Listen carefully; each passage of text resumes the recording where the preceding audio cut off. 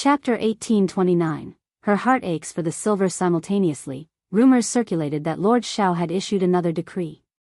Any oversights during the municipal investigations were to be reported to the government office for re-registration. A surprise inspection was slated in a few days, and failure to comply would not be taken lightly. At the mention of this, countless households trembled with fear. Overnight, they scrambled to gather the required funds and surreptitiously re-registered at the government office. Coincidentally encountering acquaintances, they exchanged knowing nods, silently acknowledging the shared predicament. It was as though they were merely strolling through the government office, yet everyone was keenly aware of each other's presence. But that was a concern for another time.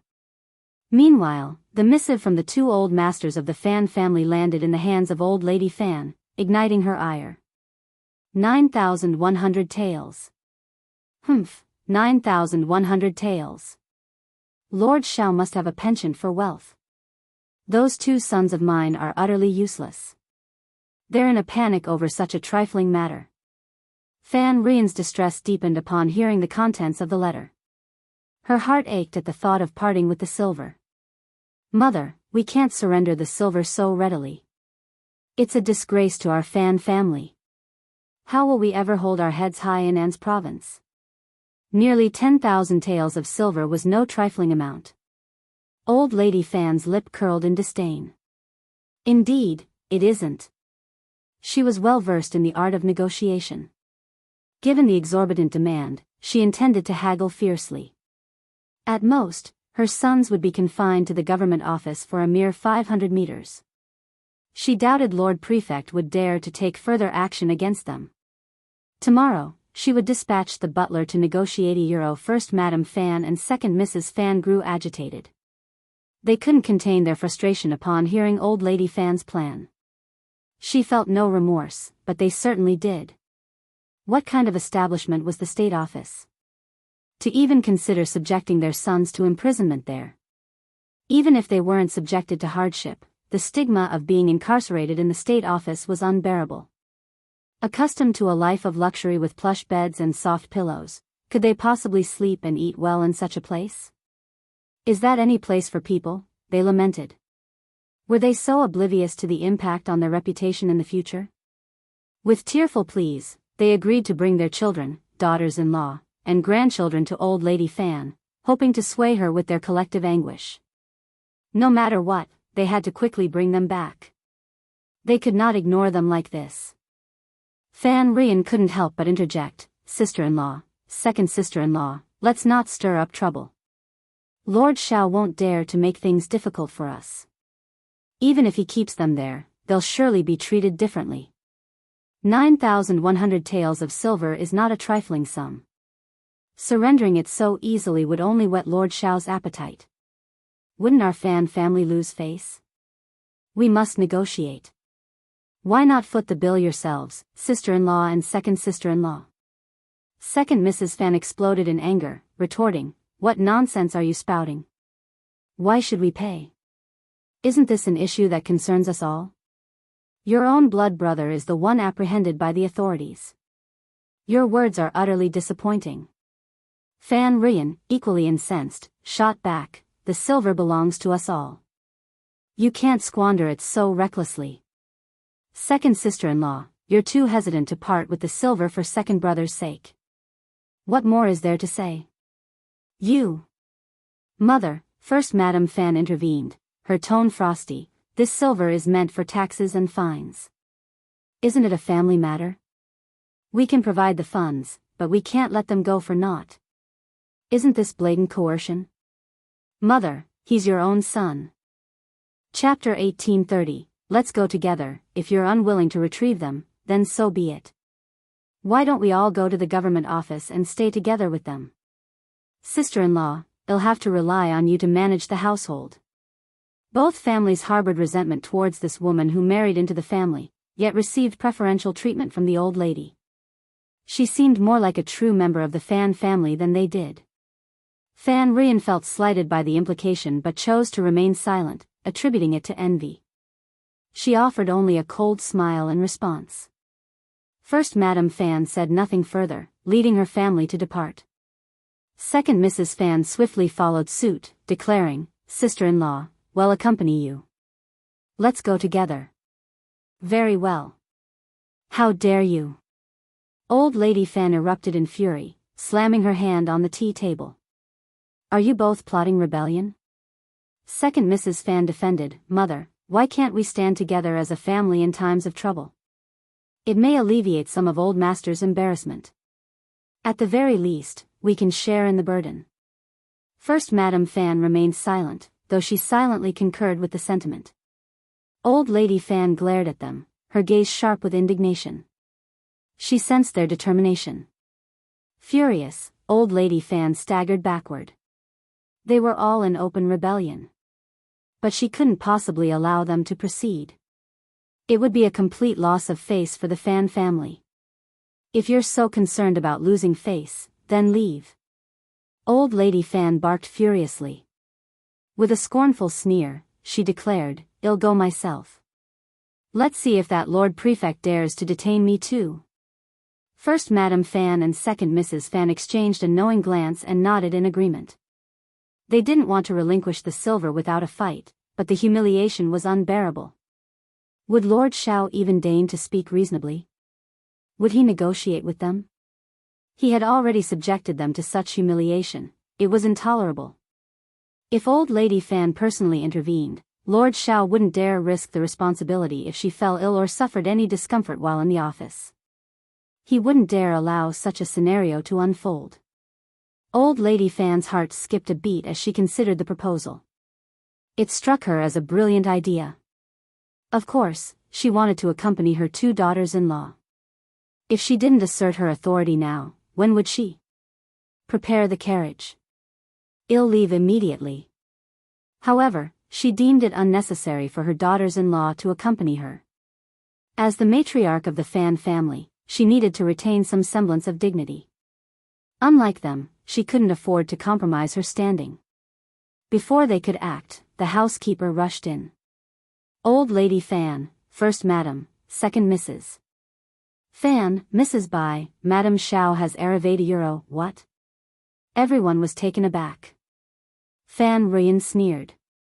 "What audacity! What is she doing here?" When the prefect's wife paid a visit, none dared to refuse her. Old Lady Fan instructed the juniors to depart, leaving only her two daughters-in-law and Fan Ruyan. She sneered, "Very well, let's see what she has to say. Bring her in." The women of the Fan family awaited her arrival with simmering resentment. Qiao Xian ushered Li Xia and Kaiyue into the room, while Ai stood guard outside the door. Typically, male servants weren't permitted in the backyard. But Ai's intimidating glare dared anyone to challenge him.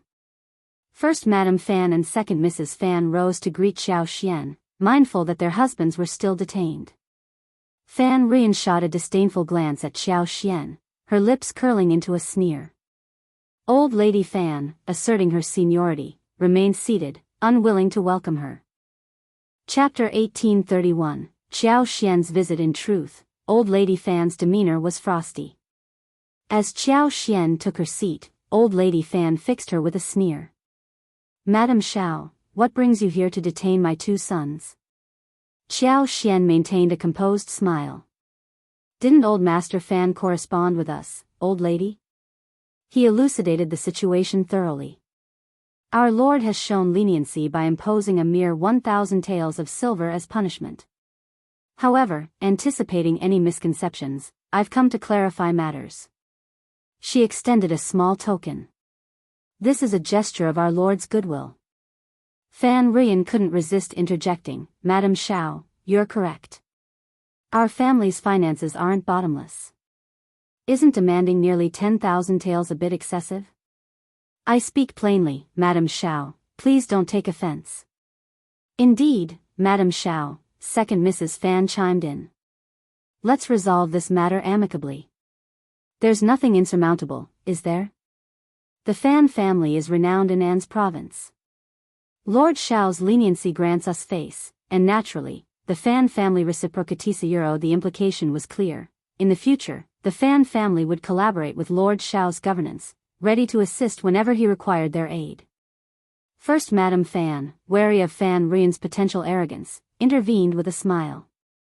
Second Mrs. Fan quickly echoed her agreement, eager to avoid conflict. Both women harbored a fear of the old lady and her daughter, especially Fan Rian. Her domineering nature had strained her relationship with her husband to the point where he seemed like a distant stranger. She couldn't bear to see others thrive, and her eccentric behavior extended even to her own family. Old Lady Fan huffed in disapproval, shooting a cold glance at her daughters-in-law, but refrained from speaking. In public, she understood the importance of saving face. However, Qiao Xian remained unmoved. She wasn't there to negotiate but to deliver a warning. Mrs. Fan, you seem to have misunderstood. Qiao Xian maintained her calm demeanor. I believe there's little to discuss, correct? My lord has already displayed clemency. Old Lady Fan seethed with anger. Detaining her isn't letting her off. Qiao Xian met her gaze squarely. Isn't it? The Fan family concealed the truth, and according to the law, you should face fines exceeding 2,000 taels. Yet, our lord only demands 1,000 taels. Isn't that an act of mercy? But even if we're required to pay, shouldn't he release our people from the government office? Old Lady Fan countered. We cannot release them without the full payment, as dictated by the laws of Great Qin, Qiao Xian calmly stated, her smile unwavering. First Madame Fan, if you doubt my words, feel free to verify them. We've only detained 2 old masters today. If the Fan family is truly reluctant to pay, our lord deems it reasonable. However, we must thoroughly investigate this matter. Anyone involved must report to the government office for questioning the farm stewards, mansion housekeepers, old Master Fan's trusted aides, Madame Fan's household staff, and so forth. No one will be exempt. I believe a thorough inquiry will shed light on this matter. The members of the Fan family were all speechless. Chapter 1832, a bright threat. She was poised to upheave the entire Fan clan. Old Lady Fan nearly erupted with fury. Rising to her feet, she sneered, if that's the case, why don't you start with me, Madame Xiao? Why don't you take me back to court? No need for that, Qiao Xian replied with a gracious wave of her hand. You're too elderly for such proceedings. You can attend to your children. However, Mrs. Bai must accompany us. Why should I? Fan Rian erupted in anger. I fail to see how this is my concern. Qiao Xian was taken aback. Aren't you a member of the Fan family? Fan Rian flushed with embarrassment. Of course I am. Madame Xiao, don't sow discord. But why should I be involved in this? Exactly. Qiao Xian maintained her smile. Since the Fan family disputes this matter, our lord must conduct a thorough interrogation, with all family members present to cooperate.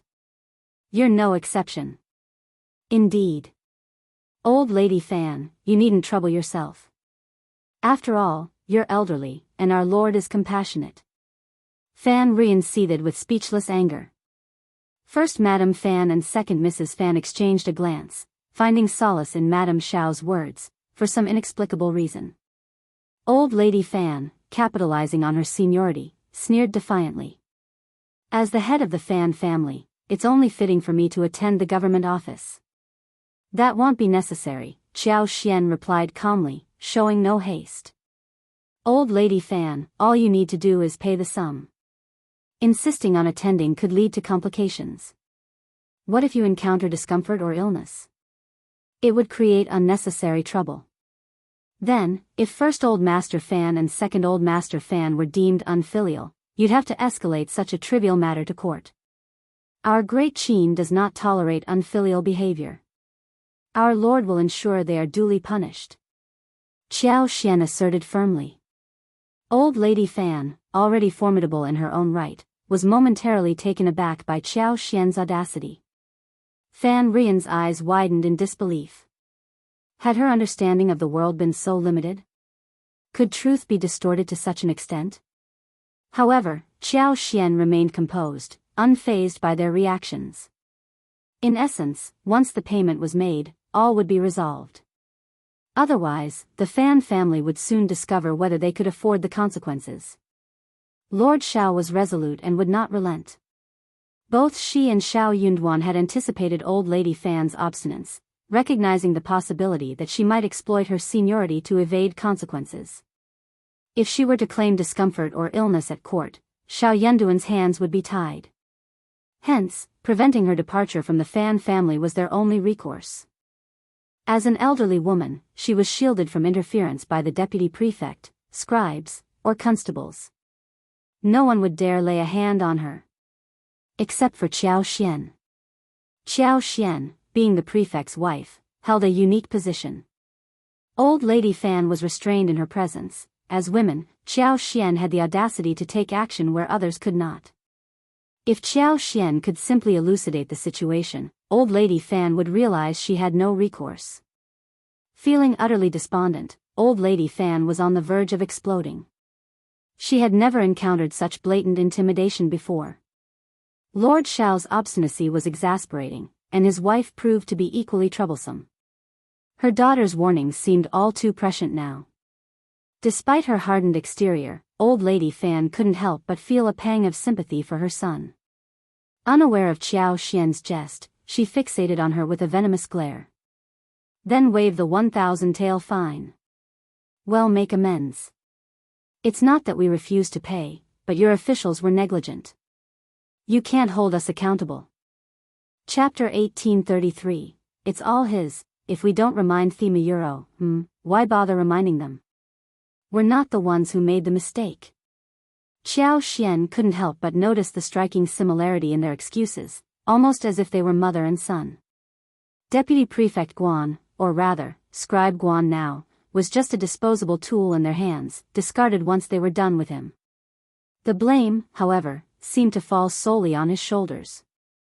She pondered what his reaction would be if he ever realized the truth. Cooperating with the investigation is the right thing to do. If you can't comply, then accept the consequences. What more is there to discuss? Whether Deputy Prefect Guan is at fault or not, he will face the consequences. These are separate matters. Are you pretending not to understand? Deputy Prefect Guan is no longer in office. He merely levied a fine of 1,000 taels of silver against you, Old Lady Fan. That's quite generous, considering. Exemption from fines? Preposterous. Qiao Xian stood firm, refusing to budge, and she made it clear that Old Lady Fan wouldn't be allowed to leave either. If cooperation was denied, the entire Fan family would be summoned for further inquiry. Until the investigation reached its conclusion, no one would be permitted to leave. Whether the Fan clan descended into chaos due to this was entirely their concern. As for Qiao Xian, she would accompany Old Lady Fan and ensure she didn't cause any trouble at the court. Old Lady Fan seethed with anger, her vision darkening with rage. The fire in her heart refused to die down. Qiao Xian had made one thing abundantly clear: settling the debt and paying up would be the only way for the Fan family to salvage some dignity. Old Lady Fan instructed the housekeeper to fetch the banknotes from the accounts with a bitter smile. Lord Xiao, Madam Xiao, you've proven your prowess. We concede. Take this money and release my sons. She couldn't resist remarking, An's province has its own way of doing things. If Lord Xiao insists on applying rules from elsewhere to ensnare us here, he might find himself coming up short. Given Lord Xiao's commitment to the people, I wonder when he plans to tackle the bandit issue up in the mountains? Ignoring such a significant threat doesn't seem quite right. Qiao Xian beamed proudly, blurting out, those bandits are no match. They're just lurking in the wilderness, and our Lord will surely deal with them.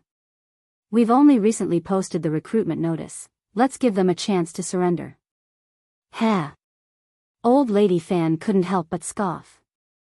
Is that so? Lord Xiao is quite the hero. Our Lord is both intelligent and courageous. Humph. Qiao Xian declined the banknotes, instead instructing the Fan family's housekeeper to take them to the prefectural office and bring back the two elder Fan masters. I've come here today to remind you and the ladies to clarify this matter to them. It wasn't right for me to accept the money. We must distinguish between personal and public affairs. Old Lady Fan and the others were left speechless. After all that had been said, now she was talking about distinctions between public and private matters. Desperate for Xiao Xian to leave, Old Lady Fan instructed the housekeeper to proceed to the court. As soon as the housekeeper departed, Xiao Xian rose with a smile and took her leave. Upon returning to the government office, Xiao Yunduan had already retired to his chambers. He greeted her with a smile, remarking, "If you hadn't returned, I was planning to fetch you from the Fan family myself." Old Lady Fan was truly obstinate. His wife had only just returned after some time. Chapter 1834. Moving out. Xiao Xian retorted sharply, "I am the prefect's wife, and the Fan family poses no threat to me." With the Fan family's affairs settled, Xiao Yunduan instructed his men to monitor Deputy Prefect Guan and urged him to vacate the premises. The western courtyard was thrown into disarray. Mrs. Guan's cries and shouts echoed, her piercing voice reaching even the eastern courtyard. Yet, she dared not confront Xiao Xian there, whether out of fear or caution, perhaps warned by Deputy Prefect Guan. Ignoring the occasional curses hurled her way, Xiao Xian remained steadfast as long as she didn't give chase. Given Deputy Prefect Guan's dismissal, it was only natural for him to relocate from the government office's premises. There was no other choice. In the western courtyard, Mrs. Guan was devastated. Despite her prolonged tears, she couldn't find solace. It felt surreal, as if she had been cast into a nightmare. Was she no longer the deputy prefect's wife? Had her husband been reduced to a mere scribe? Setting aside the substantial disparity in income between the deputy prefect's annual salary of 200 taels of silver and a scribe's meager less than 30 taels, her social status had plummeted. How would she ever face society again? Initially refusing to budge, Mrs. Guan had regarded this place as her sanctuary, having resided here for so many years.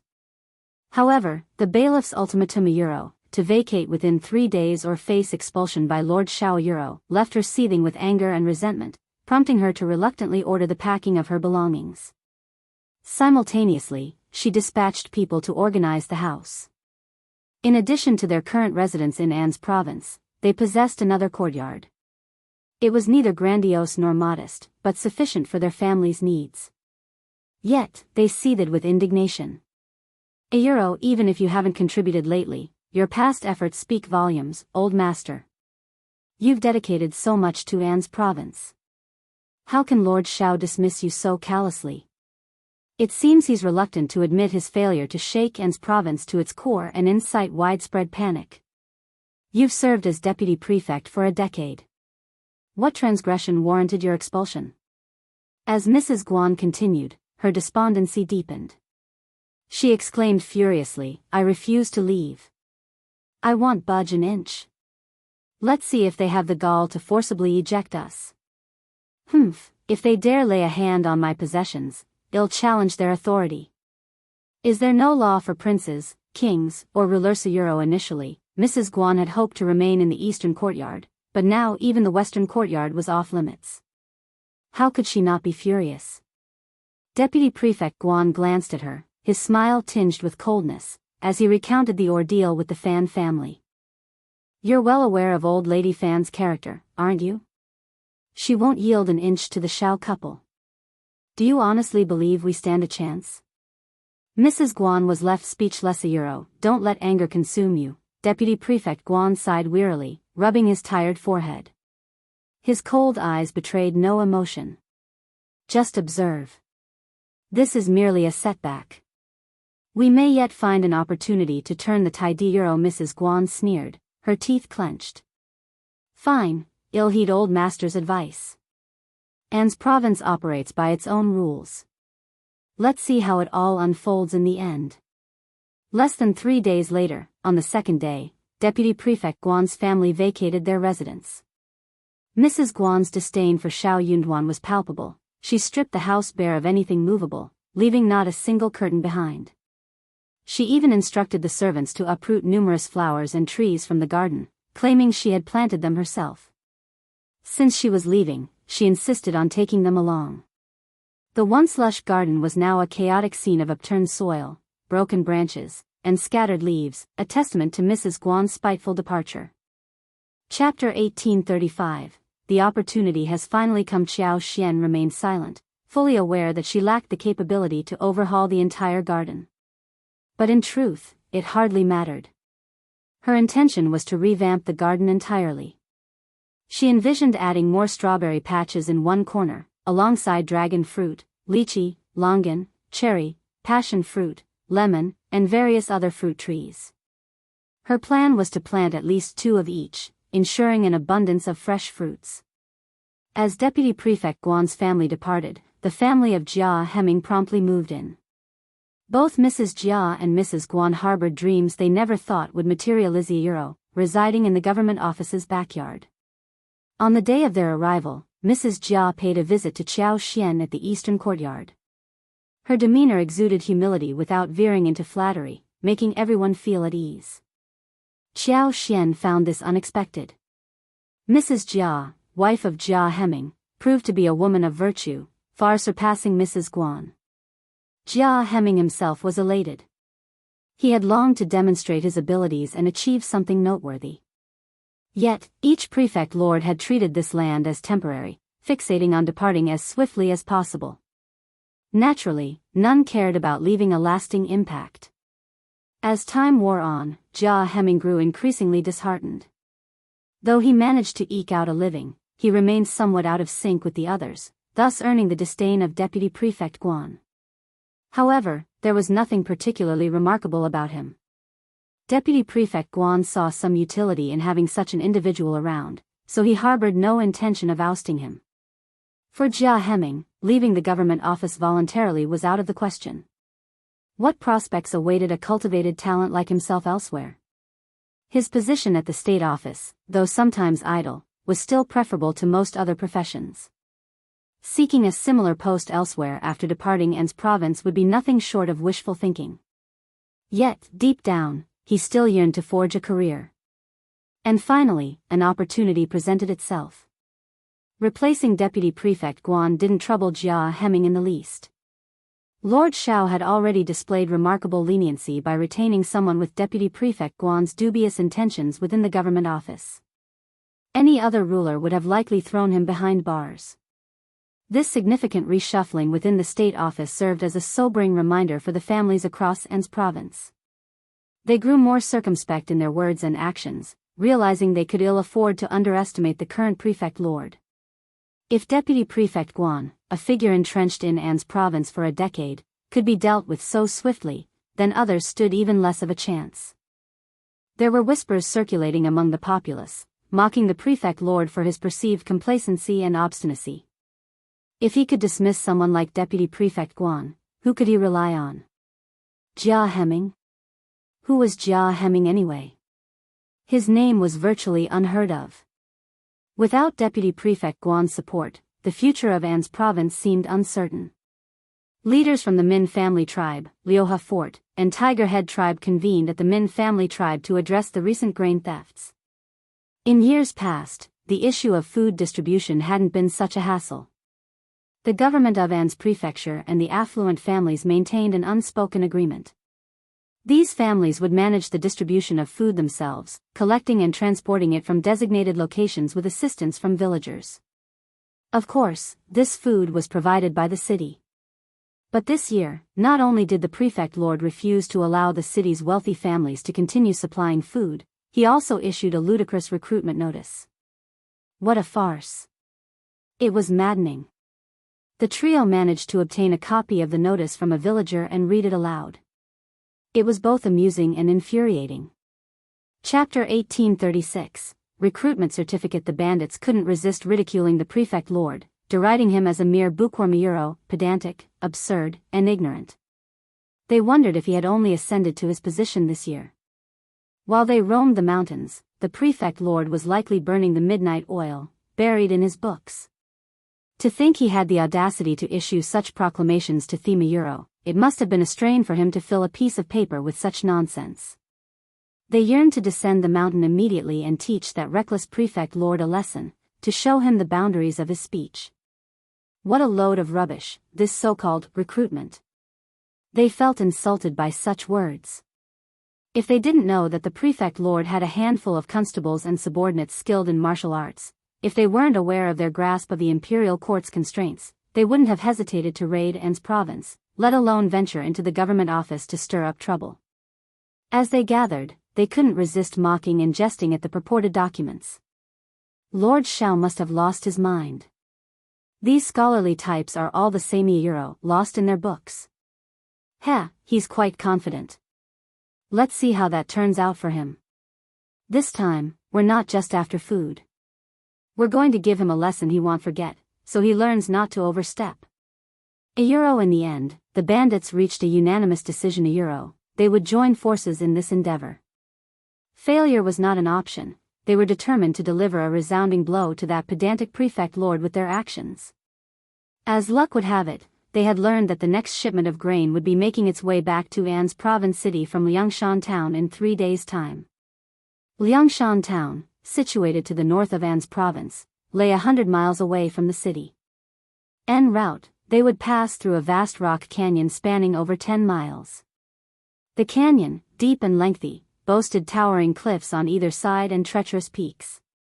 Remarkably, this colossal rock formation was situated not far from Liuhe Fort.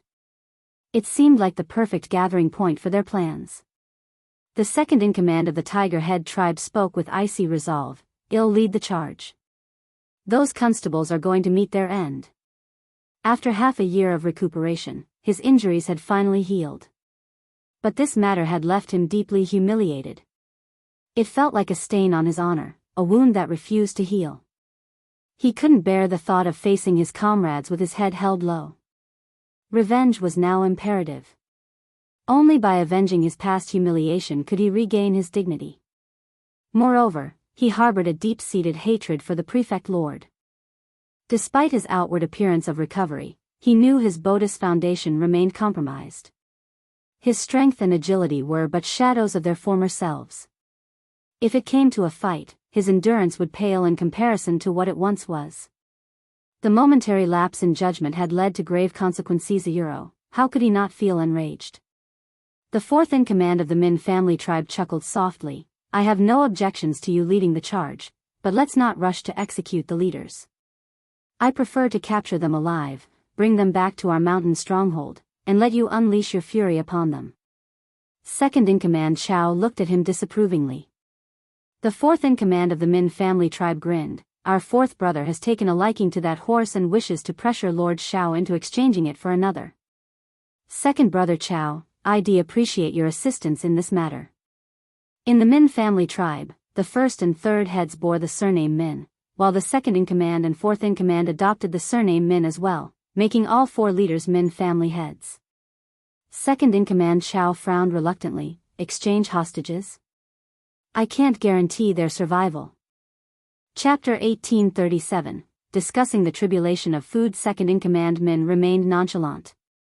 "As long as Lord Xiao believes they're still breathing and is willing to trade that horse, it matters little to me." Understanding his implication, the group exchanged knowing glances and chuckled. Even second-in-command Xiao joined in, his laughter laced with a fierce edge. "Fine, well, nab him alive. Once he's in my grasp, hell rue the day he set foot in this world." As bandits, reneging on promises to authorities was par for the course. So what if they didn't release him after securing the horse? If Lord Xiao had the gall, he could come to the mountain and contest with them.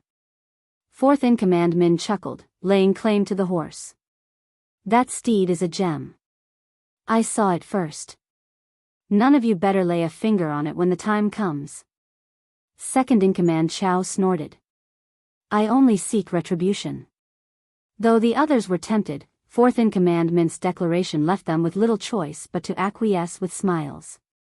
As the bandits plotted their grain heist, Xiao Yunduan, Jing Sang, Sun Bai, Sun Xian, Wu Guan, and the Wei brothers, sent by Meng Wanfu, convened to discuss the topography of An's province.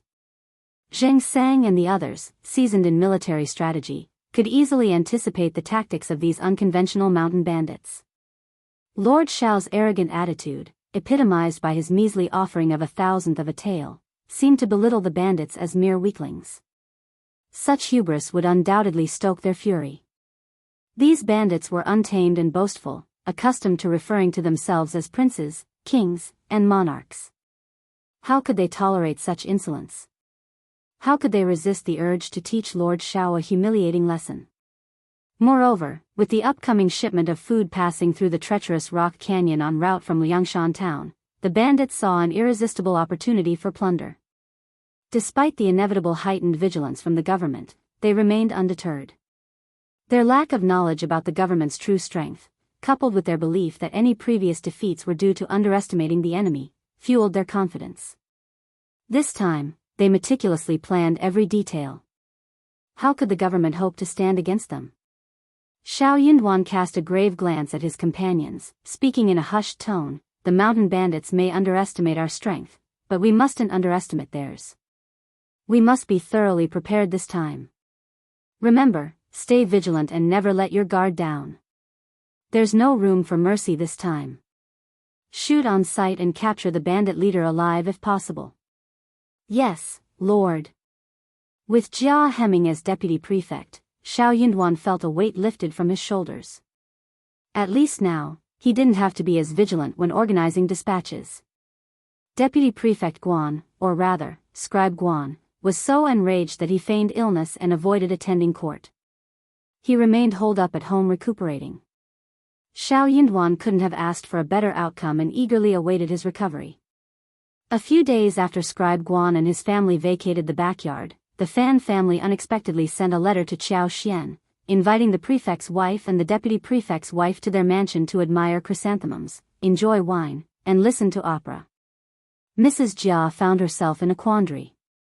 She was reluctant to attend such a high-profile event, particularly at the Fan family's residence, which she suspected harbored ulterior motives.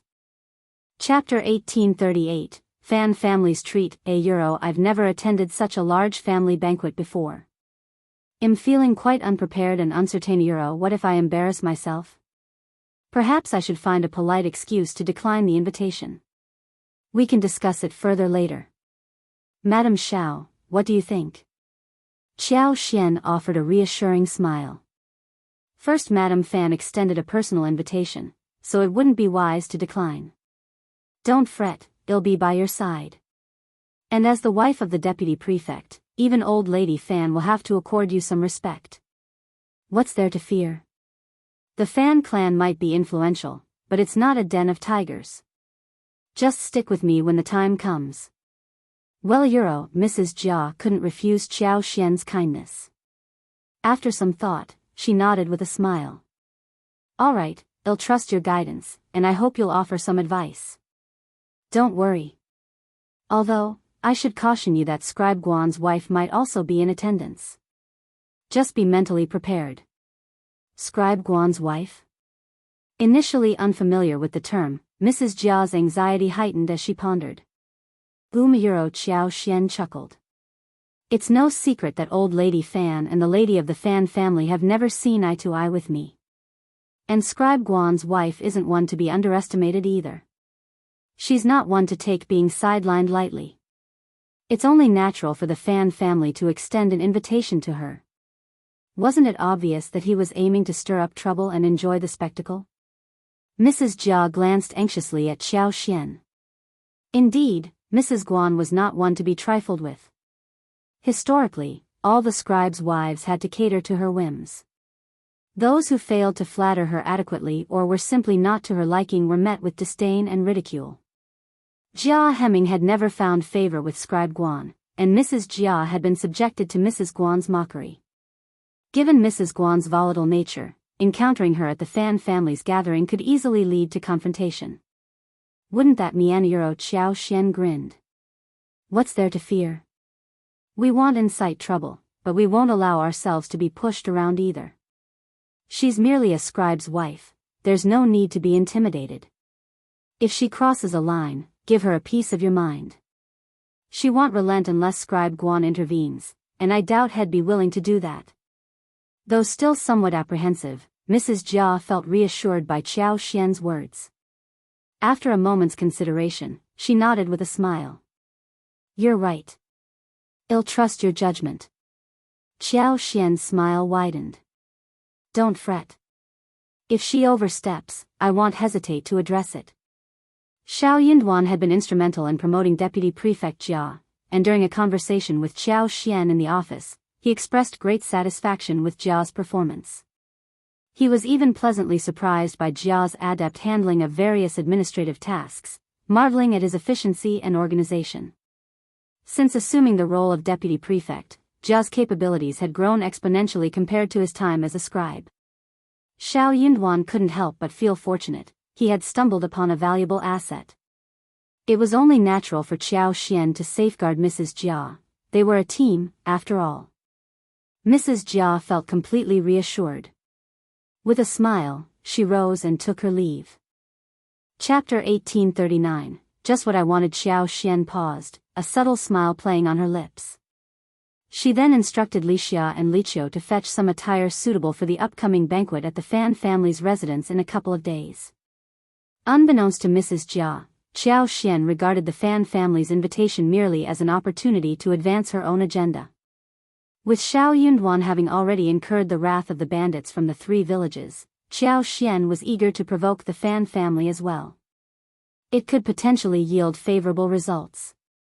Both Xiao Yunduan and Xiao Xian harbored suspicions that these affluent families might have clandestine dealings with the bandits. The Mei family and the Hua family appeared to adopt a neutral stance, seemingly aligning themselves with whichever faction emerged victorious. Consequently, Xiao Yunduan deemed them unworthy of serious consideration. Banditry was rampant in An's province, forcing many to engage in covert transactions for survival. This was an accepted reality. However, the deep-seated animosity the old lady of the Fan family harbored towards Xiao Yunduan and Xiao Xian raised doubts about whether she would seek to establish any form of collaboration. Xiao Yunduan's strategy involved eliminating the mountain bandits before consolidating control over An's province's local power structure. This approach would facilitate smoother execution of commands, circumventing the need for incessant clashes with influential family clans.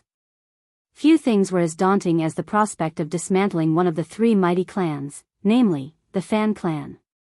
The Fan family likely never imagined that, in the eyes of the prefect, their reckoning loomed on the horizon. That morning, after spending some time playing with her son and attending to his needs, Xiao Xian entrusted him to the care of the nanny and maids. She then changed into her attire as a guest, tidied her hair, and dispatched a servant to summon Mrs. Jia.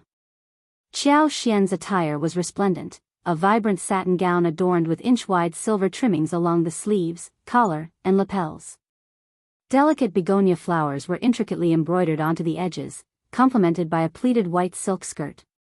Her hair was styled into an elegant bun, accented by a peach-shaped red jade ornament with rubies, and adorned with diamond-shaped beaded jade hairpins at the temples.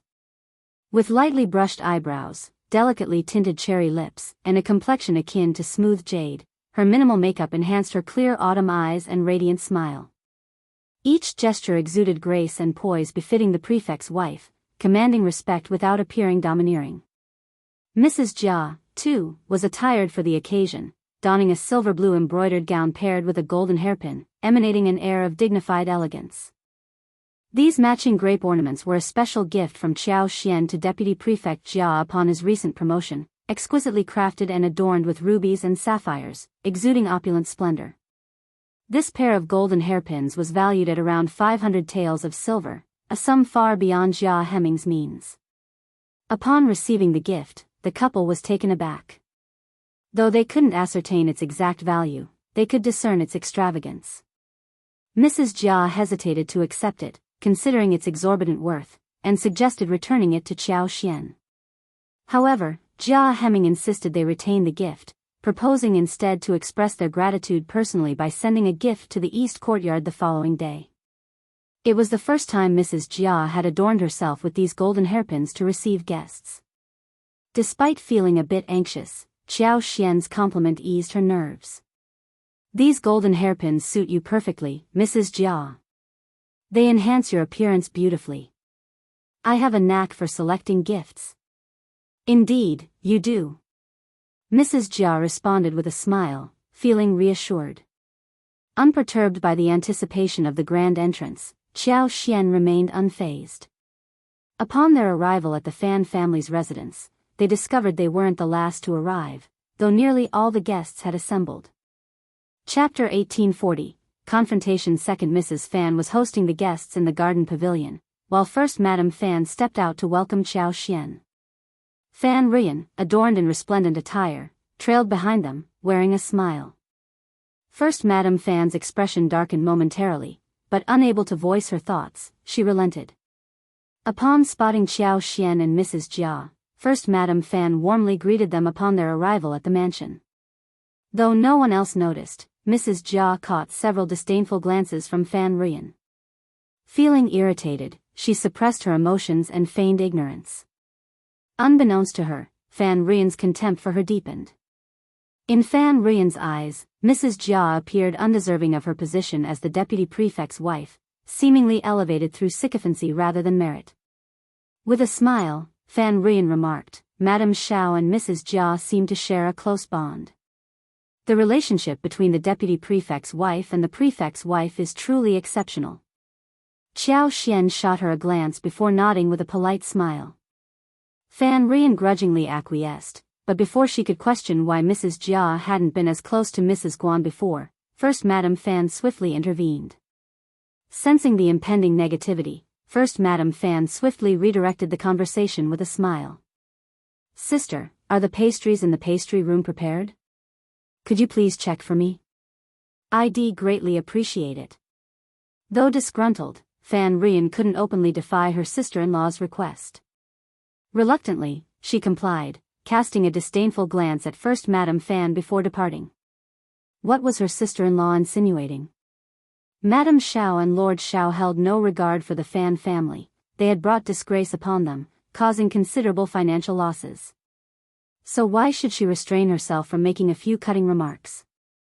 Did the Fan family now grovel at the feet of others? Since when had the Fan family become so feeble and susceptible to bullying? After being slapped, were they to eagerly present their cheeks for another strike? Was her mother's invitation merely a facade to reconcile with her? Did her sister-in-law remain oblivious to this?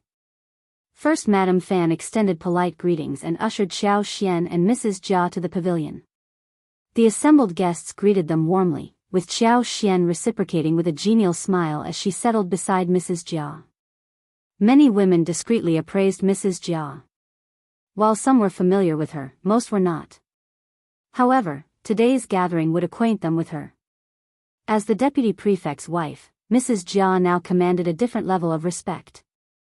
Henceforth, any invitation extended to the deputy prefect would naturally include his wife. Inviting the prefect's wife to a banquet was considered an honor. Several guests couldn't help stealing glances at Mrs. Guan. Known for her prickly temperament, her pallid complexion betrayed her inner turmoil. Despite her efforts to maintain composure, her visible tension didn't go unnoticed. Internally, many chuckled, yet a sense of anticipation lingered. It was evident that the Fan family's deliberate inclusion of Mrs. Guan was meant to provoke discord. It appeared the Fan family harbored a deep-seated animosity towards Lord Xiao and Madame Xiaoyuro. Chapter 1841, Meeting on a narrow path. Mrs. Guan braced herself for the challenges she anticipated facing that day. Despite knowing the ordeal that awaited her, she chose to attend nonetheless. Why should she stay away? Her conscience was clear, she had done nothing wrong. If anyone should feel ashamed or avoid confrontation, it was not her. With pursed lips, Mrs. Guan cast a chilling glare at Xiao Xian. Her gaze bore such intensity that it was impossible to ignore. Xiao Xian, however, met her gaze calmly, her expression serene, as though Mrs. Guan were no different from any other guest. Mrs. Guan's chest tightened. One thought echoed in her mind: what audacity! Why did Xiao Xian exude such self-righteousness? Observing this exchange, Mrs. Jia couldn't contain her satisfaction. Finally, Mrs. Guan faced repercussions. Witnessing this was immensely gratifying. The fleeting illusion dissolved as reality set in.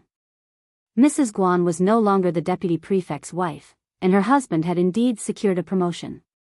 Fan Rian rolled her eyes and addressed Mrs. Jia with a saccharine smile. "Mrs. Jia, what a delightful surprise to have you here. Although we've never met before, today provides us with an opportunity to acquaint ourselves. You should grace us with your presence more often. It would afford us the chance to forge a deeper connection. Much like with Mrs. Guan, we're all quite familiar with each other here. Since you're a regular attendee, I'm sure you're well acquainted with Mrs. Guan, aren't you? Mrs. Guan's disdain was evident in her sneer, cutting through the air with clarity. Throughout the gathering, numerous glances exchanged conveyed subtle messages, laden with meaning or ambiguity. Feeling somewhat uneasy, Mrs. Jia sought solace in Xiao Xian's composed demeanor as she conversed with another guest, seemingly oblivious to the tension. Mustering her resolve, Mrs. Jia nodded in agreement with Fan Ruiyan's compliment. Your kindness is greatly appreciated, Mrs. Bai. In her response, she tacitly endorsed Fan Ruiyan's suggestion, signaling her willingness to engage more actively in social gatherings in the future. However, as Mrs. Guan contemplated Mrs. Jia's prospective interactions with the other ladies, attending lavish events, and being accorded the same respect she once enjoyed, a surge of irritation coursed through her. All of this had once been hers. Jia Hemming's efforts to curry favor with Xiao Yunduan, betraying her in the process, had led to her displacement and her husband's downfall. Mrs. Jia, whom she had scarcely acknowledged in the office, now occupied the position she once held. How could she possibly accept this? Rage simmered within Mrs. Guan, manifesting as a slight tremor in her body. She glared at Mrs. Jia with a sharp look. Fan Ruiyan's bright smile adorned her face as she coyly covered her mouth, emitting a girlish giggle. Oh, you're far too kind. Your grace, virtue, and elegance are unmistakable. One glance is all it takes to discern that you're no ordinary woman. It's no wonder you've been blessed with such good fortune. I dare say, your luck still lies ahead of us, doesn't it? Ha ha ha. With a genial smile, Fan Ruiyan directed her question to the assembled guests, each of whom felt compelled to respond with smiles and nods of agreement. Mrs. Guan seethed with mounting fury, her grip on her handkerchief tight enough to fray its edges. She recognized Fan Ruiyan's deliberate provocation, yet her anger wasn't directed towards Fan Ruiyan herself. Instead, she harbored resentment towards Xiao Xian and Mrs. Jia. Observing Mrs. Jia's uneasy demeanor and awkward response, Mrs. Guan's rage intensified. How could she have been replaced by someone like her, who lacked eloquence and social finesse? Chapter 1842. Most reasonable Mrs. Guan refrained from confronting Xiao Xian directly, yet she harbored no apprehension towards Mrs. Jia, whom she had never held in high regard. Nevertheless, she remained steadfast in her refusal to accept the situation. Fixing her gaze on Mrs. Jia, Mrs. Guan's smile turned icy. The story isn't over yet. Whether it's a blessing or not remains to be seen. With a smirk, she continued, but I must say, your attire today is quite the revelation. As the saying goes, fine feathers make fine birds. You appear remarkably presentable today, almost unrecognizable from your former self. A few ladies couldn't stifle their amusement, discreetly covering their mouths to suppress their laughter. Mrs. Guan's thinly veiled mockery of Mrs. Jia's previous modest appearance, contrasted with her current perceived arrogance, did not go unnoticed. Mrs. Jia anticipated Mrs. Guan's taunt, yet found herself at a loss for words. Responding in kind would only reflect poorly on her character, especially considering Mrs. Guan's former position of authority over her. Thus, she treaded carefully, mindful of her former boss' sensitivities and her own gentle disposition. Xiao Xian interjected, directing a pointed glance at Mrs. Guan as she spoke with a placid smile.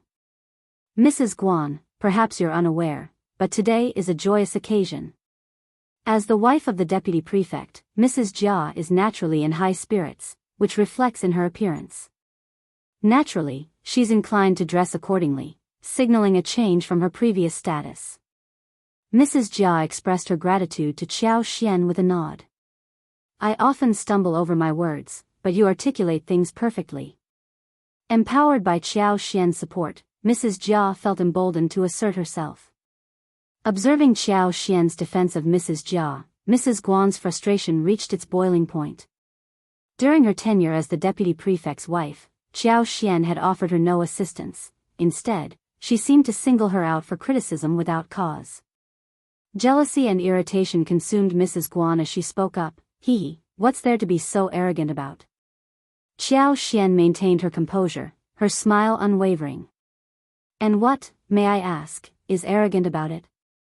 Mr. Jia's promotion naturally brings joy and pride to Mrs. Jia as his wife. It's a simple matter of human nature. Who wouldn't celebrate a positive development? Surely, you wouldn't be pleased if faced with a demotion or adversity in your own family. It's only natural to rejoice in good fortune. You. Mrs. Guan seethed, sensing Qiao Xian's veiled insinuation. With a serene smile, Qiao Xian continued, Mrs. Guan, do you disagree with my assessment? Mrs. Guan's anger threatened to overwhelm her. She scoffed derisively, I wouldn't dare.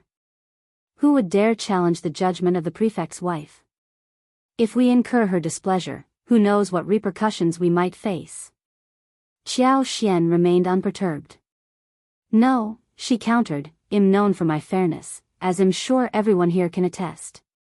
Only those seeking special treatment, insisting on being treated differently, would perceive me as unreasonable. As for transparency in outcomes, there's no cause for concern. Whether it's our Lord or myself, we prioritize transparency.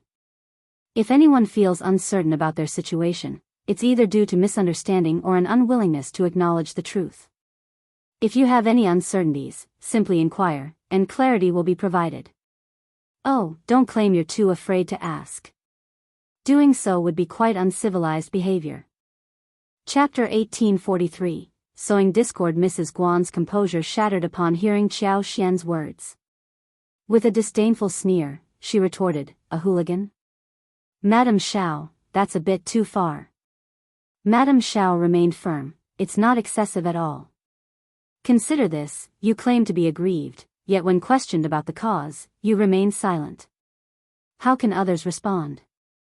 Enraged, Mrs. Guan shot accusatory glances at both Qiao Xian and Mrs. Jia.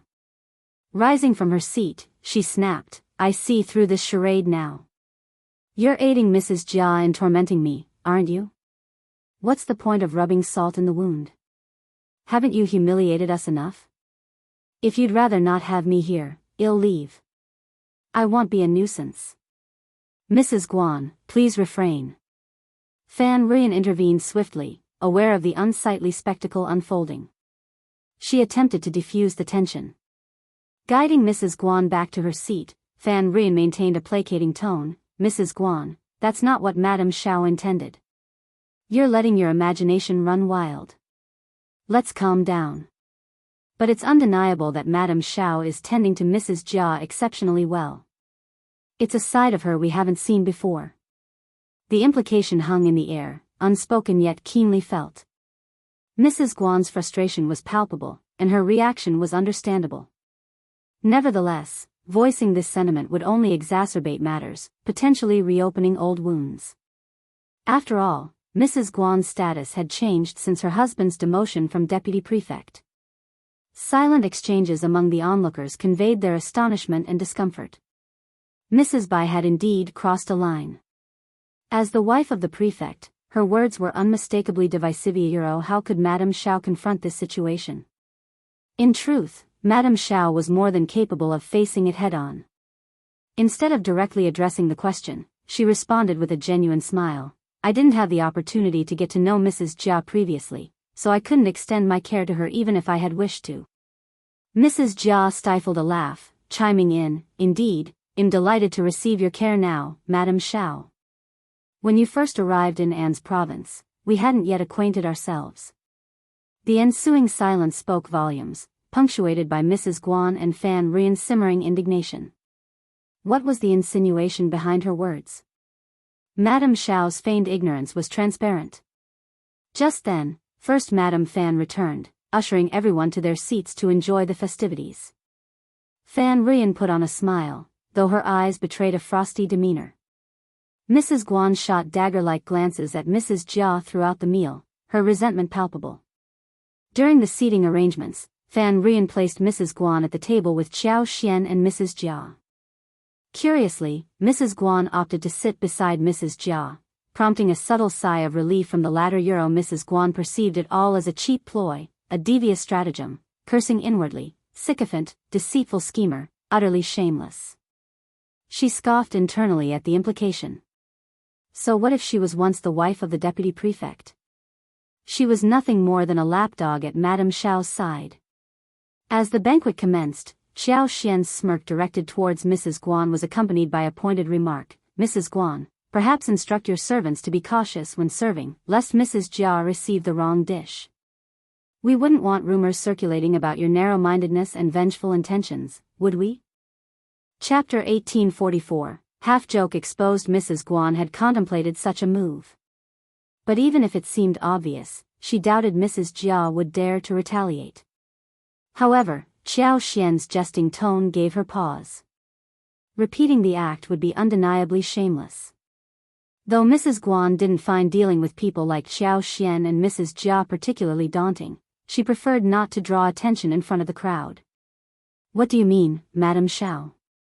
I'm not quite following. Mrs. Guan feigned surprise, masking her true intentions with a chuckle. My servants are quite astute. They wouldn't be so careless. Perhaps there's been a misunderstanding, Madame Xiao. Xiao Xian's smile widened. Ah, excellent then. Fan Ruyan couldn't help but envy Mrs. Guan's composure. Madame Xiao's generosity towards Mrs. Jia, the deputy prefect's wife, is truly remarkable. It's a far cry from her treatment of the deputy prefect's previous wife. The mention of her past status as the deputy prefect's wife nearly caused Mrs. Guan to retch. Xiao Xian's nonchalant reply carried a hint of jest. Well, there are many things you're not privy to. Fan Ruyan choked back a retort. She knew all too well, this person was endlessly vexing. Indeed, the Fan clan lived up to its reputation as one of the three great clans. The array of dishes presented was nothing short of breathtaking, eliciting endless praise. However, Mrs. Guan, her anger simmering beneath the surface, found herself unable to savor the delicacies before her. Standing next to Mrs. Guan, Mrs. Jia elicited a feeling of disdain within her. Mrs. Guan perceived Mrs. Jia as lacking in refinement and sophistication, her eyes lighting up with each dish served as though she had never experienced such fare before. It was a disgrace, especially considering the lavish treatment bestowed upon her by Madame Xiao Euro. Mrs. Guan harbored a fleeting desire to spill her soup on Mrs. Jia, yet Xiao Xian's earlier admonition stayed her hand. After the banquet concluded, the guests gathered in the flower hall to enjoy tea before strolling through the garden to aid digestion and admire the blossoms. While Xiao Xian found himself surrounded by a throng of animated ladies, Mrs. Jia found herself relegated to a secluded corner, conversing with Mrs. Guan.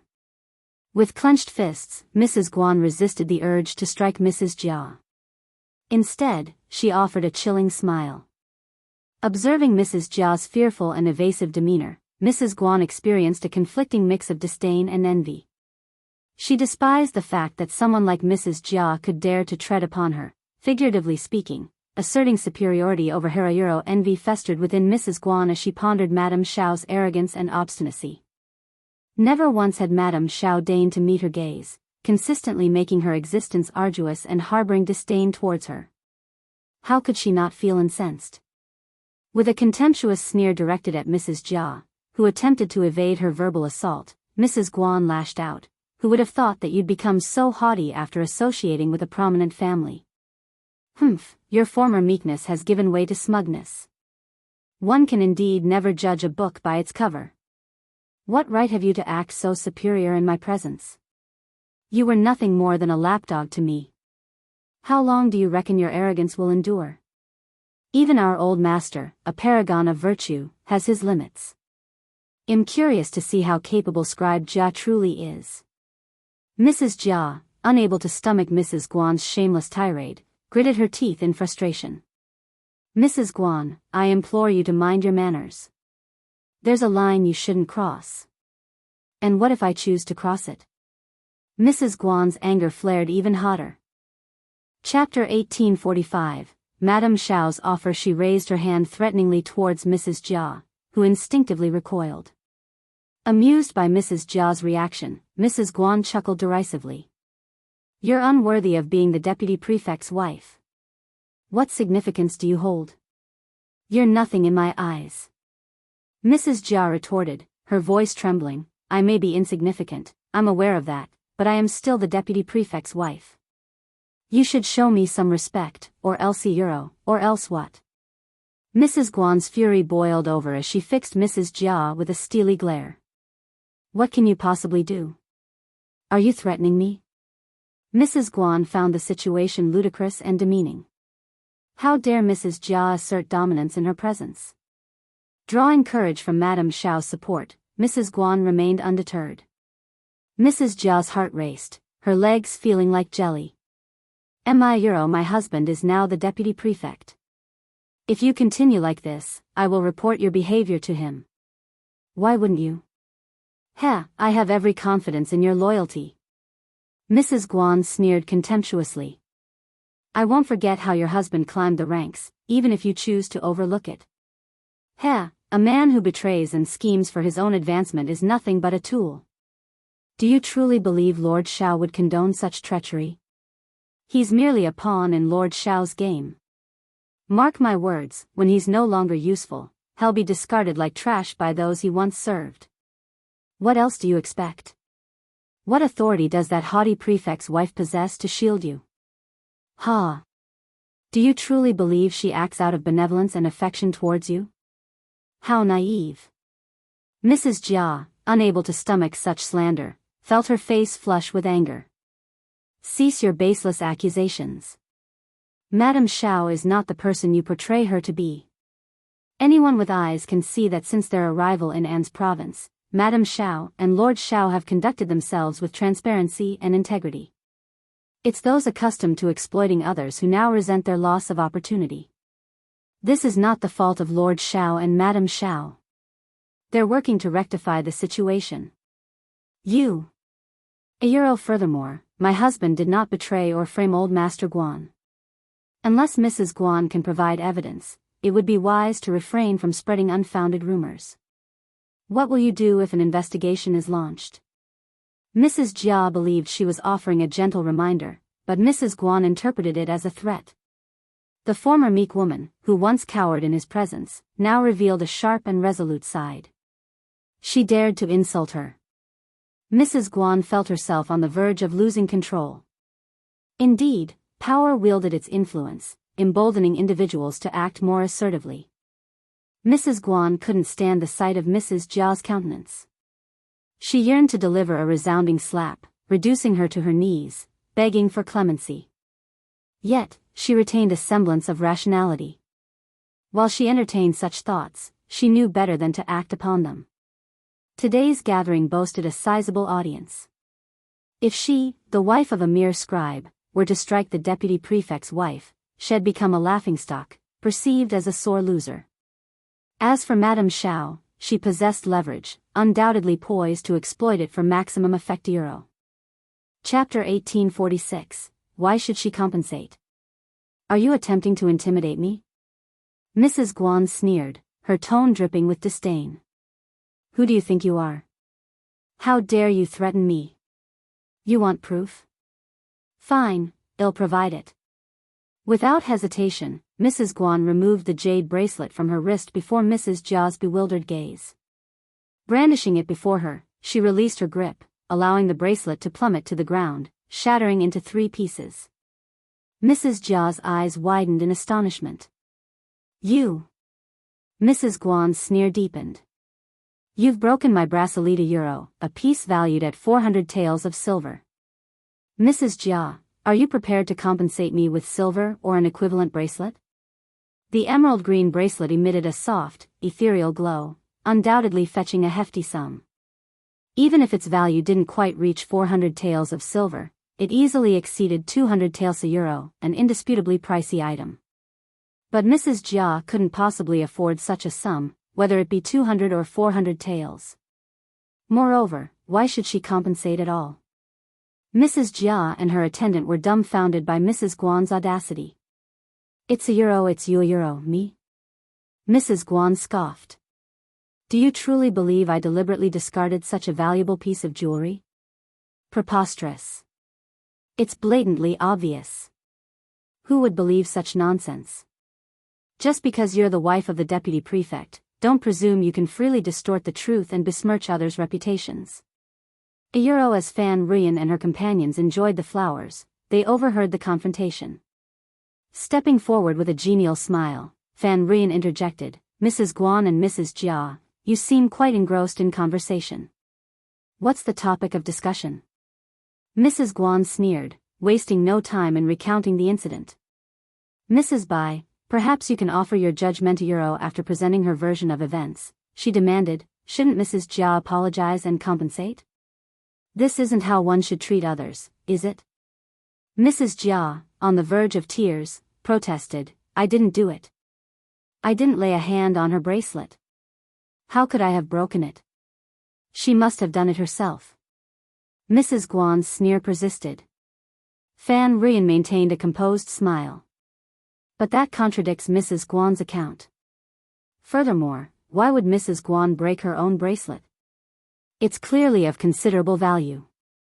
Mrs. Jia, Deputy Prefect Jia's finances have improved. Affording the compensation shouldn't be an issue for you." Another lady chimed in, smiling, "I find it hard to believe that Mrs. Guan would harm herself just to frame Mrs. Jia. Mrs. Jia can't simply deny responsibility to avoid compensation." "That's absolutely right, this is blatant bullying." Mrs. Guan felt a surge of satisfaction as she pressured Mrs. Jia into offering an apology. Fan Ruyen maintained her composure as she spoke. "Mrs. Jia may now hold the position of Deputy Prefect's wife, but that doesn't justify unreasonable behavior. You've undergone quite the transformation, Mrs. Guan. I've encountered you once or twice before, and you're markedly different now. Ever since assuming the role of the Deputy Prefect's wife, you've exhibited a newfound assertiveness. There's nothing you wouldn't dare to do. Even if you dare to act, you must take responsibility for your actions." Mrs. Guan sneered triumphantly. "Exactly. You dare to act, yet refuse to accept accountability? I'm well aware of the grudge you've held against me for some time now, and now you've seized upon an opportunity. If it were any other matter, it might be overlooked. However, this bracelet holds sentimental value for me and is quite valuable. Given our family's financial situation, we can ill afford such losses. Even if you attempt to intimidate me, I have no choice but to speak the truth." Chapter 1847, Each Opinion. Mrs. Jia seethed with fury. "You're twisting the truth." Never had Mrs. Jia imagined she'd face such brazen accusations. Yet, upon reflection, she couldn't deny the logic behind them. She had been painted as despicable and vengeful, unjustly maligned. With Fan Ruyen and the others seemingly aligning against her, Mrs. Jia felt utterly perplexed and cornered. Refusing to concede to false allegations, Mrs. Jia declared, "I will never confess to a crime I didn't commit. I wouldn't even deign to approach Mrs. Guan, let alone harm her or her belongings. If you insist it's me, then she lacks evidence. Let's seek resolution from Madame Xiao." "Why bother?" Mrs. Guan sneered, her jealousy palpable. "Isn't it obvious she's biased in your favor? Are you seeking refuge?" Ignoring the jibe, Mrs. Jia turned to leave. Mrs. Guan blocked her path, bellowing, "You're not going anywhere until we settle this." Mrs. Jia's tone turned icy.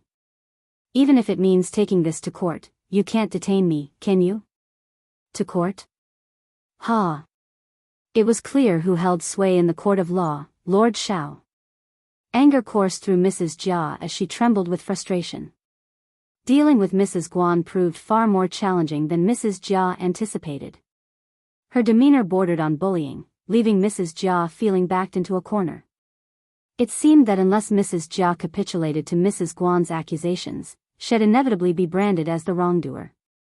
It was a crowded affair, and upon hearing the news, Qiao Xian instructed Li Xia to summon both Mrs. Jia and Mrs. Guan. With the prefect's wife intervening, everyone fell in line. Mrs. Guan shot Mrs. Jia a disdainful glance, her sneer dripping with contempt.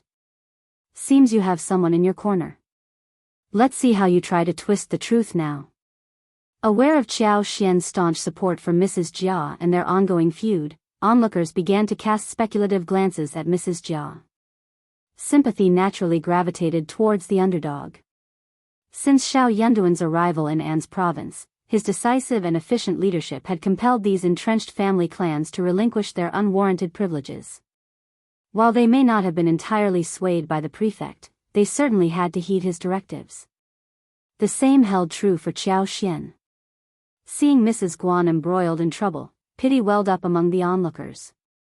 Deep down, bias crept in as some silently pinned the blame on Mrs. Jia. After all, it wasn't entirely inconceivable for Mrs. Jia to have broken Mrs. Guan's bracelete euro when they convened before Qiao Xian. Mrs. Guan wasted no time in presenting her side of the story. She asserted that Mrs. Jia had shattered her bracelet during their altercation, yet adamantly denied any culpability. With a mocking tone, she addressed Qiao Xian. I understand your protective stance towards her, Madame Xiao, but I fear my words may fall on deaf ears. Nonetheless, I must speak my truth. Mrs. Jia seethed with frustration. Madame Xiao, I didn't even come into contact with her, let alone her bracelet. Mrs. Guan is fabricating this entire ordeal. Sheyuro, not only was Mrs. Guan falsely accusing her, but she was also dragging Qiao Xian into the fray. Unless Qiao Xian chose to compensate Mrs. Guan, Mrs. Jia faced the looming threat of biased judgment. Regret gnawed at Mrs. Jia. She had sensed Mrs. Guan's ill intentions all along. Why had she agreed to meet with her alone? Even if she insisted on going solo, she could have opted out. Mrs. Guan's face contorted with resentment as she sneered incessantly, masking her true feelings of powerlessness beneath a facade of apparent suffering. Chapter 1848, Venting anger in the midst of the tense exchange, Qiao Xian found herself caught in the crossfire of accusations. Maintaining her composure, Qiao Xian intervened calmly, you both hold differing perspectives. Was there anyone else present to witness the incident? No, Mrs. Guan responded bluntly, without a moment's hesitation. The absence of a third party only reveals her true nature. Ha! If there were a witness, they'd surely uphold their dignity, wouldn't they? Mrs. Jia's eyes widened. Was Mrs. Guan indirectly insinuating something about her? It seemed everything was spiraling because of her. That's a challenging situation, Qiao Xian remarked. The absence of a third party means lack of evidence, rendering both your accounts inconclusive. Fan Ruyan interjected with a smile, it seems you might be exhibiting some bias, Madame Xiao. One can't help but understand Mrs. Guan's skepticism. After all, Lord Xiao's reputation as an upright public official is widely known. But are you trying to cover something up? Qiao Xian's smile remained enigmatic. What are you implying, Mrs. Bai? I wouldn't dare to presume too much in your presence. But it's unlikely that Mrs. Guan would simply discard a jade bracelet worth hundreds of taels of silver. It's more plausible that the altercation resulted from a disagreement, perhaps even an accidental push. Surely, you wouldn't exhibit bias towards Mrs. Jia simply because of her status as the deputy prefect's wife, would you? But we must ensure Mrs. Jia isn't unjustly accused. With differing testimonies and no third-party witness, it's unjust to favor either party. What do you mean by something unreasonable? Aren't unexpected events a part of life? Some may feel wronged and resort to framing others. Do you deny the existence of such individuals? I must also inquire, Mrs. Bai, why such evident bias towards Mrs. Guan? Are you deliberately stirring up trouble? Silence fell upon the gathering. Qiao Xian's unexpected outburst directed at Mrs. Bai left everyone taken aback, implicating her in the conflict. Mrs. Guan smirked inwardly, amused by Qiao Xian's apparent lapse in judgment. How could she involve Mrs. Bai like this? As anticipated, Mrs. Bai bristled with indignation. I merely sought to express a balanced perspective. Why accuse me, Madame Xiao? I find your stance anything but impartial. Without a witness, what basis do you have for your claims? Just because you're Mrs. Bai? Qiao Xian's tone sharpened with each word. Madame Xiao, please refrain from overstepping, Mrs. Bai retorted sharply. What? You're allowed to make snide remarks and unfounded accusations, but I can't speak up. Overstepping? How dare you speak to me, the prefect's wife, in such a manner? Qiao Xian's voice dripped with indignation. Yuyuro, sister. First Madame Fan intervened, sensing the escalating tension. Madame Xiao, this is all a misunderstanding. Euro. There's no room for misunderstanding, I'm all ears, Qiao Xian declared icily. Mrs. Bai, apologize. You want me to apologize? Mrs. Bai's disbelief was palpable, her expression incredulous. Fan Rian was flabbergasted. She jabbed her finger accusingly. How dare Qiao Xian publicly ridicule her and demand an apology, even if she was sowing discord? Couldn't she allow others to voice their concerns when faced with injustice? Fan Rian practically steamed with indignation. Euro, why? You've shown blatant disrespect towards me. Qiao Xian's sneer dripped with disdain. I've tolerated your behavior for the sake of the Fan family, but your audacity knows no bounds. Do you believe I have no patience? Or perhaps you believe the Fan family wields unchecked authority in An's province? Euro, apologize. Otherwise, don't expect me to show you any courtesy. Chapter 1849, Impudence, in Your Dreams. Fan Rian's voice reverberated, laced with defiance. How dare you? A collective gasp swept through the room as everyone held their breath, their hearts quivering with tension. It was evident to all present that Fan Rian had crossed a line. The altercation was none of her concern. She could have simply observed from the sidelines. Instead, she chose to instigate trouble. Who would sympathize with someone openly defiant? It was only fitting for the prefect's wife to rebuke her. Yet, Fan Rian seemed incapable of restraint, escalating the situation further. Was she eager to hand her adversaries ammunition against her? This was an unexpected turn of events. Those anticipating embarrassment for Fan Rian found themselves pleasantly surprised. While many were eager spectators of the unfolding drama, their satisfaction outweighing any concern for the parties involved. First Madame Fan harbored no fondness for the prefect's wife, but her disdain for her sister-in-law ran deeper still. Exchanging a knowing glance with second Mrs. Fan, she rose to defuse the tension. Madame Xiao, my sister is known for her forthright nature. She did not intend any disrespect towards you. Please forgive her. Sister, please refrain. Let's not exacerbate the situation with rash behavior. Yes, let's focus on Mrs. Guan and Mrs. Jia's matter. Mrs. Guan's satisfaction was palpable. She relished the prospect of Qiao Xian and the Fan family amplifying the dispute. I am in no rush, nor do I seek retribution against Mrs. Bai. First Madame Fan and second Mrs. Fan seethed with anger, eager to silence Mrs. Guan. Her words played right into Fan Rian's hands, yet Qiao Xian remained unfazed. Mrs. Bai, are you behaving like a child? How dare you speak rudely and spout nonsense before me?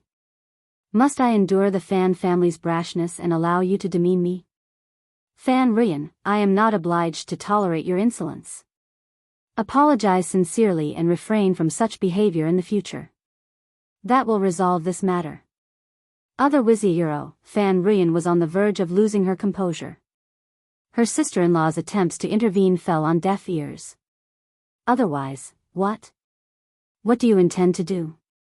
This is the Fan family. Do you think you can bully us too? Heh, first Madame Fan, second Mrs. Fan, did you hear that? The Fan family truly holds sway here. They aren't just forthright, they're domineering. Lixia, teach her a lesson. Understood, madam. Before anyone could react, Lixia advanced and delivered a resounding slap to Fan Rian's face. The room fell into stunned silence as everyone processed the unexpected turn of events. Pa! Another sharp slap resounded as Lixia struck Fan Rian's other cheek. Ah! Fan Rian's shriek pierced the air as she lunged at Lixia, consumed by fury. How dare you strike me? First Madame Fan and second Mrs. Fan rushed to restrain her, urging her to calm down. No. Stay composed. Someone, come quickly. Release me. Fan Rian's arrogance was well known, as was her propensity for openly clashing with her sister-in-laws. However, owing to her mother's favoritism, she typically emerged victorious regardless of the circumstances. Years of such dynamics had shaped her into a particular kind of individual. Xiao Xian's words had ignited a simmering rage within her, and the two slaps had pushed her beyond rationality. Her cheeks burned with humiliation, her mind ablaze with fury. She was consumed by an overwhelming desire for retaliation. Even the prefect's wife could not degrade her in such a manner. Chapter 1850. Impulse. Fan Ruyan writhed in resistance, her gaze fixed on Xiao Xian with defiance. Xiao Xian's voice sliced through the tension, cold and unyielding. Apologize. How dare you glare at me? Do you intend to strike me? Release her and let her offer her apology. But they couldn't simply release her. First, Madame Fan instructed someone to escort Fan Ruyan away, but Xiao Xian intervened. Halt. Fan Ruyan will not depart until she has extended her apology. How dare you? Do you show no regard for me, the prefect's wife? First, Madame Fan faltered. Madame Xiao, Ayuro, her sister-in-law, had long been accustomed to having her way. Previously, the prefect's wife held little sway in her presence. Therefore, in a reflexive attempt to prevent any further embarrassment to the Fan family, first Madame Fan sought to diffuse the situation by attending to her sister-in-law's needs, disregarding any potential offense to the prefect's wife. However, while she chose to overlook it, Xiao Xian did not. Xiao Xian had heard of the treatment received by previous prefect spouses in An's province. She felt both incredulous and disheartened. Those dispatched here for administrative duties lacked influential connections. They were compelled to rely on the local elite families. Even if they suffered hidden injustices, they could do naught but endure. However, she couldn't let such an incident pass unchallenged. Release her. Xiao Xian's command sliced through the tension like a blade. The two maids, already apprehensive of their mistress, trembled under Xiao Xian's stern rebuke. They relinquished their hold, allowing Fan Ruyan to break free and rush toward Xiao Xian. In the midst of gasps and murmurs from the onlookers, Xiao Xian raised an imperious hand. With a frigid gaze fixed on her, Fan Ruyan's arm froze midair. The sight of Xiao Xian's icy composure instilled a sudden fear in her, halting the intended strike. Caught between impulse and apprehension, Fan Ruyan hesitated. She couldn't bring herself to carry out the slap, knowing the repercussions of assaulting the prefect's wife in public. Even her own mother's intervention would be futile if such a scene unfolded. The prefect's wife might demand an apology or even imprisonment. Fan Ruyan's arm remained rigid, neither moving forward nor retreating. She stood frozen in embarrassment and apprehension. Xiao Xian, unmoved by the spectacle, remarked coldly, "Mrs. Bai, you certainly are remarkable." First Madame Fan intervened swiftly, restraining Fan Ruyan and coaxing her to lower her hand. She recognized the folly of her impulsive action, which only served to compound her embarrassment. "Madame Xiao, please understand." It was a momentary lapse of judgment. Thankfully, she regained her senses promptly. "Please forgive her, Madame Xiao." "Sister, offer your apology to Madame Xiao." Apologizing was inevitable at this point. Her impulsive behavior had not only harmed herself but also brought disgrace upon others. First Madame Fan wished she could give her sister-in-law a sound scolding as well. Xiao Xian regarded them with contempt, sneering disdainfully. The Fan family, one of the most prominent in An's province, who wouldn't be eager to curry favor with you? Apologize? I am not worthy of such grace. Mrs. Jia, let us depart. We wouldn't want the Fan family to lament our departure and accuse us of theft. Yes, Madame Xiao. Chapter 1851, Reprimand. Aya, please reconsider. First Madame Fan and second Mrs. Fan couldn't bear to see Xiao Xian walk away like this. With so many eyes upon them, Fan Ruyan's refusal to apologize only worsened matters. If Madame Xiao sought retribution, it could spell trouble for their family. Sister, a sincere apology is in order. We acknowledge our mistake. Madame Xiao, we implore you to grant the Fan family a chance to make amends. Please, show mercy, Madame Xiao. The two madams of the Fan family were visibly distressed. With every plea for leniency, they cast pleading glances at Fan Ruyan, silently urging her to make amends swiftly. Fan Rian clenched her fists, her face flushing with embarrassment and frustration. She'd never felt so humiliated. Apologizing was not in her nature, especially not in front of such a crowd. But she understood the necessity of swallowing her pride in this moment to spare her family from further disgrace. Madame Xiao was notoriously vindictive, and provoking her further would only invite disaster. As she prepared to swallow her pride and issue an apology, Mrs. Guan, who had remained silent until now, interjected, "Madame Xiao, let's not escalate this any further. You're well aware of your influence. There's no need to assert dominance at every turn. This is about a bracelet, isn't it? Dragging innocent parties like Mrs. Bai into this only complicates matters. Are you attempting to manipulate the situation to your advantage, perhaps implicating Mrs. Jia? It's a cunning move, I must admit. Your strategic acumen is truly remarkable." Fan Rian adamantly refused to apologize to Qiao Xian. Instead, her eyes flashed with defiance as she retorted, "I agree. We've yet to unravel the mystery of the bracelet. Are you just going to ignore it? Enough." Qiao Xian's voice cut through the tension. "Your disrespect towards me won't go unnoticed. With all these witnesses, are you attempting to deceive or manipulate the truth? I may not hold much sway, but I won't be bullied so easily. Today's events demand seriousness. My position as the prefect's wife is at stake." Turning his gaze to Mrs. Guan, Qiao Xian's tone turned icy. "And you? Your peculiar manner of speaking betrays your arrogance. I find Mrs. Jia far more reliable than you. Why the rush? We must delve deeper into your intentions. If you doubt our Lord's judgment, feel free to appeal to the higher court, unimpeded. Why the hesitation? It's intriguing. You seem eager to dismiss this without evidence or witnesses. Your status should remind you to act with restraint. If you dare to display such rudeness and arrogance again, you'll find it insufficient." Mrs. Guan flushed with indignation. "You Euro, it's not your place to speak in my presence. Keep silent and step aside." "Your time will come," Qiao Xian interjected sharply. "Any further utterance from you will result in the same treatment." Furious, ashamed, and seething with anger, Mrs. Guan trembled slightly. But she dared not voice another word. If even Fan Rian could be struck, she stood no chance. To face such humiliation would be futile.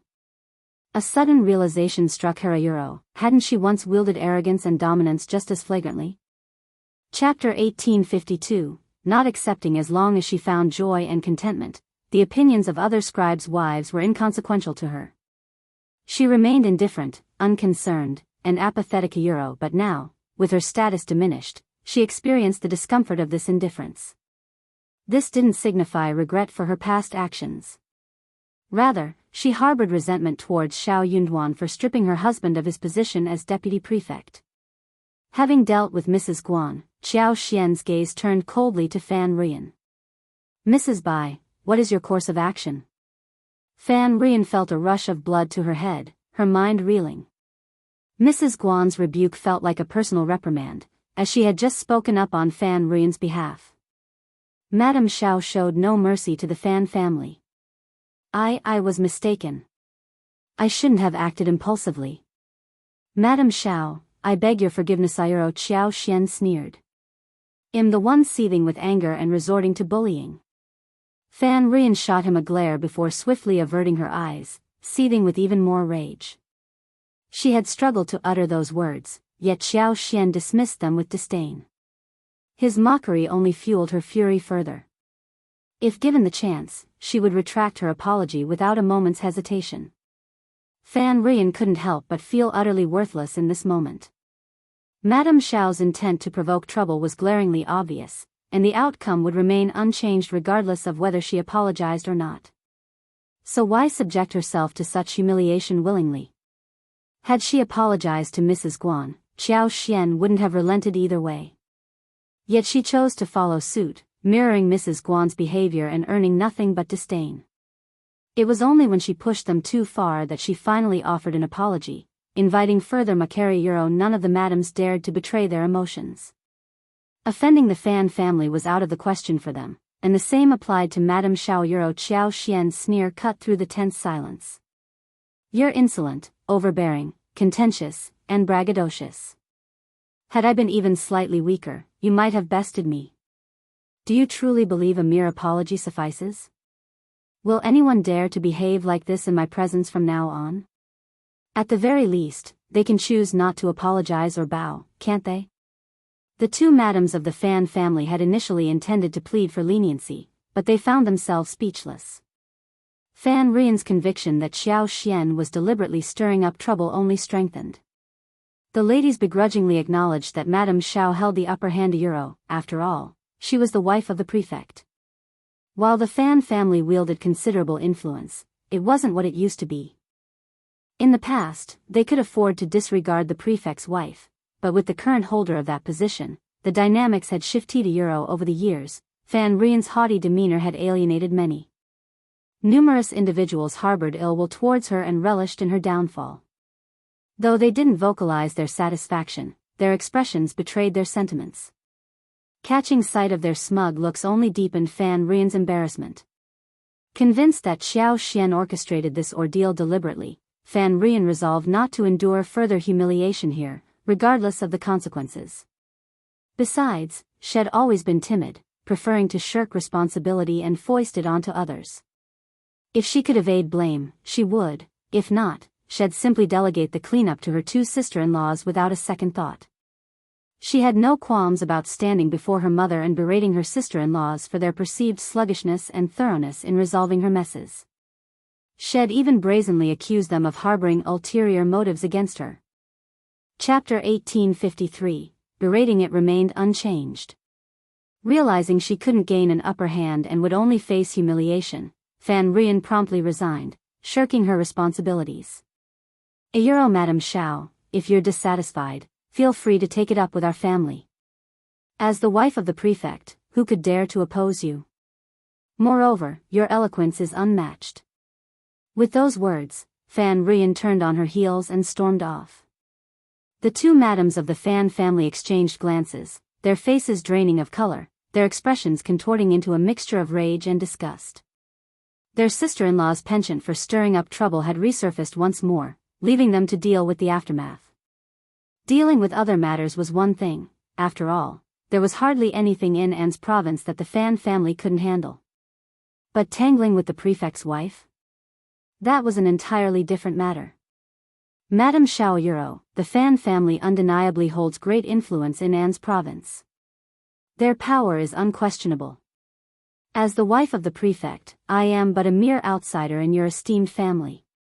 With a disdainful sneer, Xiao Xian rose from her seat and exited alongside Mrs. Jia. Mrs. Jia's expression mirrored her dissatisfaction. The Fan family had overstepped their bounds. While it was common knowledge that the three major families were domineering, Mrs. Jia had never experienced it firsthand until now, leaving her thoroughly disheartened. Madame Xiao, please, wait, first Madame Fan interjected, attempting to defuse the tension with a smile. But Xiao Xian cut her off sharply, pointing an accusatory finger. Silence. How dare you impede me? You think I'm easy prey? Your family's insolence towards me is intolerable. You can't manage your own kin, yet you seek to control me? First Madame Fan, your motives are transparent. I didn't mean Euro, then step aside. Or face the consequences. Xiao Xian's threat hung in the air as she and Mrs. Jia departed, leaving first Madame Fan and her sister-in-law stunned.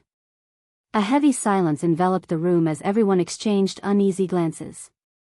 They had learned their lesson. The prefect and his wife were not to be trifled with. The atmosphere in Anne's prefecture had shifted, and everyone realized they needed to tread carefully to avoid trouble. At least until the prefect's tenure came to an end. Meanwhile, Mrs. Guan couldn't contain her delight. The gleam in her eyes and the curve of her lips betrayed her satisfaction. She secretly hoped for discord between the Fan family and Xiao Xian, envisioning potential alliances in her favor. They might even succeed in enlisting the Mei family and the Hua family, leveraging their connections and familial ties. Unless Lord Xiao wished to stir up trouble in Anne's province, he would surely reconsider his stance. As Mrs. Guan entertained these thoughts, she felt a surge of satisfaction. She even entertained the possibility of her old master reclaiming the position of deputy prefect Euro, but when first Madame Fan caught sight of the smug expression on Mrs. Guan's face, she felt a twinge of irritation, as though she had swallowed a fly. She clenched her teeth, cursing silently. If only she hadn't caused such a commotion, things wouldn't have spiraled out of control like this. First Madame Fan couldn't tolerate Mrs. Guan's gloating any longer, so she sighed and addressed her. I didn't anticipate things unfolding like this. You'll need to take care of your bracelet. Mrs. Guan's smile faltered, her heart sinking. 400 taels of silver.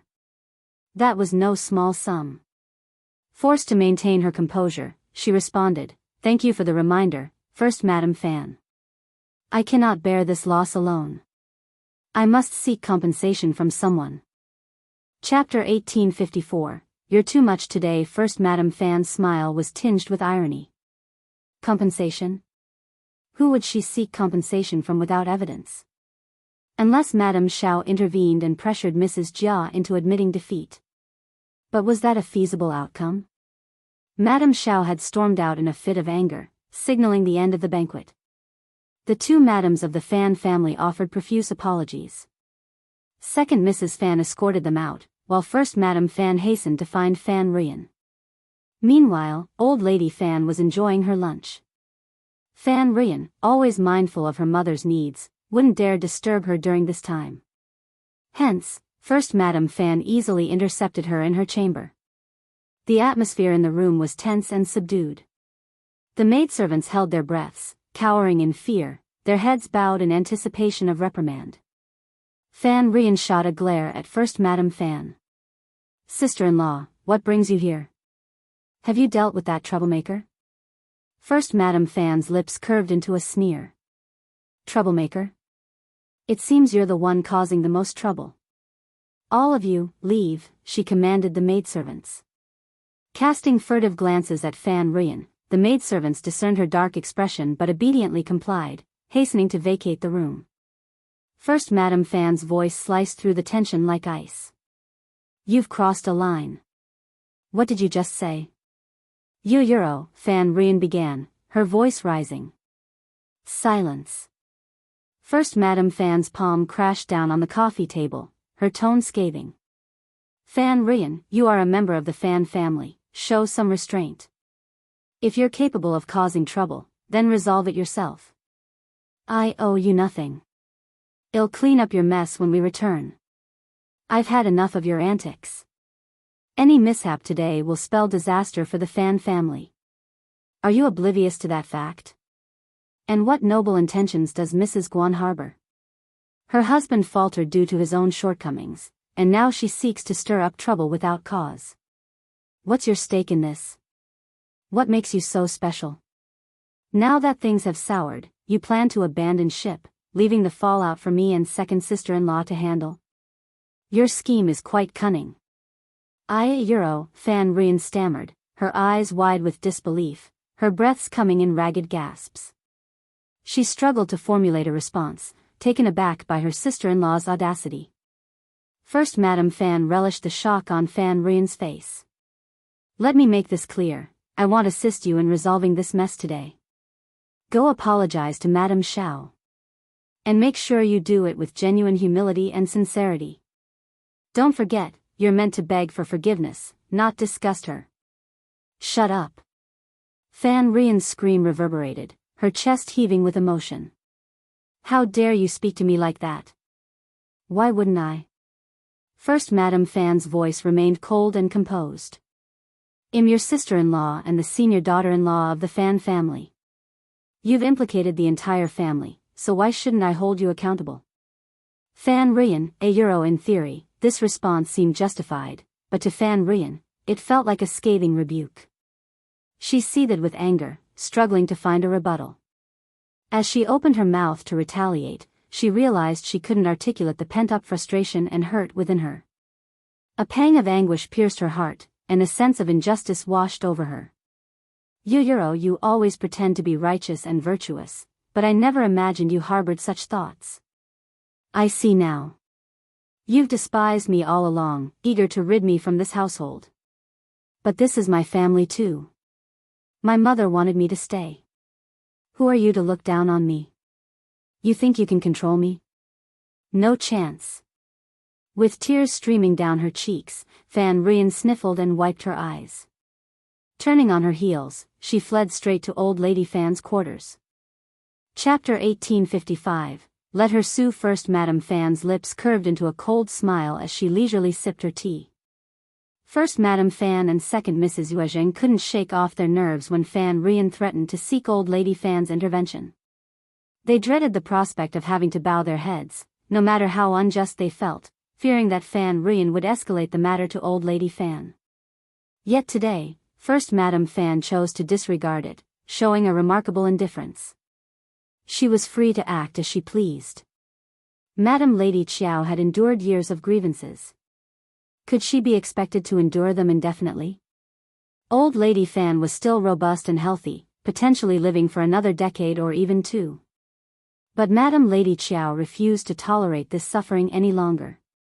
It was time to confront the situation head-on and chart a new course for herself. From now on, whoever instigated trouble would be responsible for resolving it. After draining her tea, First Madame Fan received Old Lady Fan's invitation. She offered a polite smile. "I'll be there shortly. Please wait for me." Before seeking out Fan Rian, she had dispatched someone to summon the two patriarchs back. She intended to address the issue in their presence. Both of the Fan family's patriarchs were present at the shop when they received word of an urgent matter at home. Without hesitation, they hastened back to the residence. Accompanied by First Madame Fan and Second Mrs. Fan, they proceeded to Old Lady Fan's chambers. Fan Rian had been nestled in Old Lady Fan's embrace, her tears flowing freely, eliciting a pang of sympathy from the elderly matriarch. Angrily awaiting First Madame Fan's arrival, she expected retribution for her grievances. Yet, to her surprise, no one responded to her calls, despite repeating them 3 or 4 times. Exhausted from her tearful ordeal, Fan Rian's eyes were now bloodshot as she cast a venomous glare at First Madame Fan upon her entrance. Meanwhile, Old Lady Fan's fury reached a boiling point as she scolded, "Your temper is intolerable. You're meant to be the matriarch of this household, yet I can't even summon you. This is unacceptable." The first Old Master Fan was taken aback. "Mother, what's happened? Have the audacity to ask. Inquire about your daughter-in-law's actions." Old Lady Fan bellowed furiously. "Kneel." First Madame Fan's lip curled into a disdainful sneer. "Is it not excessive to show such bias? Listen. Listen." Old Lady Fan's voice trembled with emotion.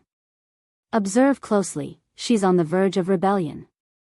First Madame Fan's voice rang out, determined and resolute. "Old Lady Fan, you must hear me out. If you refuse to listen and insist on blaming me, believing I'm faultless and never at fault, then why don't we part ways? I won't dare to intervene in any family matters anymore." "What did you just say?" "Elder sister-in-law. You're defying authority." A Euro chaos reigned within the Fan clan. Amidst the turmoil, Fan Rian's tears flowed anew, a sense of injustice overwhelming her. She lamented her plight, bemoaning how her mother had kept her at home out of love and filial piety, only for her to become a target of scorn and unwanted trouble. Old Lady Fan seethed with fury at her eldest daughter-in-law's insubordination. Instead of humbling herself and seeking forgiveness, she brazenly suggested a split. It was outright rebellion, further compounded by her incessant shouts and rebukes. First Madame Fan couldn't hold back her tears, recalling the years of grievances she endured. Second Mrs. Fan, initially inclined to reason with her, found herself overwhelmed with empathy, sharing in her sorrow. The two patriarchs of the Fan family attempted to intervene, but found themselves at a loss for words, wishing they had more mouths to speak with. They were exhausted and overwhelmed. In times past, such a situation had never arisen. First Madame Fan and Second Mrs. Fan would capitulate, bowing their heads in submission, offering apologies and assurances. Once Old Lady Fan had finished reprimanding them, she would show mercy and extend forgiveness, bringing an end to the ordeal. Chapter 1856, fainted this time. First Madame Fan and second Mrs. Fan clenched their jaws, refusing to offer apologies. Surrendering now would mean a lifetime of submission. Old Lady Fan, unaccustomed to such defiance, was profoundly affected by their refusal. So consumed with rage was she that she collapsed before she could regain her breath. The room descended into chaos once more. Mother! Mother! Help! Ah! Mother! Someone! We need help! Fetch a doctor! Fan Rian shook Madame Lady Chiao and cried out, Mother! Then, without a second thought, she turned towards First Madame Fan and slapped her across the face. This is all because of you. First Madame Fan seized her hand and retaliated with a fierce slap, causing Fan Rian to recoil in pain. She pointed accusingly. Enough. If you hadn't caused trouble, none of this would have happened. You show no remorse and only grow more insolent. Take a good look at yourself. Tears streamed down Fan Rian's cheeks. Elder brother, second brother, are you going to stand idly by while I'm treated like this? Are you failing Mother? You're the one who provoked Mother to this point, yet you have the audacity to shed tears? Why? Not content with provoking Mother, you've also incited your brothers? Fan Rian, you've caused utter chaos. Euro, enough arguing. First Old Master Fan's voice trembled with distress. With a stern expression, he added, Mother is in this state, and yet you're still bickering. If anyone persists in arguing, leave this room. First Madame Fan fell silent, heeding her father-in-law's words. However, Fan Rian couldn't shake the feeling that despite not being singled out by name, her elder brother's admonishment was directed at her. He had never reprimanded her like this before. In the past, he would have comforted her long ago. Feeling a surge of resentment and sorrow, Fan Rian ceased her protests but remained seated, tears still streaming down her cheeks. First Old Master Fan's distress deepened at the sight. He called out twice for her to stop crying, but Fan Rian ignored him, her sobbing unabated. Furrowing his brow, First Old Master Fan grew increasingly frustrated. She wasn't a young teenager but a woman in her 30s. What reason did she have to cry? The doctor would arrive soon, but she refused to leave, making it difficult for others to attend to her. First Madame Fan's words cut through the air with icy precision. You'll cry too when the doctor arrives. Let everyone witness how the lady of the Fan family appears when she sheds tears. Fan Rian's tears ceased, replaced by a glare fixed on First Madame Fan. Thankfully, Old Lady Fan's fainting spell was merely due to a temporary lack of blood flow. The doctor administered medication to cool her system and alleviate liver discomfort, advising her to maintain a light diet and avoid anger. With his instructions given, he took his leave. A collective sigh of relief filled the room. Upon regaining consciousness, Old Lady Fan cast a piercing gaze at First Madame Fan and Second Mrs. Yuezheng. First Old Master Fan, seeking to console her, inquired about the day's events. His inquiry only served to reignite Old Lady Fan's ire. She rebuked him for his lack of filial piety, questioning why he would bother to ask. Shouldn't he be focusing on teaching First Madame Fan a lesson and compelling her to kneel and apologize? Furthermore, his second son's wife was not to be spared either. It was high time she faced consequences too. First Madame Fan's demeanor turned grave. Mother, if we don't explain today's events, it will spell trouble for the entire Fan family. Are you certain you don't wish to hear it? The two patriarchs of the Fan family were taken aback by the gravity of the situation. Chapter 1857, Not backing down. Fan Rian's voice reverberated, charged with indignation. Stop trying to frighten Mother. She's just recovered, and you're scaring her again. What's your intention? No one can match your skills, can they? First Madame Fan retorted with a sneer. Over the years, you've engaged in plenty of such antics. I don't wish to dwell on the past, but today's events must be clarified. Moving forward, there must be order in this household. Suddenly, Fan Rian turned towards Old Lady Fan, her expression pleading. You're defying authority. Mother, please don't be upset. First Old Master Fan intervened hastily. Why don't you hear them out first? Then we can discuss how to address the situation. What do you say? Let's not let anger cloud our judgment. Second Old Master Fan added his voice to the plea. Indeed, Mother. If you faint again, it will harm your health. Wary of any further physical strain, Old Lady Fan shot a fierce glare at the two patriarchs but managed to suppress her anger. Fine, tell me. I want to hear your side of the story.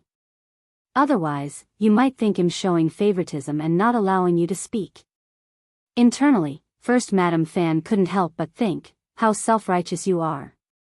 Do you not realize your own bias? First Madam Fan recounted the events of the day, detailing every occurrence. Fan Ryan, caught off guard by her mother's acquiescence, simmered with frustration, itching to interject and offer rebuttals. Yet, she knew it was futile. First Madam Fan was too enraged to heed any pleas for silence.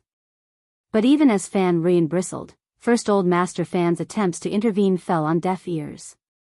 She wouldn't listen to him, let alone First Madam Fan. Old Lady Fan remained impassive, her expression cool and detached, offering no indication of stopping Fan Ryan's impending outburst. Finally, First Madam Fan concluded her account, visibly drained. Madam Xiao stormed off today, incensed. Lord Xiao has garnered considerable support in An's province. His methods are well known, and we stand no chance against him. Even if we remain unconvinced, resistance is futile. None can deny the implications of Madam Xiao's departure. It's clear I acted deliberately. We must consider the potential repercussions of provoking her wrath. As officials, they hold power over us as citizens. Our Fan family is no match for Lord Xiao in a direct confrontation. Sister-in-law acted rashly. I urged her to retract and apologize. What's wrong with that? Direct apology signifies genuine remorse. Fan Ryan sneered. Sister-in-law, are you so easily rattled by mere words? Ridiculous. Our Fan family is flourishing, abiding by the laws of the Qin dynasty. The prefect should tread carefully before crossing U.S. As for me, I simply believe Mrs. Guan speaks the truth. Is it wrong to defend her? Otherwise, Madam Xiao may well side with Mrs. Jia. Humph. She can voice her opinions, yet I can't. How tyrannical. She's narrow-minded and incapable of accepting differing viewpoints. And somehow, it's my fault? Sister-in-law, your bias couldn't be more apparent. Don't forget, we're family. Don't forget that Xiao just humiliated our family. Even if you cozy up to him like this, he might still harbor disdain for you. I can sense your disdain for me growing stronger by the day. First Madam Fan was left speechless. She felt a surge of both anger and anxiety. She hadn't anticipated her sister-in-law's obstinance. She could twist the truth so convincingly, painting herself as the defender of the Fan family while portraying First Madam Fan as the betrayer. Chapter 1858, confounded First Old Master Fan and the others were left utterly speechless. The two patriarchs of the Fan family had no grievances about their detention in the prefect's office. Even if they did, they dared not voice them. After all, Lord Xiao was aware of their situation. Though the fine of 1,000 taels of silver was burdensome, they didn't dare to protest. Their sister shouldn't have provoked Madame Xiao like Theta Euro. What's the point? The Fan family had ample goods to sell, and they were already busy enough. If officials kept hindering their work with constant scrutiny, their stock would pile up in the warehouses, risking spoilage. The Fan family couldn't afford such losses. First Old Master Fan couldn't help but chide Fan Ryan, feeling she was being stubborn for no reason. There was nothing to gain from angering Madame Xiao Euro. Second Old Master Fan echoed his sentiments. Second Mrs. Fan secretly concurred with her husband's assessment. Fan Ryan, seething with anger, launched into another tirade, accusing them of looking down on her and plotting to exile her. The siblings and sister-in-law found themselves embroiled in yet another heated argument. Old Lady Fan, incensed by her daughters-in-law's defiance, cared not for right or wrong. Since they dared to oppose her today, she resolved to teach them a harsh lesson. What was so impressive about Madame Xiao, anyway? Ruyan had a point. Was she entitled to be biased and silence dissent? Furthermore, today's banquet seemed designed to antagonize her. They wanted her to understand that the Fan clan wouldn't tolerate disrespect. Lord Xiao hadn't demanded anything from the Fan family. Had the Fan family demanded anything from him? He had no right to disgrace them. Old Lady Fan scolded her son and daughter-in-law, siding with Fan Ruyan. Not only did she refrain from blaming her, but she also offered comfort. Instead, she chastised First Madame Fan for making a mountain out of a molehill, questioning her motives. First Madame Fan nearly exploded with fury. The two patriarchs felt a chill in their hearts. They hadn't anticipated their sister's confusion or their mother's befuddlement. Didn't they realize an arm couldn't compare to a thigh? First Madame Fan cautioned them that allowing her to persist would embolden her further. Sooner or later, she'd lead the Fan family astray. Consequently, they tacitly agreed not to yield this time. Since First Madame Fan had made the first move, there was no need to capitulate. They might as well crush her outright to prevent future regrets. Deep down, the two brothers harbored long-standing dissatisfaction with their sister. For years, their mother had wielded authoritarian control, making decisions without question. Yet, this sister of theirs persistently caused trouble. After enduring so much, anyone would reach their breaking point. Since the dam had burst today, there was no reason to plug the hole. Both families were resolute. Initially furious, Old Lady Fan soon found herself powerless after several rounds of argument.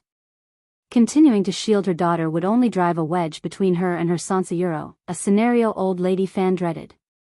Her expression darkened, and she remained silent. Fan Ruyan excelled at manipulation and sophistry. In terms of logic, she couldn't hold a candle to her.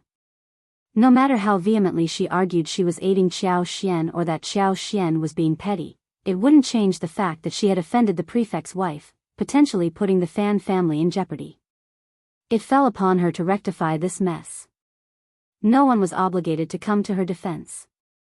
In short, First Madame Fan and Second Mrs. Fan were prepared to resign this time. Chapter 1859. This must be Lord Xiao's counterattack, of course. Fan Ruyan refused to admit fault and apologize. Instead, she resumed crying, lamenting how her brother and sister-in-law were cruel and heartless. It was evident they didn't regard her as family and were purposefully tormenting her. The situation descended into chaos. In the end, everyone was exasperated, and the matter remained unresolved. No one was content. First Old Master Fan and Second Old Master Fan felt too ashamed to compel their wives to apologize on behalf of their sister. None of their actions made sense. They were at an impasse, but little did they know, news of the dispute had spread. The following day, thugs descended upon the Fan family's rice shop, silk shop, restaurant, and several other establishments, disrupting business operations. The shopkeeper, known for his temper, clashed with the intruders, further aggravating the situation. He reported the incident to the authorities, but help arrived slowly from the yamen. By the time officials arrived, the troublemakers had dispersed. Instead of apprehending them, the officials interrogated the shopkeeper with grave expressions. The majority of the Fan family's shopkeepers and workers, filled with confidence and pride, possessed less than pleasant temperaments. Witnessing the authorities' lack of action, they couldn't help but express their frustration in a manner lacking decorum. In the end, the officials erupted in anger, chastising them for being too arrogant and lawless. It became evident that the Fan family was just as haughty. If they were so superior, why not don their official attire and act as they pleased within the government office? The shopkeeper and his assistants were utterly bewildered by the situation. It dawned on them only then that the prefect was no longer the prefect, and the government office had undergone a transformation. Quickly, they offered profuse apologies, trying to rectify the situation. They were scolded without cause and warned to conduct themselves as businessmen, to eschew arrogance and domineering behavior. After all, being amiable was the key to profitability, wasn't it? The officials' tyrannical and unreasonable behavior before them hinted at how they might treat ordinary customers. Even if it was a shop belonging to the prestigious Fan clan, they were expected to adhere to established regulations. Anne's prefecture city was not theirs to dictate terms. €1. These words were spoken publicly, and countless bystanders absorbed them. The shop assistant felt dumbfounded and a tad fearful. He couldn't fathom why these officials were behaving so audaciously in the esteemed Fan family's establishment. Why didn't they show him any respect? However, the shopkeeper grasped the gravity of the situation and grew uneasy. It was clear that the main branch had somehow offended the former prefect. This was ominous. Bowing deeply, the shopkeeper issued apologies, eager to usher the officials away swiftly. He dared not meet the gaze of onlookers or engage in hushed conversations. After entrusting the shop to his staff, the shopkeeper hastened to the Fan family residence to deliver his report. Still unaware of the events transpiring, the family needed to be informed promptly, regardless of the importance of the matter. They needed a strategy. Several other shopkeepers had the same notion. It felt somewhat awkward for everyone to convene at the main household.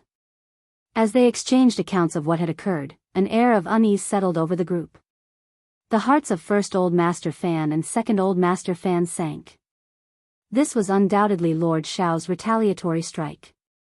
Madame Xiao had been mistreated and embarrassed, prompting Lord Xiao to launch a swift counteroffensive against the Fan family. Otherwise, it was too coincidental for those troublemakers to disrupt business at the Fan family shops today. Dependent on the government for their livelihoods, those thugs wouldn't dare disregard the casual, indifferent hints from a Constable. Chapter 1860. Clearly a troublemaker. Furthermore, highway robbery seemed to be a favored pastime for those scoundrels. It wouldn't do to air their dirty laundry in public. How could first Old Master Fan and second Old Master Fan confess to the shopkeepers that their sister had provoked Madame Xiao, leading to her retaliatory actions? All they could do was offer reassurance to the shopkeepers, urging them not to fret. If the issue wasn't significant, the Fan family would resolve it swiftly. However, to forestall any potential trouble, they would advise their employees to be more alert and proactive. Moreover, they should strive to avoid confrontation. If troublemakers showed up, they should be promptly escorted off the premises, regardless of the cost. Upon hearing this, the shopkeepers grew increasingly uneasy. They were astute individuals who could discern that something significant must have occurred. The more evasive their employers' responses, the graver the situation. Exchanging glances, the shopkeepers refrained from asking further questions. With the proprietors adopting such a stance, even if they inquired, they wouldn't receive the true reason. Thus, they resigned themselves to following their boss's instructions. Once the shopkeepers had departed, the expressions of the two old masters of the Fan family soured, their anger bubbling to the surface. How could this happen? Why are you so surprised? Second Old Master Fan cast a glance at his elder brother. That's Madame Xiao for you. Can Lord Xiao tolerate someone bullying or humiliating his wife? It's no different from a slap in the face. And perhaps he's harbored animosity toward our family for some time. This time, he even went out of his way to give them a handle against him. Sister-in-law may have a point. Sigh. But was she really a sister? She seemed more like a troublemaker. It wasn't just a matter of tolerating or despising her, it was about acting in the family's best interest. She'd always been headstrong, disregarding the consequences of her actions. In the past, that was acceptable. After all, in Anne's province, the Fan family didn't need to kowtow to anyone. Even now, they didn't need to. Except for Lord Xiao, who was different from previous prefect lords. But to provoke someone they couldn't afford to offend? Wasn't that reckless? What could the Fan family do? Lord Xiao had wealth, power, and held a significant government position. Did she lack common sense? The brothers couldn't speak ill of their sister too much. After a sigh and some discussion, they sought out their mother. Old Lady Fan was both shocked and furious upon hearing the news. This Lord Xiao is despicable. He's abusing his authority for personal vendettas, using his position to exact revenge. Is there no justice in this world? Does he think the Fan family is an easy target? The two brothers exchanged silent glances. It seemed they understood the roots of their sister's temperament. Blaming her alone wasn't entirely fair. Mom, let's handle this quietly. Don't spread the word. Lord Xiao might not be involved, First Old Master Fan suggested. Humph. Old Lady Fan scoffed. Do you think I'm naive? I can see through it. First Old Master Fan rubbed his tired forehead. Even if that's the case, without evidence, accusing an official falsely is a serious offense. When Lord Xiao sends officials to our door to arrest or punish, it'll be within his rights. Old Lady Fan was about to rail against Lord Xiao, but she halted, realizing that Lord Xiao was quite audacious. Chapter 1861, Is the Fan family that shameless? Is there no one who can rein him in? Old Lady Fan expressed her dissatisfaction. Then, a sneer crossed her face. He's just a disgraced official banished from the capital. I've heard he's clashed with the nobility there and holds a middling position. Who doesn't know his background, and who fears him? Prepare a lavish gift and head to Huaishi province to meet the Lord. Let's see how he reacts when we bring Lord Xiao down. I'm curious to know. The two old masters exchanged puzzled glances. What was their mother thinking? An's province was the most remote region in Huaishi province, separated by rugged mountains and difficult terrain. It had long been infested with bandits, earning a reputation as a lawless area. The provincial capital rarely paid it any attention. Even taxes were scarcely collected. The local officials were hardly ever bothered unless something major happened. Sending them to the provincial capital to confront the prefectural magistrate seemed like a fool's errand. The magistrate would likely be grateful as long as nothing went wrong in An's province. Touching the affairs of An's province would be the last thing on his mind. It seemed rather impractical and futile for the Fan family to try to assert themselves in this manner. The Fan family held considerable influence in An's province, but their power didn't extend as easily to the provincial capital. Gaining access to the prefectural magistrate's office, let alone influencing his decisions, would be no simple feat. Had their mother lost her senses? First Old Master Fan and Second Old Master Fan felt a heavy sense of dismay. What was driving their mother to confront the prefect lord so boldly? Was she prepared to engage in a battle of wills with such a powerful figure? Mother, we must consider this carefully, First Old Master Fan began, attempting to reason with her. Our family lacks the necessary connections with the prefect lord. It won't be easy to sway his decisions. We need to approach this situation with caution. Old Lady Fan's tone turned icy. I understand your concerns. You think him being meddlesome and rash. But can't you see that Prefect Xiao is deliberately targeting our family? First, he detained you, then he imposed a hefty fine. Madame Xiao is clearly stirring up trouble and using it as an excuse to interfere with our family's business. Do you truly believe that a mere apology will suffice? I agree, Second Old Master Fan interjected. This prefect seems incredibly vindictive. He won't be satisfied until he sees the downfall of our family. And he can easily find any excuse to target us. Why should we willingly subject ourselves to his bullying?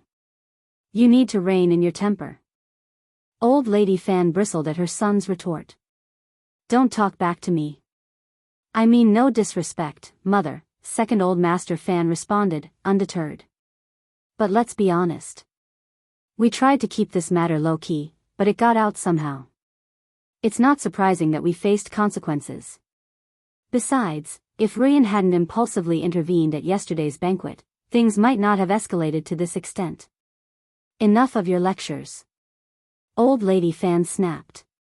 I apologize, Mother. I'll stay out of this matter as well, Second Old Master Fan conceded. But regarding your suggestion for elder brother to visit the provincial capital, I must dissent. It's not so simple to gain access to the magistrate's office. We risk only inviting further humiliation. Chapter 1862, I'm not going. This isn't just about humiliation.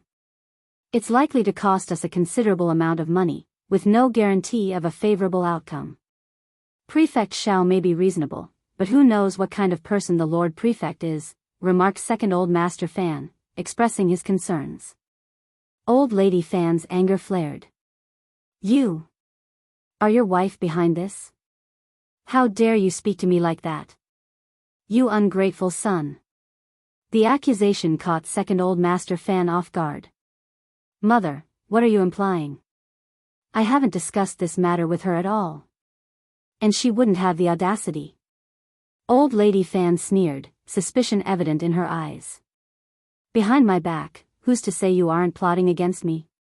Second Old Master Fan fell silent, his expression darkening. Attempting to diffuse the tension, First Old Master Fan interjected, Mother, let's focus on the issue at hand. Old Lady Fan fixed him with a stern gaze. Are you blaming me now? Are you and your brother teaming up against me? First Old Master Fan, a euro for the first time, the brothers felt that their mother was really senile and could not communicate at all. First Old Master Fan realized that appeasing Xiao Yunduan was crucial to protect the family's interests. He understood the delicate balance between maintaining their dignity and avoiding further conflict with the prefect's office. Despite his mother's stubbornness, he knew he had to act swiftly to address the situation before it escalated further. Sending someone to apologize to Qiao Xian was a necessary step to mitigate the potential repercussions on their business. In the face of Xiao Yunduan's influence and power, it was essential for the Fan family to navigate the situation carefully. Failure to do so could result in dire consequences for their livelihood and reputation. Therefore, despite the internal disagreements and tensions within the family, First Old Master Fan remained resolute in his determination to find a solution and protect the family's interests. Fan Ruiyan's insistence on not going to apologize added more tension to the already strained situation. Her tears and accusations only fueled the frustration of her family members, who were growing increasingly exasperated with her behavior. Realizing that their attempts to reason with her were futile, the two old masters of the Fan family resorted to stern measures, threatening to physically compel her to fulfill her obligation. This ultimatum left Fan Ruiyan feeling trapped and helpless, further intensifying her emotional turmoil. Desperate for support, Fan Ruiyan sought solace from her mother, hoping for intervention. However, to her dismay, the family's servants intervened, preventing her from seeking refuge with Old Lady Fan and effectively isolating her from potential support. In this volatile atmosphere, tensions ran high, and the resolution of the conflict seemed increasingly elusive. Fan Ruiyan's realization of her brother's seriousness struck her deeply, prompting a surge of shock, anger, and resentment. Her cries and accusations were fueled by a sense of betrayal and abandonment, as she felt her brothers had prioritized their wives over their own family. For the brothers, these accusations were not entirely new. They had heard similar complaints from Fan Ruiyan in the past, but they had dismissed them as mere grievances. However, in this moment, they couldn't help but wonder if there was truth to her words. The weight of Fan Ruiyan's accusations pierced through their hearts, leaving them feeling a chilling sense of realization. They began to question whether their past efforts to support and protect her had been in vain, and whether their kindness had indeed been taken for granted. Chapter 1863. Seeing guest off, Fan Ruiyan reluctantly bowed her head, feeling the weight of resentment heavy upon her shoulders. Accompanied by First Madame Fan, she trudged toward the backyard gate of the state office. Though the entrances were unguarded, Xiao Xian's indifferent demeanor made their passage tense. As First Madame Fan exchanged pleasantries with Xiao Xian, Fan Ruiyan's countenance remained clouded with distress. Ignoring her sister-in-law's attempts to prompt her, she trailed behind with a sullen expression. Internally, First Madame Fan seethed with frustration. She recognized Fan Ruiyan's ploy to manipulate her into speaking on her behalf, a tactic she found repulsive. Determined to reveal the truth to her patriarch, First Madame Fan resolved to confront the situation head-on. With a forced smile masking her irritation, she gently nudged Fan Ruiyan forward, her voice laced with feigned congeniality. Remember your plea at home? You implored me to accompany you and extend apologies to Madame Xiao. Yet here you stand, silent. Why this sudden reticence?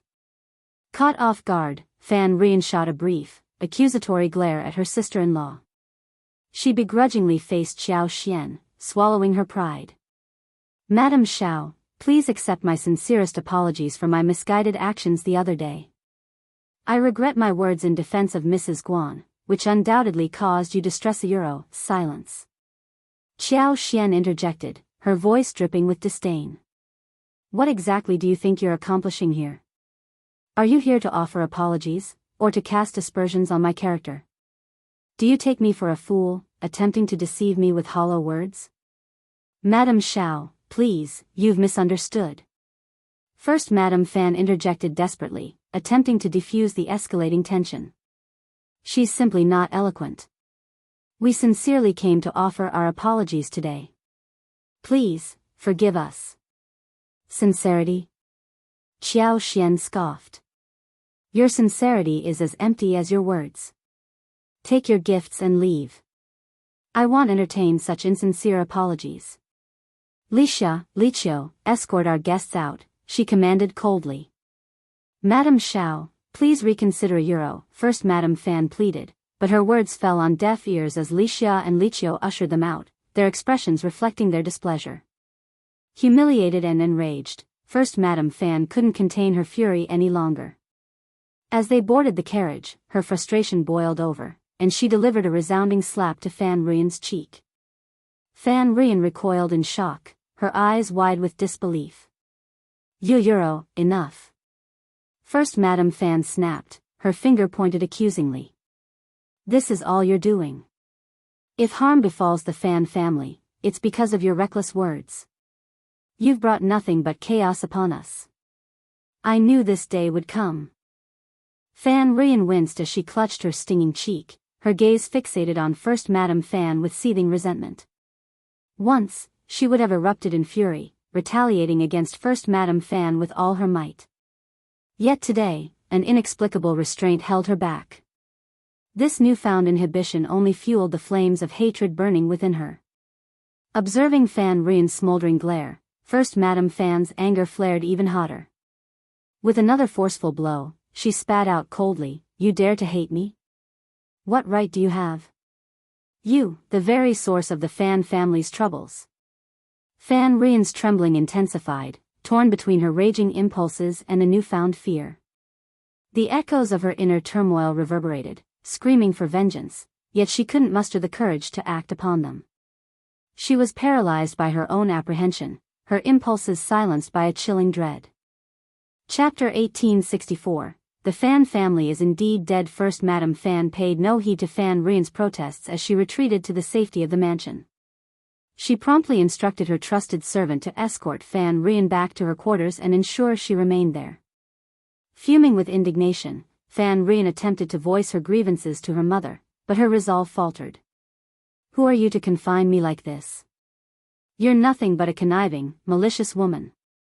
First Madame Fan's smirk held a chilling edge. I am the matriarch of the Fan family, the wife of the eldest son. I granted you leniency, but don't mistake it for weakness. What entitlement do you have to raise your voice against me?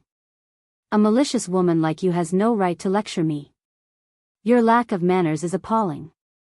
You dare. First Madame Fan's retort was cut short as she motioned for the servants to remove Fan Rian. Escort her away and ensure she's kept in check. If you fail, don't expect any leniency from me. The servants, startled by the exchange, swiftly complied. They understood that despite Fan Rian's status, First Madame Fan held the authority as the rightful mistress of the Fan family. Meanwhile, First Madame Fan approached First Old Master Fan with a somber expression, recounting the events with a sense of dismay. Upon hearing her account, First Old Master Fan's temper flared.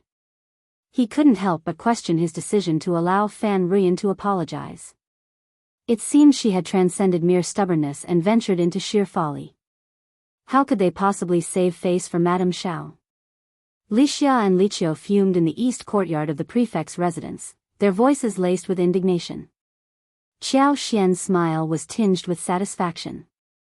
It appears the downfall of the Fan family is inevitable. With Fan Rian's abrasive demeanor, it was no surprise how many enemies she had accrued over the years. She seemed destined for comeuppance. The Fan family, though esteemed in An's province, was not without its transgressions. Their reputation for fairness was dubious, especially with Fan Rian's involvement. Xiao Yunduan and Xiao Xian felt little remorse about taking action against them. Their vendetta against the Fan clan would serve as a cautionary tale. In contrast, Mrs. Guan, despite her own troublesomeness, exercised more discretion. Following the banquet debacle, she wisely refrained from stirring further trouble. Too intimidated to confront the Fan family directly, she opted to keep her distance. Without solid evidence, her grievances would likely fall on deaf ears. Neither Qiao Xian nor Xiao Yunduan could intervene on her behalf, and Mrs. Jia remained steadfast in her own convictions. Without irrefutable proof, Mrs. Guan's plight remained unresolved. In plain terms, the lawsuit was a mess, mired in ambiguity and subjectivity. Its outcome hinged solely on the whims of the higher-ups. Mrs. Guan could only begrudgingly swallow her pride, seething with both anger and despair. A bracelet worth 400 taels of silver, discarded in a fit of rage, served as a painful reminder of her folly. The ensuing humiliation and frustration left her empty-handed. She dared not confide in her old master, fearing another round of reprimands. In her desperation, Mrs. Guan harbored hopes for the Fan family's supremacy over the mountain bandits. If they prevailed, Xiao and Madame Xiao would be rendered powerless, and Mrs. Jia would lose her influence. However, Mrs. Jia and her husband's lack of foresight astounded her. How long could Xiao remain as the prefect? Their future in An's province was uncertain, with no contingency plan in place. Unexpectedly, Fan Rian humbled herself the following day, kneeling at the back office entrance in a state of contrition. Chapter 1865. Sincerity. Despite the back office entrance being a secluded spot, Fan Rian's kneeling quickly drew a crowd, their whispers and gestures fueling her growing embarrassment and resentment. Her emotions churned within her, oscillating between fury and frustration. She hadn't anticipated this outcome. Her brother's indifference cut her deeply. Upon receiving the unexpected report, Qiao Xian summoned Fan Rian, expressing surprise at her apparent sincerity. Rare indeed. I hadn't expected such earnestness from Mrs. Bai, Qiao Xian remarked, her tone measured. Yet, beneath the surface, skepticism lingered. Fan Rian's abrupt change of heart seemed suspicious. Was her family pressuring her? First Madame Fan and the others were certainly capable of such manipulation.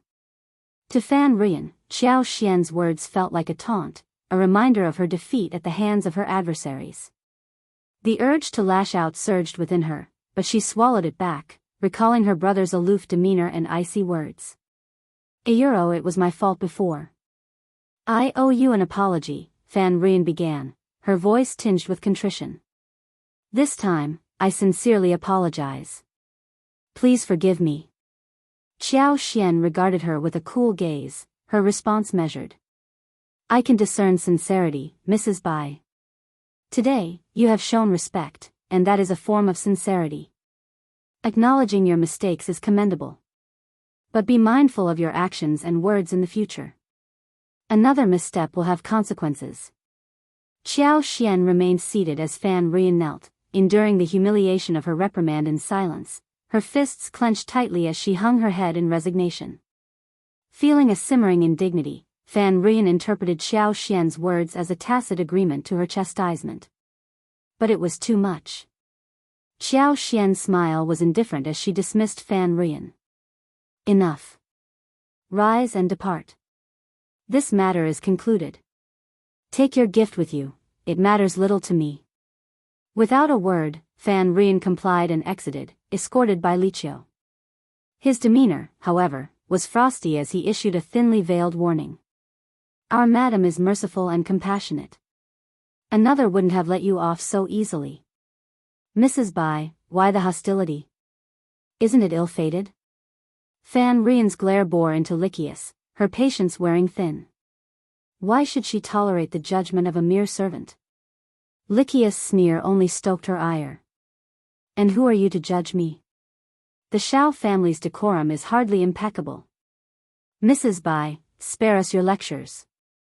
You, who showed disrespect to our madam, have no right to dictate decorum.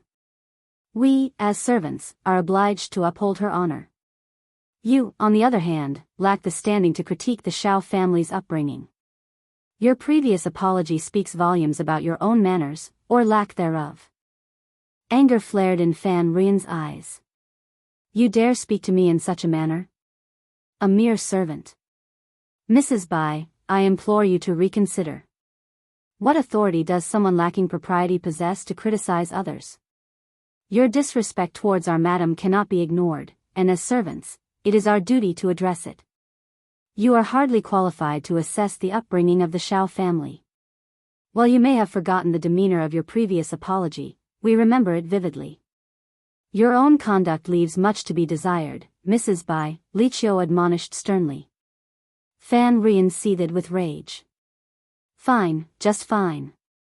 Today, I've seen their true colors. Storming out of the prefect's office, she maintained a frigid exterior despite the turmoil within. Returning to the Fan family compound, she retreated to her quarters, dismissing the servants and collapsing onto her bed in tears. She loathed it all. Her brother's callousness cut her to the core. Her two sister-in-laws harbored disdain for her all these years, yet she remained oblivious. But what stung the most was Madame Xiao's deliberate humiliation, exacerbated by her brother and sister-in-law's insistence on her acceptance of such degradation. Chapter 1866. Battle in the giant rock gorge. An's province wasn't a place they should linger, yet circumstances compelled them to remain. Fan Rian's tears flowed unabated, fueling her deep-seated hatred. As her anguish intensified, a glimmer of ruthlessness sparked in her eyes. She clenched her fists so tightly that her sharp nails threatened to pierce her skin, yet she remained oblivious to the pain. Counting her private funds, Fan Rian withdrew 1,000 taels of silver from her stash. After deliberation, she set aside 500 taels along with 2 thumbnail-sized rubies, still unmounted. A chilling smile tugged at her lips. Surely this sum was sufficient to procure a life? Furthermore, with Lord Xiao's unyielding stance against the bandits, their retaliation was inevitable. By expediting their attack with additional funds, she hoped for the demise of Xiao Yunduan and Xiao Xian. At least one of Thema. Fan Rian swiftly dispatched her funds to the key figures of the Tiger Head tribe. Their selection was deliberate, as it was common knowledge in An's prefecture that the tribe's second-in-command had suffered significant losses at the hands of Prefect Xiao's constables. Once the items were delivered, the nanny relayed to the Tiger Head tribe that they had been received with satisfaction, and Fan Rian's request was acknowledged. This brought her some semblance of relief. Fan Rian's actions were underhanded, a deceitful ploy. Meanwhile, a convoy of provisions gathered from Liangshan town was already forming a lengthy procession, escorted by Sun Bai and Sun Qian from Liangshan town to the city of An's prefecture. The 3 villages eagerly awaited their chance to strike Euro in the giant rock gorge. The ensuing battle was unexpectedly fierce. What they had perceived as a primary target turned out to be mere bait.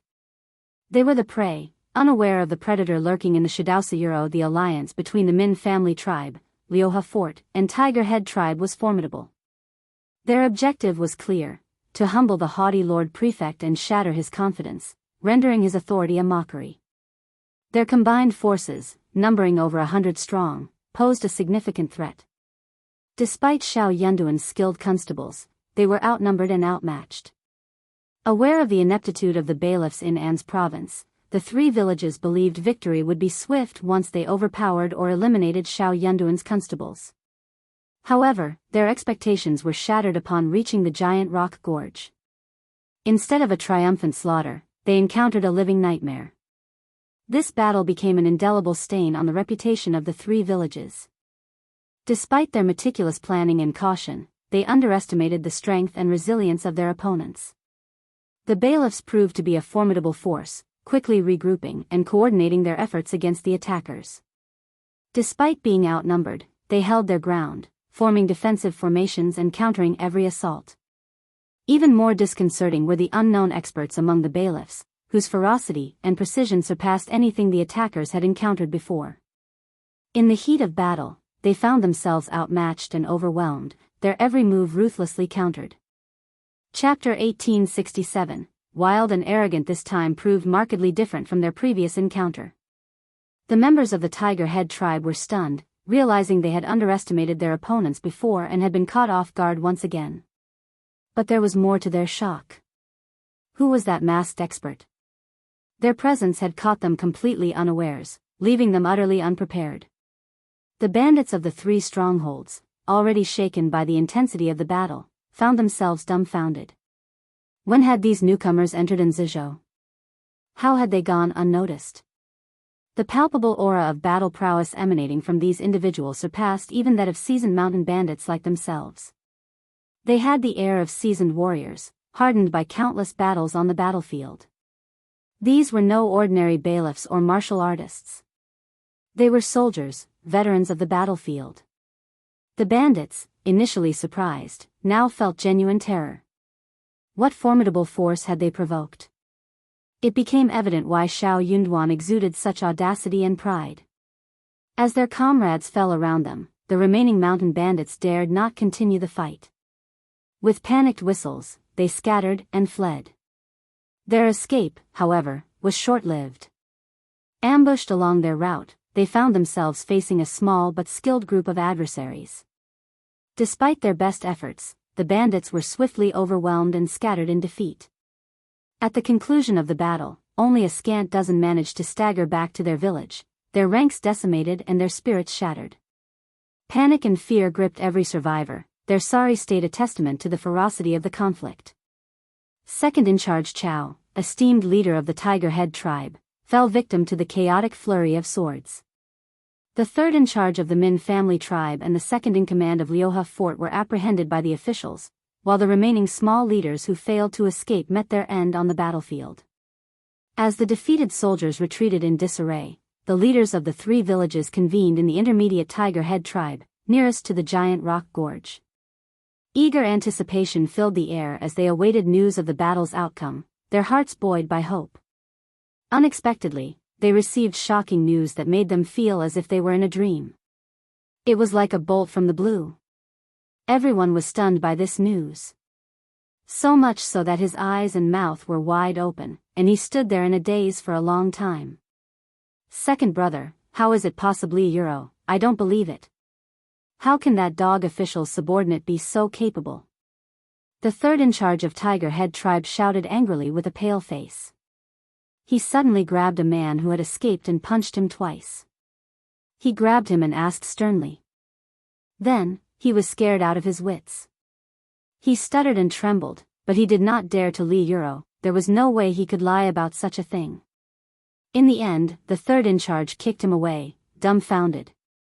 The others weren't any better. The atmosphere in the rough intermediate hall was oppressive, angry, and sad. How dare you?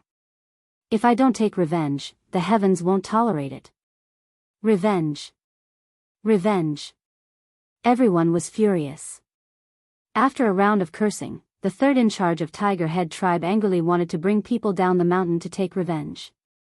It was not easy for everyone to persuade him. Of course, revenge was imperative. However, the challenge lay in devising a plan for vengeance. Moreover, with members of the Min family tribe and Liuhe Fort captured and imprisoned in the state government prison, their priority was their rescue. They needed to secure their release before seeking revenge. Otherwise, if their enemies decided to retaliate by harming or killing the captives, their efforts would be in vain. The third in charge of Tiger Head tribe wore a grim expression. Though reluctant, he had no choice but to heed the necessity of saving their comrades. Given that this operation was a joint effort among the three clans, he couldn't act unilaterally. Furthermore, both the Min family tribe and Liuhe Fort held greater power than Tiger Head tribe, making it unwise to provoke them unnecessarily. Chapter 1868. Afraid of taking action, the third in charge of the Tiger Head tribe seethed with resentment and fury. I believe the dog officials will undoubtedly use them as bait. How do we rescue this individual? Storm the prison? I won't object, no matter what course of action you propose. His words dripped with bitterness and ire, causing the faces of everyone present to darken. Storming the prison was out of the question. The defenses at the giant rock gorge were meticulously laid out, and their forces had been decimated in their previous attempt.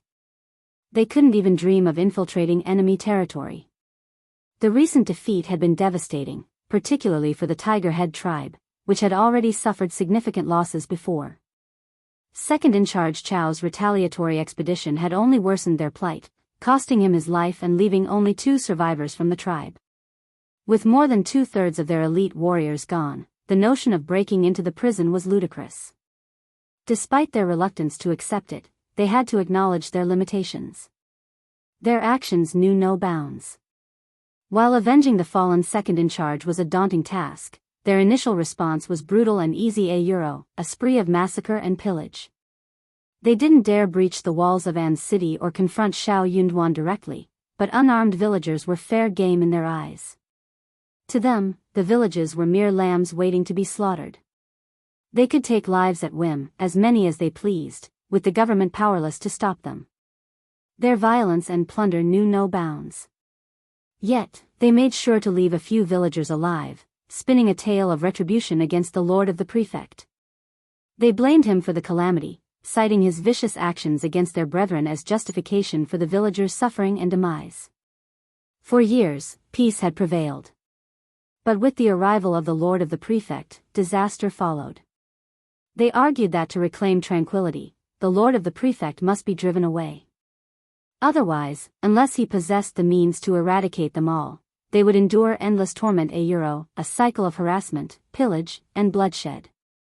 The specter of revenge would be looming over every resident of An's province. Should such an atrocity occur, those displaced citizens would undoubtedly harbor deep animosity towards Xiao Yunduan, leaving him in a precarious position. In response, influential families would clandestinely unite, potentially preventing Xiao Yunduan from assuming the role of prefect altogether. He might face severe censure and accusations of recklessness, accused of disrupting the delicate local equilibrium without considering the consequences.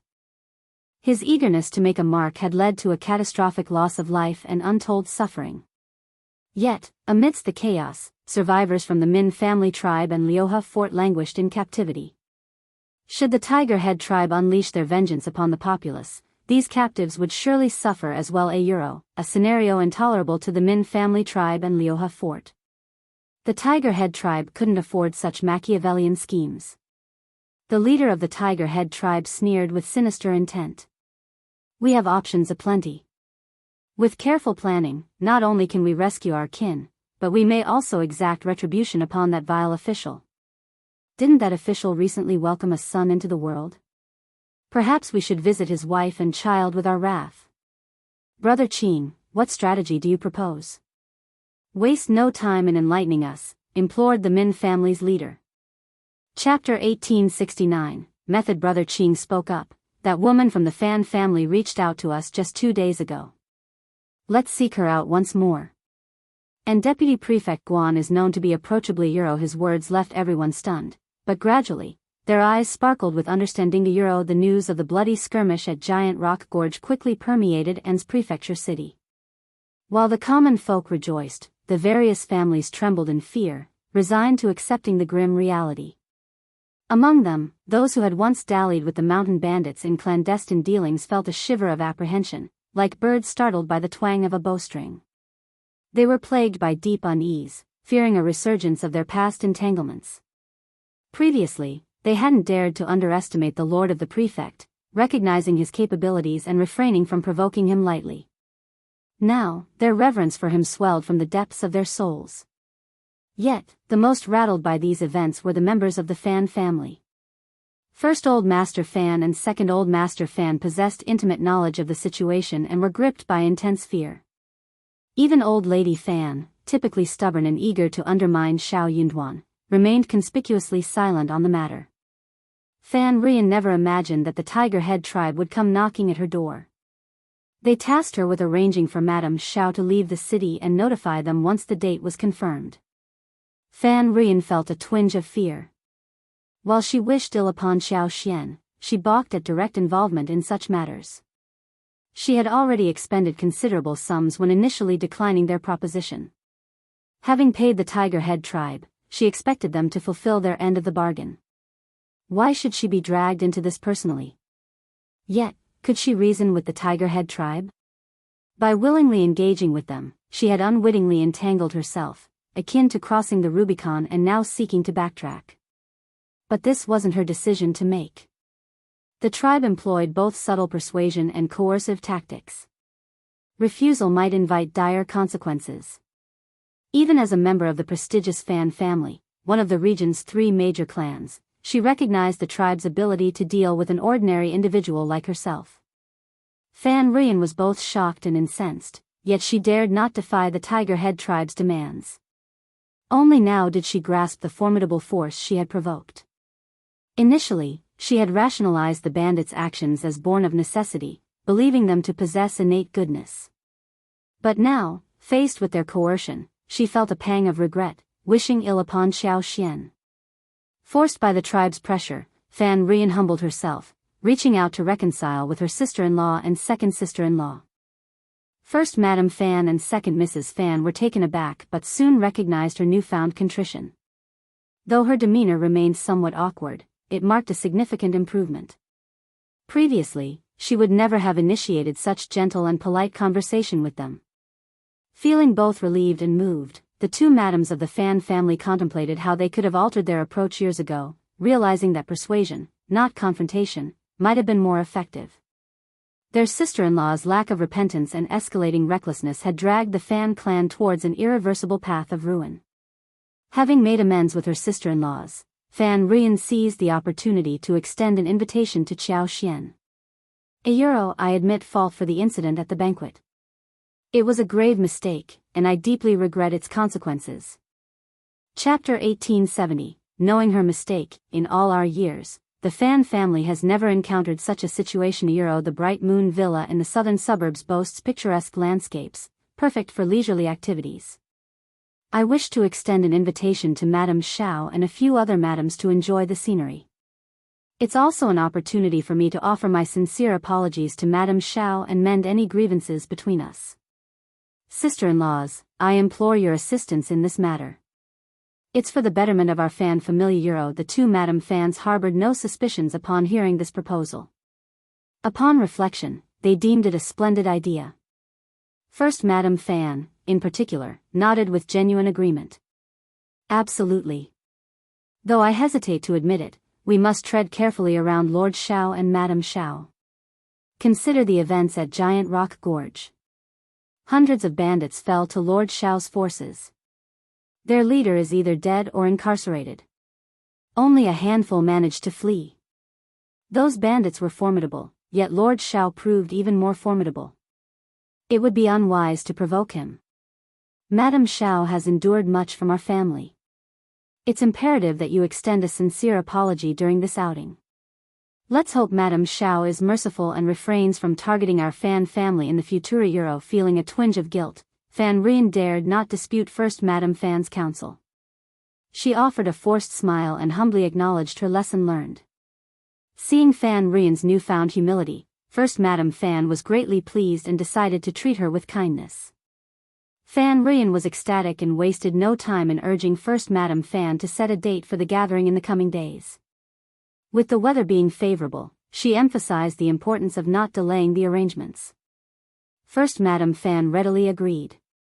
The following day, she approached Xiao Xian in the backyard of the state office, extending the invitation with a warm smile.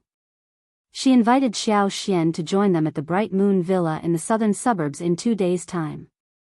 The weather is delightful, perfect for a leisurely outing. Our estate boasts splendid scenery, and I invite Madame Xiao to experience it firsthand. Additionally, I wish to express my sincerest apologies for the incident at the banquet. I also hope Madame Xiao will grant us the opportunity to sketch together. Xiao Xian graciously accepted the invitation with a smile, assuring her presence. First Madame Fan was elated. Showering Xiao Xian with compliments, she departed with a contented smile. Since the harrowing events at Giant Rock Gorge, numerous ladies had come to pay their respects to Xiao Xian. She could discern a palpable shift in their attitudes towards her, marked by newfound respect and admiration. In the past, politeness may have been merely superficial, but now it emanated from the depths of their hearts and bones. Li Xia, Li Qiu, and the others rejoiced for their old master and madam. Their old master's competence surpassed mere appearances, rendering superficial displays obsolete.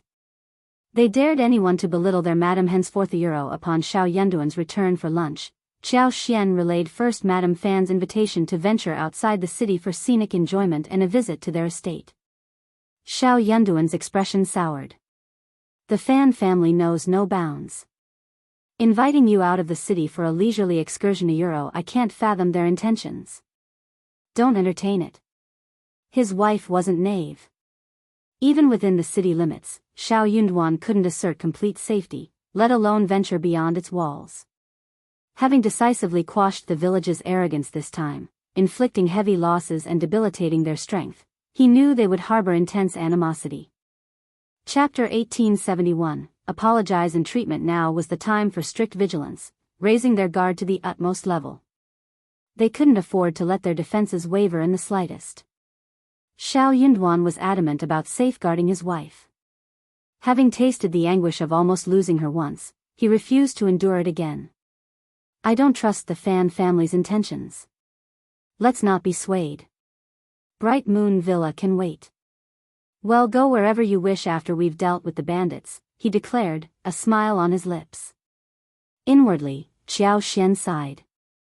She yearned to accept the invitation. Even her husband's caution couldn't deter this opportunity that had presented itself a Euro on the day of the giant rock gorge incident. She had fervently wished to go. Disguised, who would recognize her as the prefect's wife?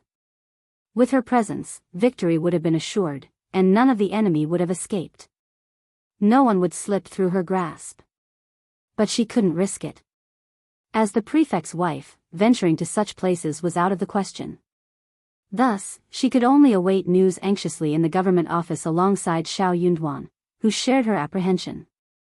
Thankfully, her hopes weren't dashed to Euro yet. This time, an opportunity had presented itself directly to Xiao Yunduan's doorstep. Naturally, he felt compelled to seize it. Xiao Xian tugged at Xiao Yunduan's sleeves, pleading, "Husband, please let me go. I can have Ai accompany us with some men. Those mountain bandits won't stand a chance if they dare to show themselves. And with prisoners in the state office's jail, they wouldn't dare to make a move. Come on, let's see if the Fan family is human or ghost." Euro. Xiao Yunduan's brow furrowed. No. It's too perilous. There's undoubtedly something amiss with the Fan family's invitation.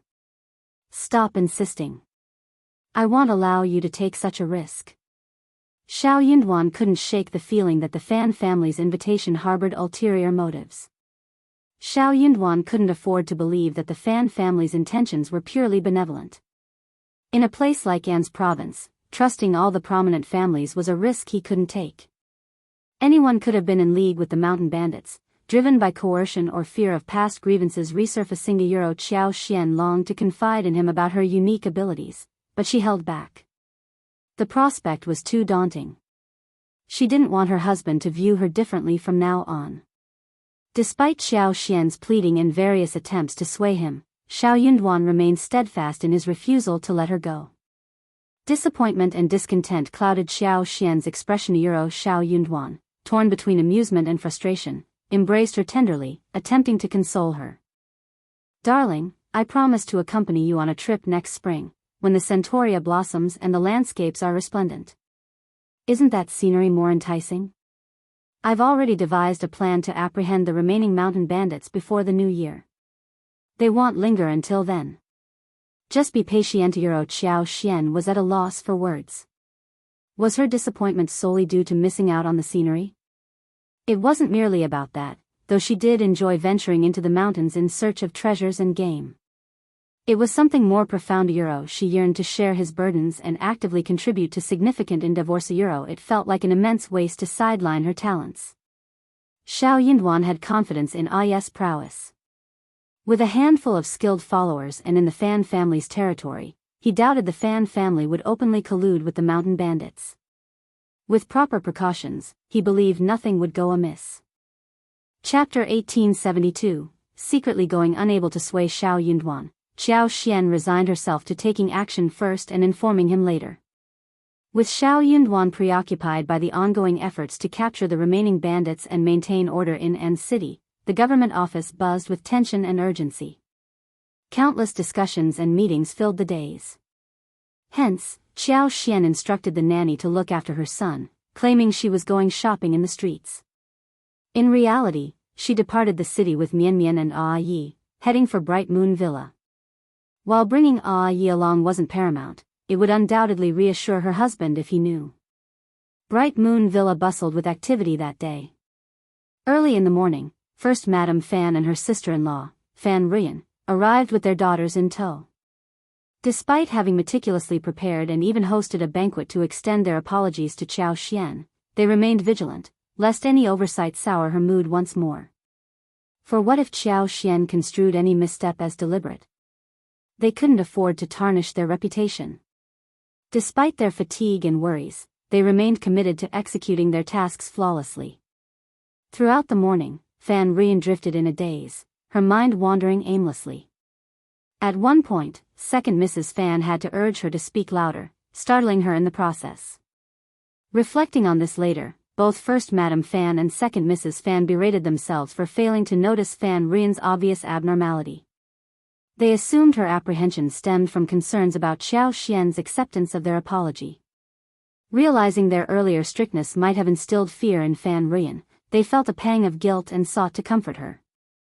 "Sister, don't fret. Madame Xiao will surely accept your genuine apology. We're by your side, and you won't face this alone." "That's right." Madame Xiao's agreement to come signifies her lack of intent to oppose the Fan family. "I won't say much, but ever since Madame Xiao arrived in An's province, she hasn't exhibited any domineering behavior or deliberately made things difficult for anyone. Except for Mrs. Guan, of course. She brought it upon herself."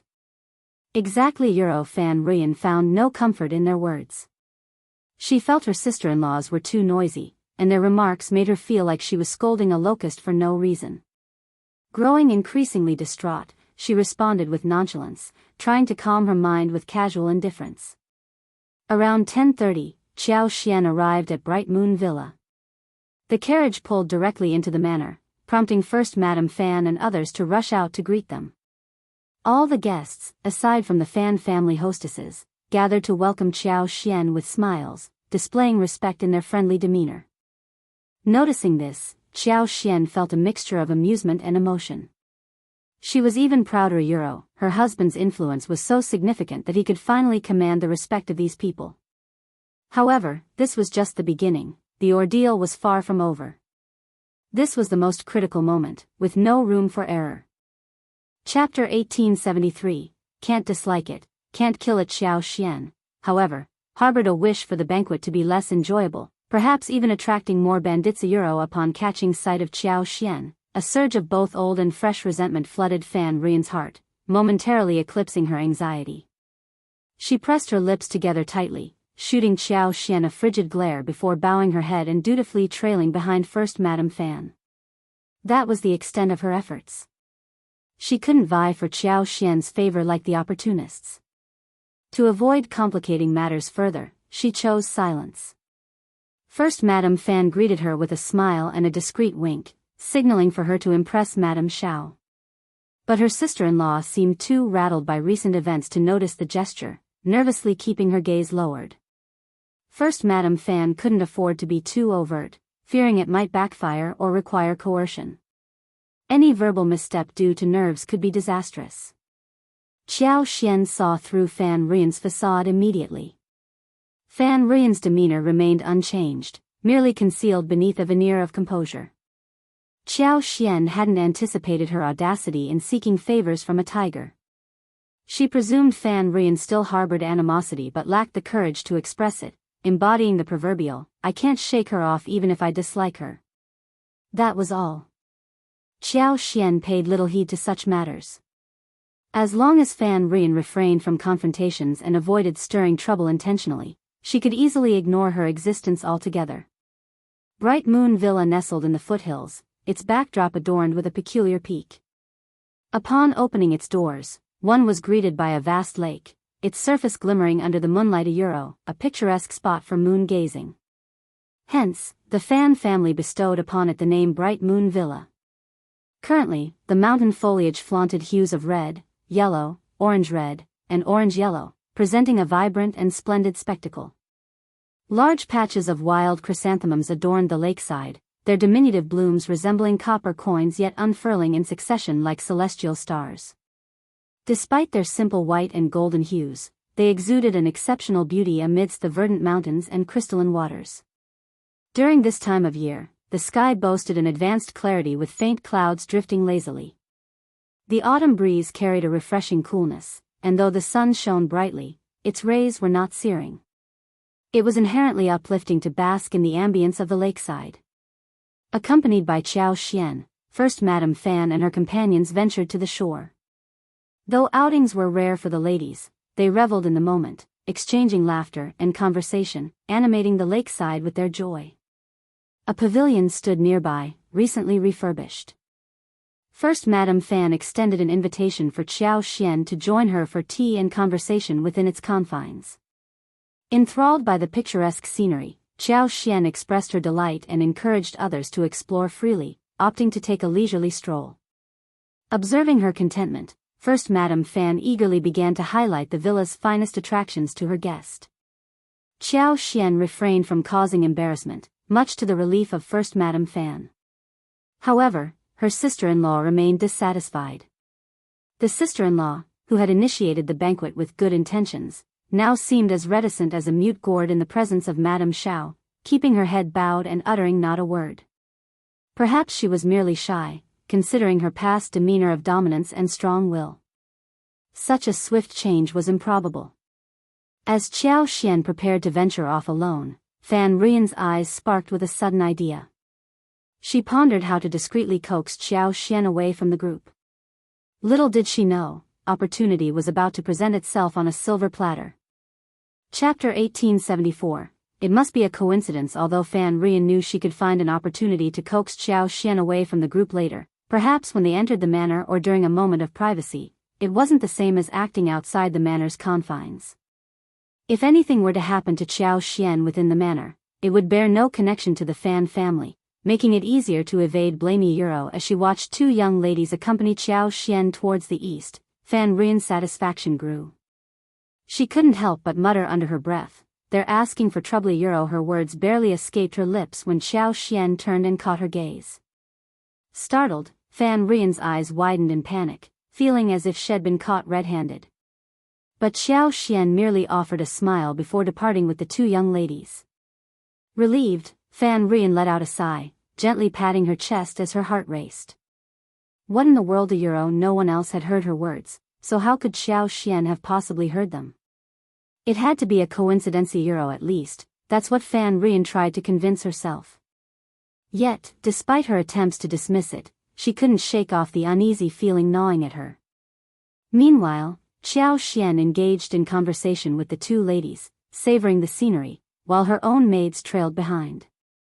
Activating her powers, she extended her divine senses and soon detected a group of individuals less than 1,000 meters away. There were 8 in total, clad in nondescript cotton and peasant attire, but their furtive, bandit-like demeanor betrayed their true nature. It appeared the Fan clan was indeed up to no good. Euro. Their disregard for her husband was evident, otherwise, why would they act so recklessly? Listening in on their conversations was unbearable. They spoke as though she was already their captive audience. Qiao Xian had no intention of wasting any more time.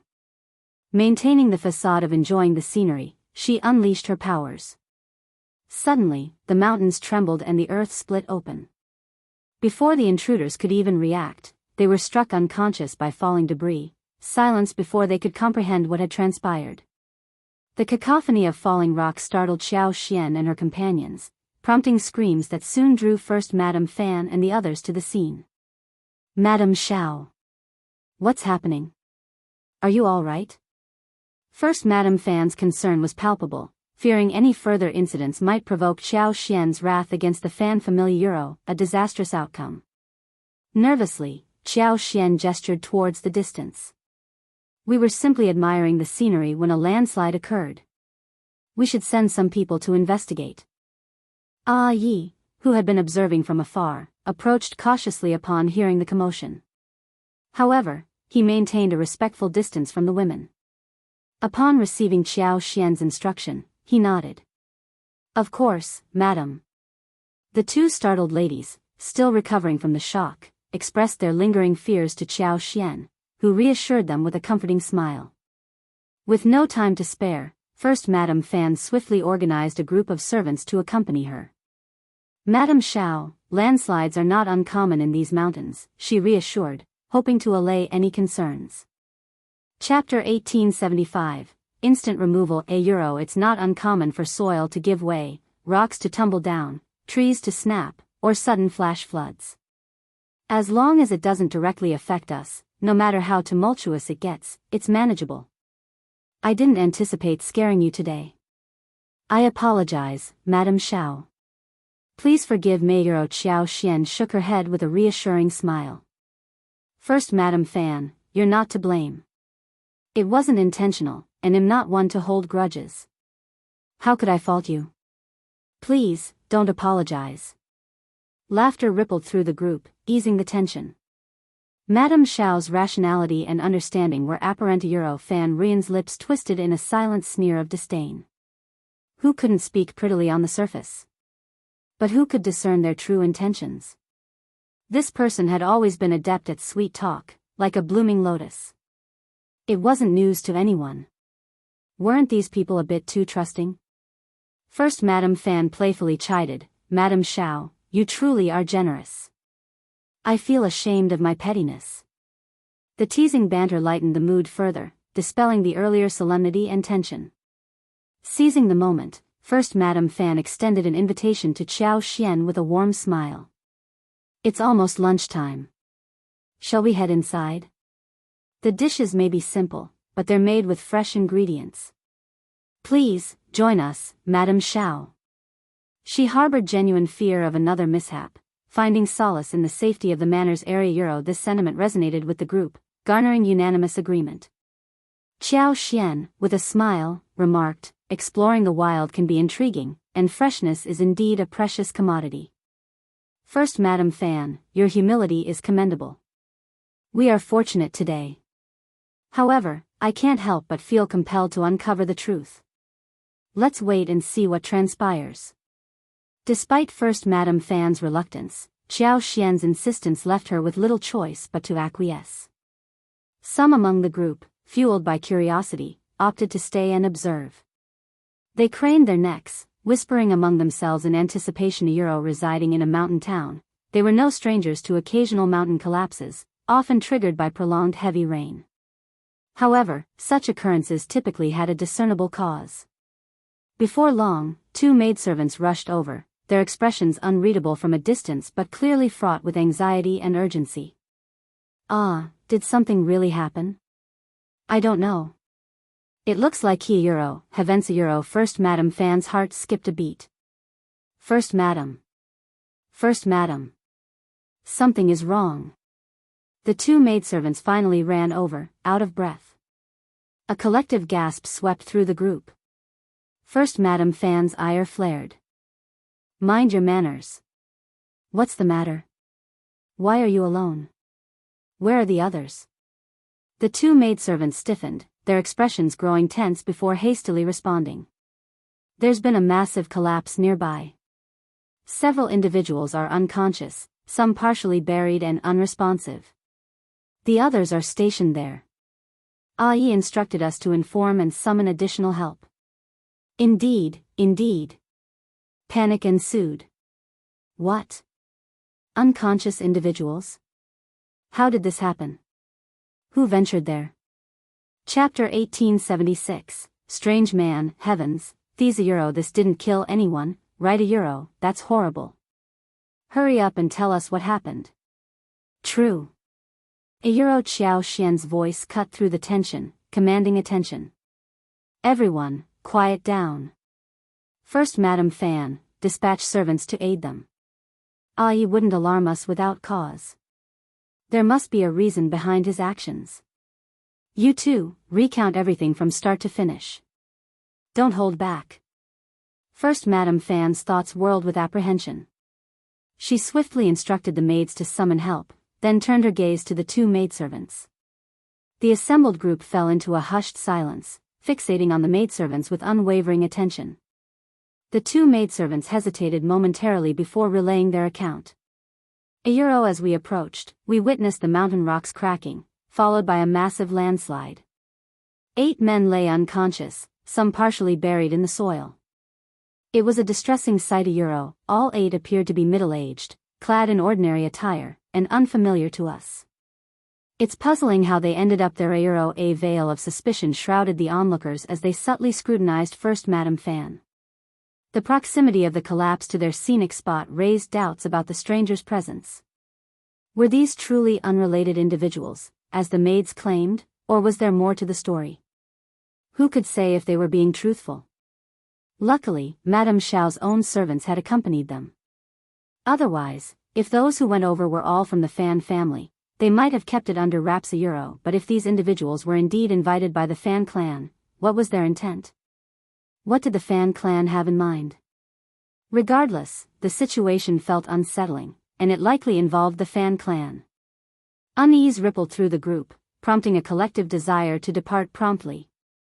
As long as the Fan clan refrained from meddling, it was tolerable. Observing the unease among the attendees, First Madam Fan couldn't help but inwardly lament. She wasn't concerned about others' opinions, but she fretted over Xiao Xian's suspicions. Madame Xiao, this is truly peculiar. We wouldn't dare deceive you. The Fan family is as unaware as you and the other ladies. Please don't worry. I'll provide you with a thorough explanation. Xiao Xian regarded her solemnly. I trust you implicitly. There's no need for explanations. Those strangers are undoubtedly up to mischief. I'll instruct Ai to escort them back for interrogation by our lord. What say you, First Madam Fan? First Madam Fan felt a lump form in her throat. Instinctively, she wanted to protest, fearing any potential implications for the Fan family. However, Xiao Xian's rationale struck a chord, and more significantly, her esteemed status left little room for dissent. Madame Xiao is absolutely correct. Entrusting this matter to the authorities for investigation is the prudent course of action. Otherwise, none of us would find peace of mind. I must apologize profusely. I never anticipated that inviting Madame Xiao for a scenic outing would lead to this unforeseen circumstance. Xiao Xian's gentle smile reassured her. It was merely an unfortunate accident. Chapter 1877. Too strange. She cast a meaningful glance at the assembled group. Once this matter is resolved, the authorities will make an official announcement. Until then, no one should engage in speculation or spread rumors. Any adverse consequences resulting from such actions will be thoroughly investigated by the government. The madams nodded in stunned agreement, swiftly heeding her directive. First Madam Fan conveyed her gratitude to Xiao Xian with a grateful glance. With matters settled, there was little reason for Xiao Xian to linger. Those who asserted that her youth precluded divorce might miss her, necessitating her return to the city for another meeting at a later date. First Madam Fan didn't dare insist on her remaining. Instead, she smiled warmly and escorted Xiao Xian to the waiting carriage. Once Xiao Xian departed, the other ladies followed suit, vacating the scene. Before long, the area was deserted. With the aid of the Fan family servants, the 8 individuals were swiftly bound and placed into a carriage. Ai then led them away. Accompanied by First Madam Fan, Second Mrs. Fan, and Fan Rian, along with a contingent of servants, they inspected the site of the collapse. The 2 maidservants who had initially reported the incident spoke truthfully. A significant portion of the hill had indeed collapsed, leaving behind a mound of rubble and scattered vegetation.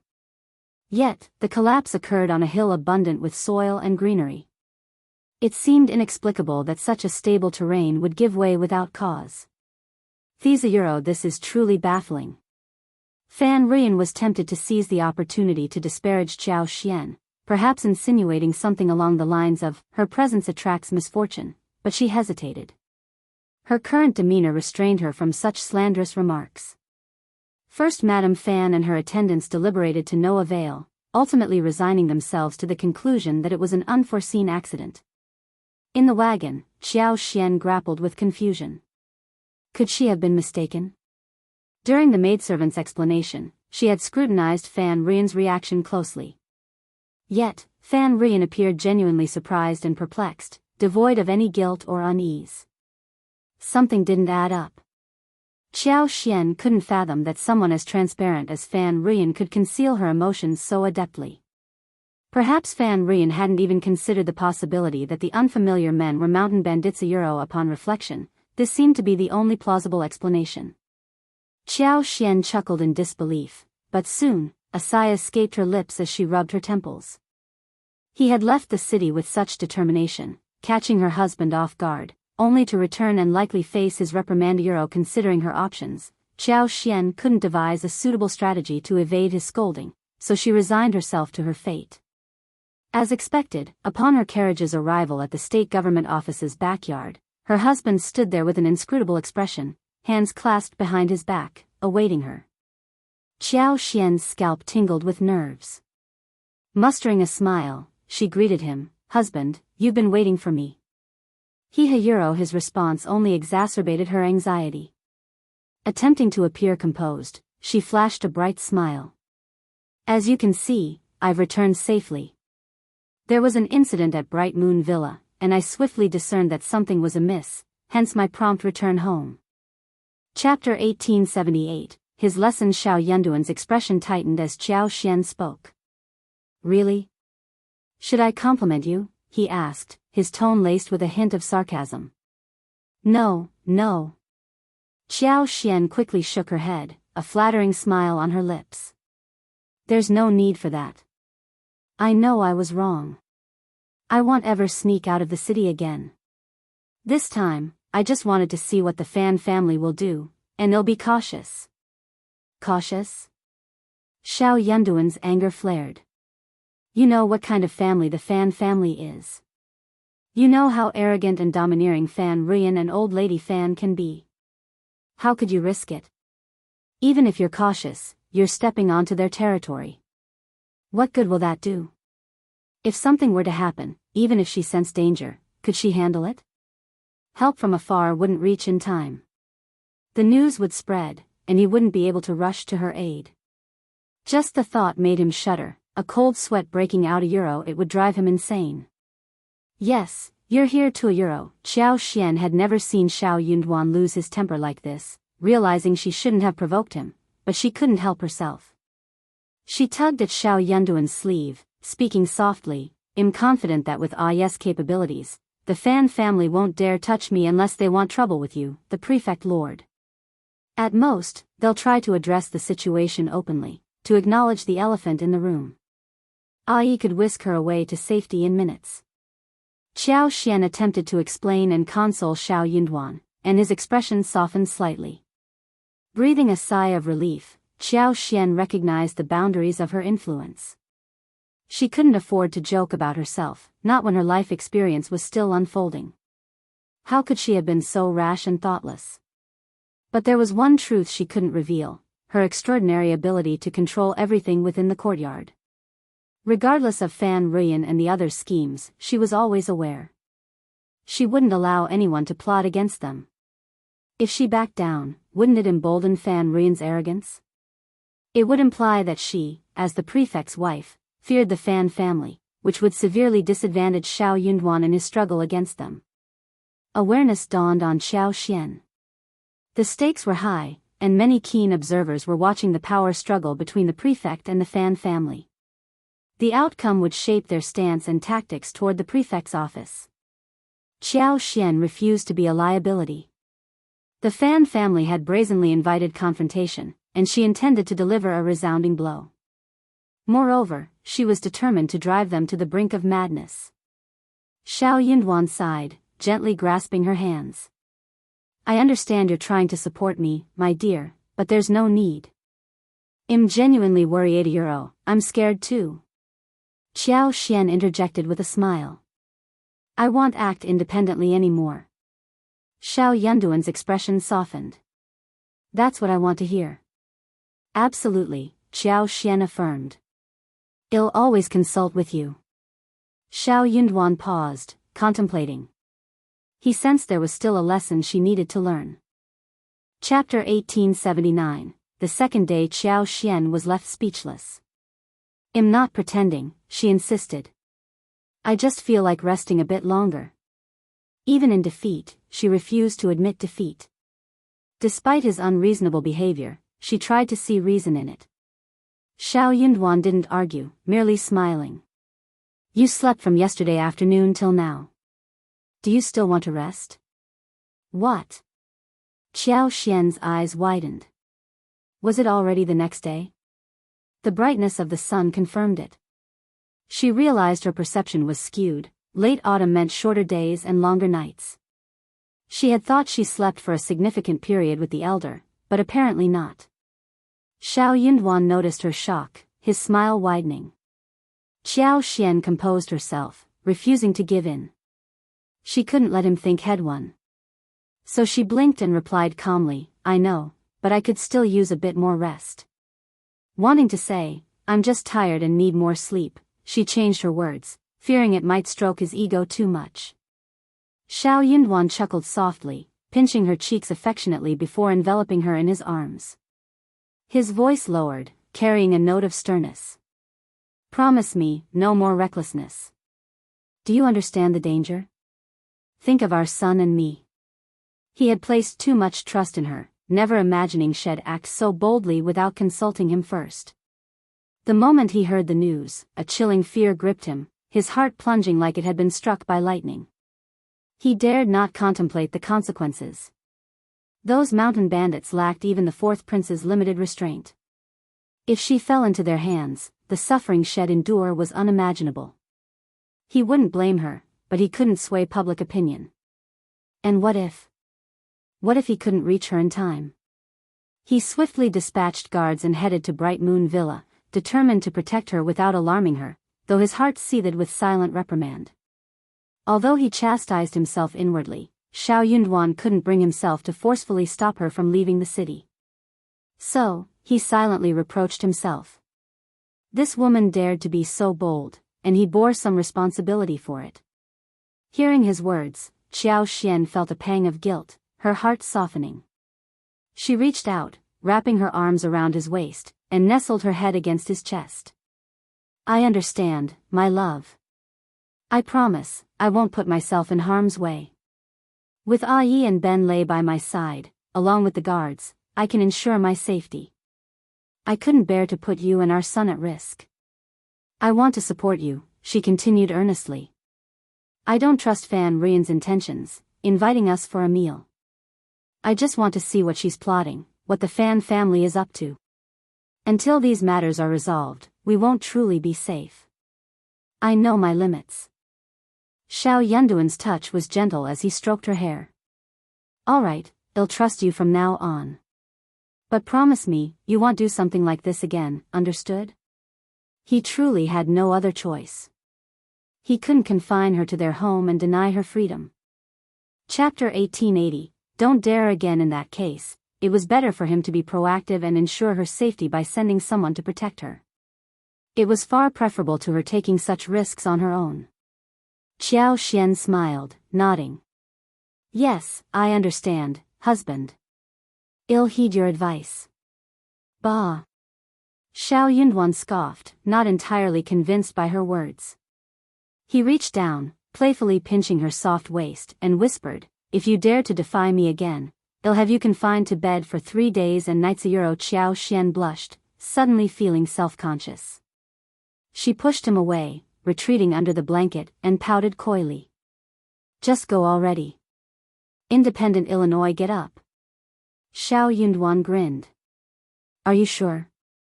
Shall I help you change first, or should I take a bath? Wife, do you want Li Xia and Li Qiu to see those marks on your body? Qiao Xian's face flushed hotter, her body turning limp. She couldn't bring herself to meet his gaze but still managed to pout. It's all your fault. From yesterday afternoon until now, she felt utterly embarrassed as the lady of the household. This man was shameless. Wasn't he worried about being slandered behind his back? Of course not. He was the master here. Who would dare speak ill of him? Old Master seemed to have an answer for everything, or so he thought. But Xiao Xian shook her head inwardly. Xiao Yunduan smiled proudly, unfazed by any hint of shame. I'll have someone prepare a bath for me first, all right? Xiao Xian, eager for the soothing warmth of a bath, readily agreed. With her husband's persistent teasing, their bath stretched into a 4-hour affair, nearly reaching dusk. Emerging from the bath, Xiao Xian felt rejuvenated, as if a new chapter in her life had begun. Meanwhile, the Fan family, including the two Madame Fans and Fan Rian, returned to the city shortly after. Although today's gathering lacked the perfection of previous banquets, Madame Xiao had clearly signaled her willingness to reconcile with the Fan family. The first Madame Fan felt she had achieved her goal and harbored no regrets. But Fan Rian couldn't shake her disappointment. Unexpectedly, amidst the festivities, a mishap occurred. Madame Xiao departed early and returned to the city unharmed. How unfortunate! Fan Rian lamented, still unaware of the connection between the unconscious men and the bandits. She only regretted the missed opportunity. Why hadn't the bandits struck earlier? If only they had arrived earlier to snatch Xiao Xian away. Fan Rian never anticipated a knife at her throat in the dead of night. Don't move. From the mountain. The voice belonged to one of the mountain bandits. Fan Rian breathed a sigh of relief, assuming him to be an ally. Why are you only here now? You said you'd snatch someone from Bright Moon Villa during the day. Xiao Xian went there today, but you didn't show Euro. Shut up. The knife pressed harder against her neck. Are you playing dumb, you wretch? The searing pain made Fan Rian tremble. She dared not move, her voice quivering. What do you mean, Euro? Are you asking me? The man's teeth clenched, his curses venomous. 8 of our men went, none returned. Heard they were nabbed by the authorities. Did you rat us out, you filthy traitor? Chapter 1881, Interrogation. In the middle of the night, enraged, the mountain bandit stowed his knife and delivered a harsh slap to Fan Rian's face. His hand was rough, calloused, and scarred. In his fury, he showed no mercy. The force of the blow sent half of Fan Rian's face recoiling, blood trickling from the corner of her mouth, her head throbbing. Suppressing a scream, she clenched her teeth, groaning as if her molars had loosened. Clutching the blanket tightly, she struggled to sit up, her voice trembling. What did you say? Her expression shifted drastically. Could it be them? What are you talking about? The man demanded. Speak. Fan Rian's vision blurred, nearly fainting. Fear mingled with fury.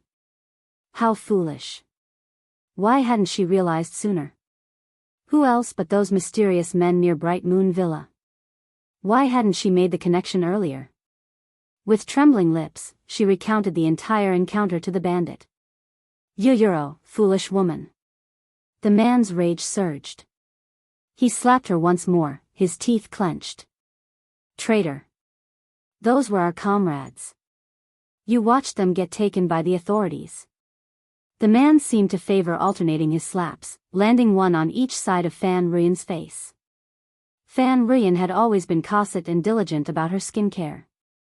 Her skin, fair and delicate as tofu, couldn't bear the force of the blows. Her face reddened and swelled instantly, streaked with red, purple, and blood, a ghastly sight. Tears streamed down her face, the pain nearly rendering her unconscious. She covered her battered face, voice trembling with tears. I didn't know Euro, it's too coincidental. But, Buta Euro, the man glared at her, his expression darkening as he sneered. Crafty woman, do you take me for a fool? Such coincidences don't exist. I know the terrain near Bright Moon Villa well. Rocks don't collapse without reason, and it's implausible for all 8 to be knocked out simultaneously. Do you really expect me to believe this? The 8 men who descended the mountain were seasoned elites. The one leading the raid was the 3rd in command of the Tiger Head tribe and 2nd in command of the Lioha fort. He was the 4th in command of the Min family tribe and led 12 others to meet them 5 kilometers away. Capturing the wife of an official's dog required utmost vigilance. They were well acquainted with the terrain, confident that the official couldn't thwart them. But this accident blindsided them. A blasted accident. Even if rocks fell, their skills would prevent everyone from passing out. This treacherous woman must be lying. Have you been colluding with the government? Did you orchestrate today's events to ensnare us? How dare you plot against me, you wretch? No, no. I swear, I'm innocent. Fan Rian's heart raced with fear. I'd never betray you. If I did, would I allow myself to be captured? The officials won't spare our Fan family. Surrendering to them is out of the question. Their demise is our only hope. Your Majesty, you must believe me. The man glared at her with venom. Deep down, he believed her. He cared little for the feud between the Fan clan and officials, but he trusted that Fan Rian, foolish as she was, lacked the courage to betray them. Chapter 1882. It's hard to get off a thief's ship unless the Fan family wanted to abandon Anne's province altogether. The man growled, "Stop your excuses. I won't trust a word you say. Figure out how to lure that dog official's wife out.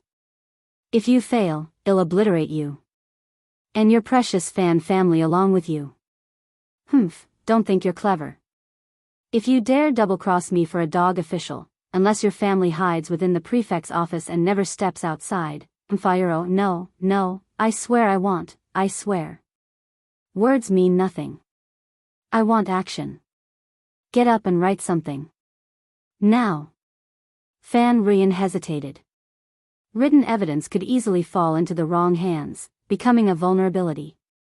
But with a knife at her throat, she had little choice. Once aboard the pirate ship, it wasn't easy to disembark unscathed.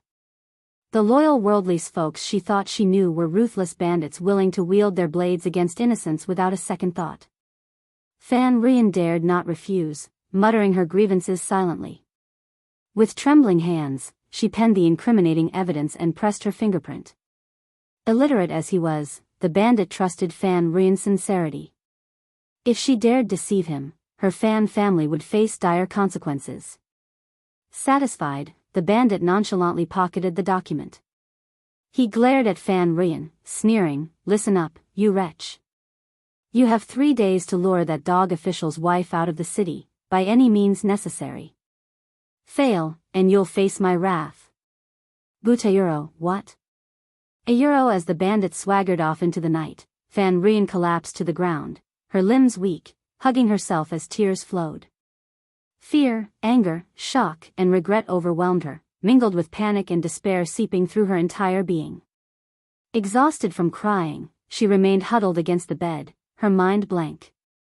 What was she to do now?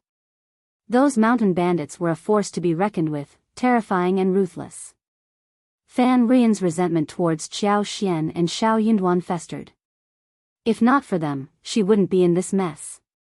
They were the ones who coerced her into seeking out the mountain bandits. Yes, it was all their fault. If she was suffering, she wouldn't let them off the hook either. Yes. Xiao Xian, how could she lure her out of the city? What was her plan? First, Madame Fan's eyes widened incredulously. "What did you say? You want to invite Madame Xiao to Qingsong Monastery to offer incense the day after tomorrow? Explain yourself." First, Madame Fan couldn't fathom her sister-in-law's intentions. Was she defying Madame Xiao? Since Madame Xiao had pardoned their family, why stir up trouble? She was already apprehensive. Every time she invited Madame Xiao, something went awry. She dared not do it anymore. But her sister-in-law seemed undeterred. Fan Rian masked her embarrassment with a smile. "Sister-in-law, I still feel uneasy. Madame Xiao might say she doesn't hold grudges, but who knows if she's just being polite. After all, we invited her to Bright Moon Villa for a scenic view and a banquet, but she left without eating lunch. If she harbors resentment, wouldn't that be a?" Chapter 1883. Treating again. "So, I initially thought the 15th was 2 days from now. Qingsong Monastery is renowned for its vegetarian fare, so perhaps it's best to keep the guest list to just Madame Xiao. Mrs. Jia mentioned she's tied up at home, or else we could have extended an invitation to her as well. With a small gathering, we can enjoy the best of both worlds." Initially, Madame Fan hesitated against Fan Rian's persuasion. After pondering for a moment, she found no harm in expanding her social circle. This was how acquaintances turned into friendships. "Butayuro, will Madame Xiao agree to come?" To be frank, if she were in Madame Xiao's shoes, she wouldn't have accepted her own family's invitation. She will agree. Anything less and she'd be unhappy. That simply wouldn't do. Seeing her sister-in-law's puzzled expression, Fan Rian realized she was rushing things. She forced a smile. Sister-in-law, you're the matriarch of the Fan family. If Madame Xiao wishes to be a supportive spouse to Lord Xiao, she'll undoubtedly seek favor with the Fan family and honor your invitation. If you reach out to her first, she may even be eager. First Madame Fan found this reassuring. After contemplating for a moment, she smiled and said, indeed, fostering a good relationship with the prefect's wife would benefit our family. Very well, I shall extend the invitation tomorrow. Absolutely. Fan Rian hastily agreed with a smile. But if you're planning to invite her, why wait until tomorrow? It's still early today. Why don't we go now? It'll give Madame Xiao ample time to prepare. First Madame Fan furrowed her brow and acquiesced. Very well. Initially hesitant to comply, she found herself swayed by the urgency. Yet, upon reflection, she wondered if this sudden eagerness from her sister-in-law was instigated by her mother-in-law. Why else would she be so keen on inviting Madame Xiao when she had previously opposed the idea? It must be her mother-in-law's influence. With a smile, first Madame Fan remarked, but on the day of the ceremony, you must engage with Madame Xiao warmly and actively. We cannot afford to repeat yesterday's mistakes. If we've extended an invitation to Madame Xiao, it's imperative that we alter her perception of us entirely. Do you agree? Certainly, sister-in-law. I'll proceed with caution. Fan Rian nodded, her mind focused solely on securing Qiao Xian's presence. As for the future? Well, she would deal with that when the time came. First Madame Fan couldn't help but feel a surge of pride at her words. Such foresight was a rarity. At that moment, without further delay, arrangements were set in motion. Gifts were prepared, and they set off, dressed impeccably, to the state government office's courtyard to extend their invitation. Qiao Xian accepted with a smile. First Madame Fan departed, content with the outcome. Li Xia and Li Qiu exchanged worried glances. Madam, I can't shake off this feeling that something's off about the Fan family lately. Absolutely. Who keeps hosting endless meals like this?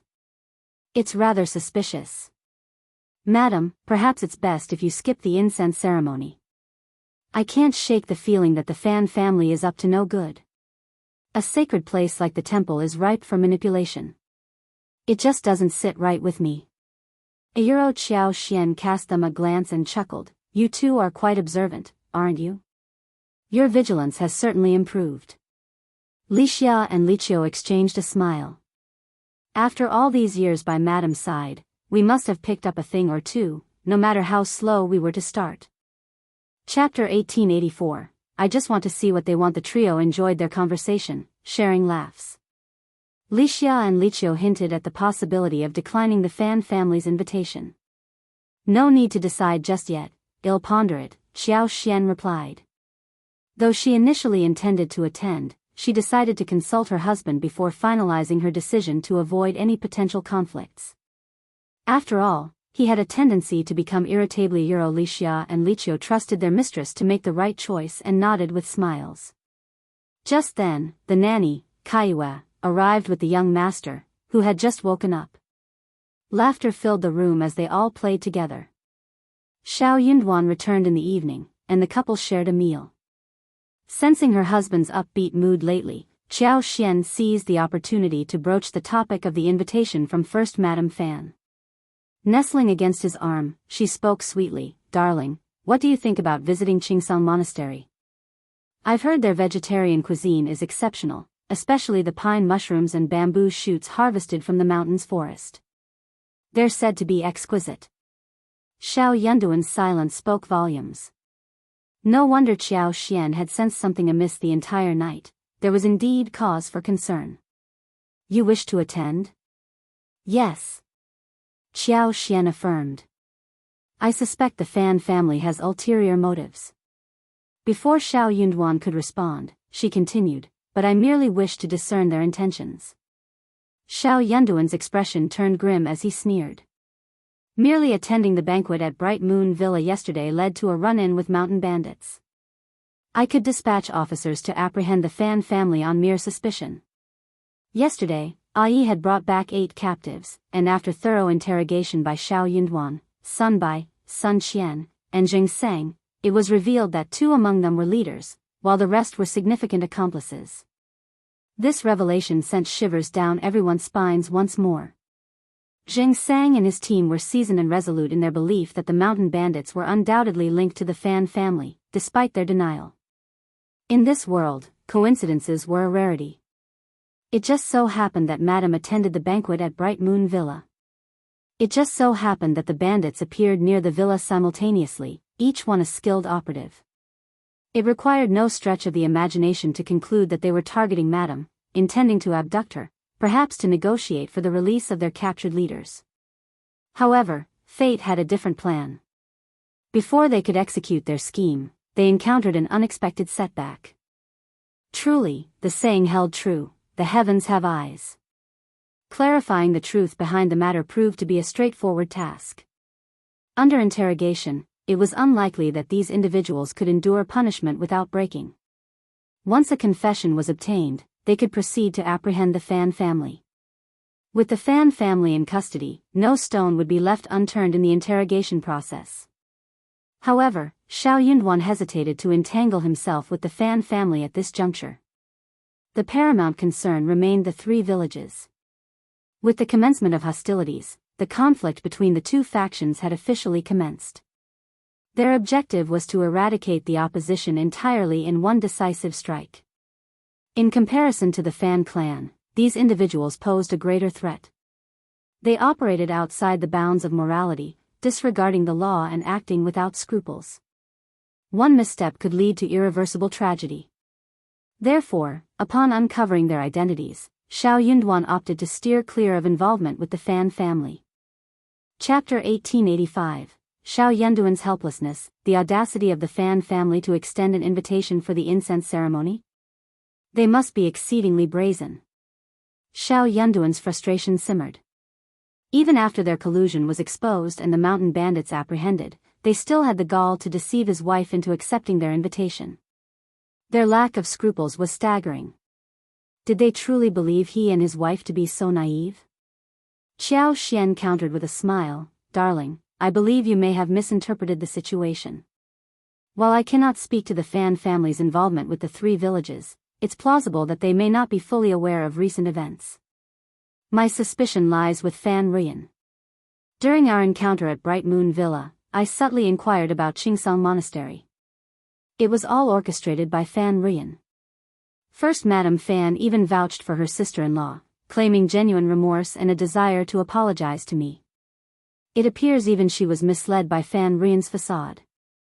Considering Fan Ruyan's apparent ease in contacting the mountain bandits, it's evident the Fan clan maintains close ties with them.